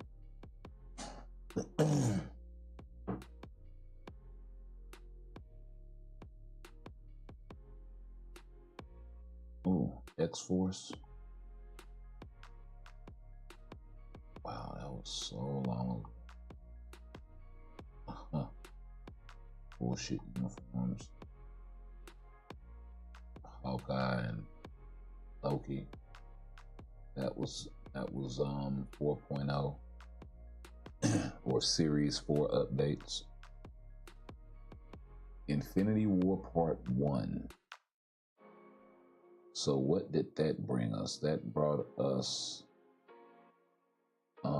World Boss Ultimate.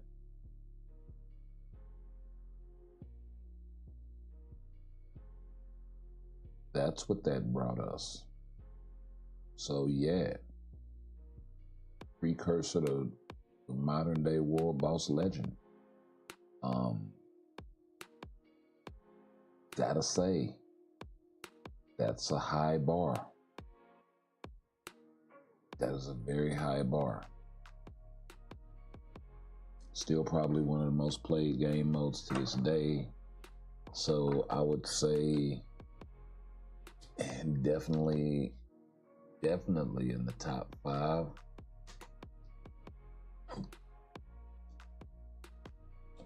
For sure. Off rip. I don't want to put it too high, but I don't want to put it too low. May wind up bumping it up later.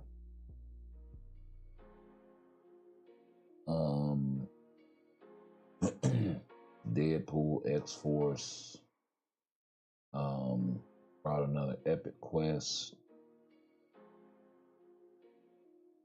Some of this stuff is here, some of this stuff I'm going from memory. 4.4.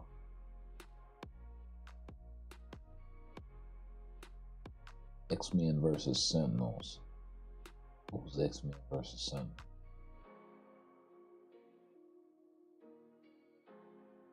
Was that GBR? Infinity Warps? Was that when Master Mode came to the game? And they should really make Sentinel unlockable through Master Mode. That's the other thing. I've been giving that some thought too. That's something they should definitely consider. Yeah, they just nerfed all the fucking chests. Decided not to throw tier 4 materials in here and call it a buff. Like, what the fuck?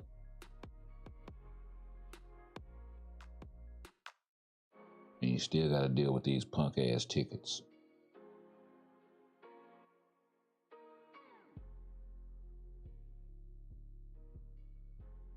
At least I got a decent Odin's Blessing.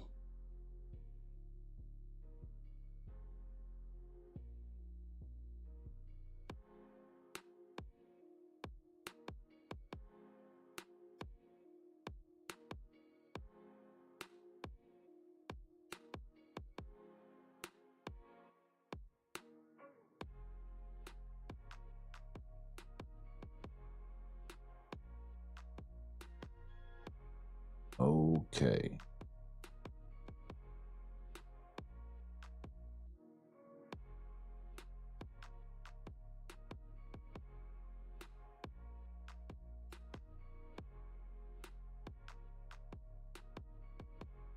run that in a few hours. Let's see. Dimension Rift. Nope. So only thing I gotta do is this last little old GBR, pick up these souls, and I can be out.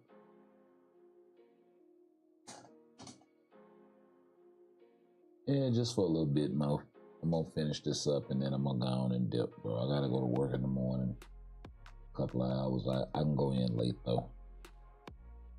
I'll get to the office around 30 so I can be there for my appointments. Get those knocked out. Do what I gotta do and come home.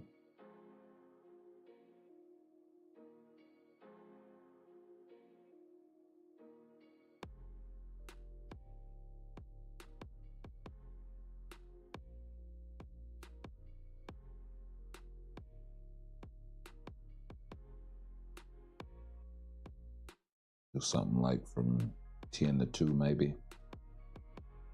Work a half day.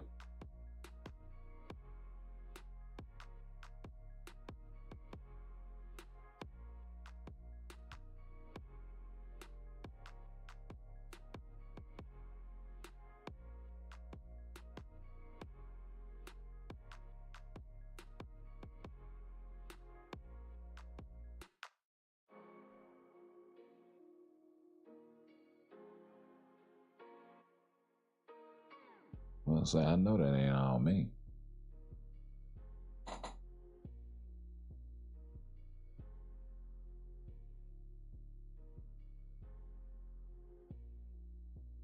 That was nice though. That was a very nice rotation.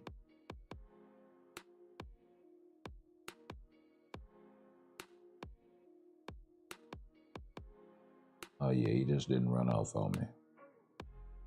So we are all right. Oh, we got all them treats right there. And let's say.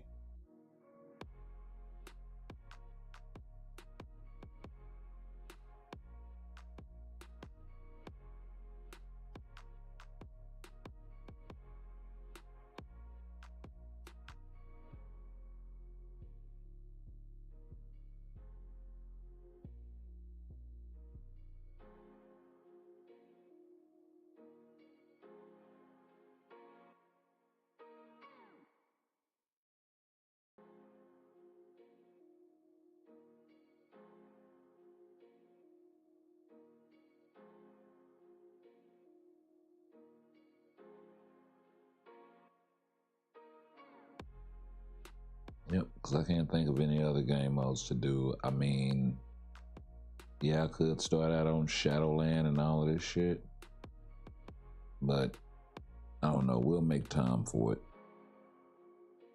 and really dig in there. Maybe after work tomorrow if I got time. I don't know. We'll have to see. But I can definitely go out to some dispatch. So we'll pick up from here. And y'all like, comment, share, sub, all of that jazz.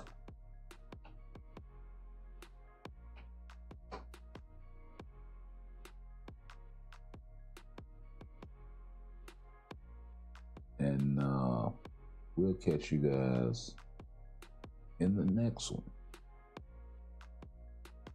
Peace.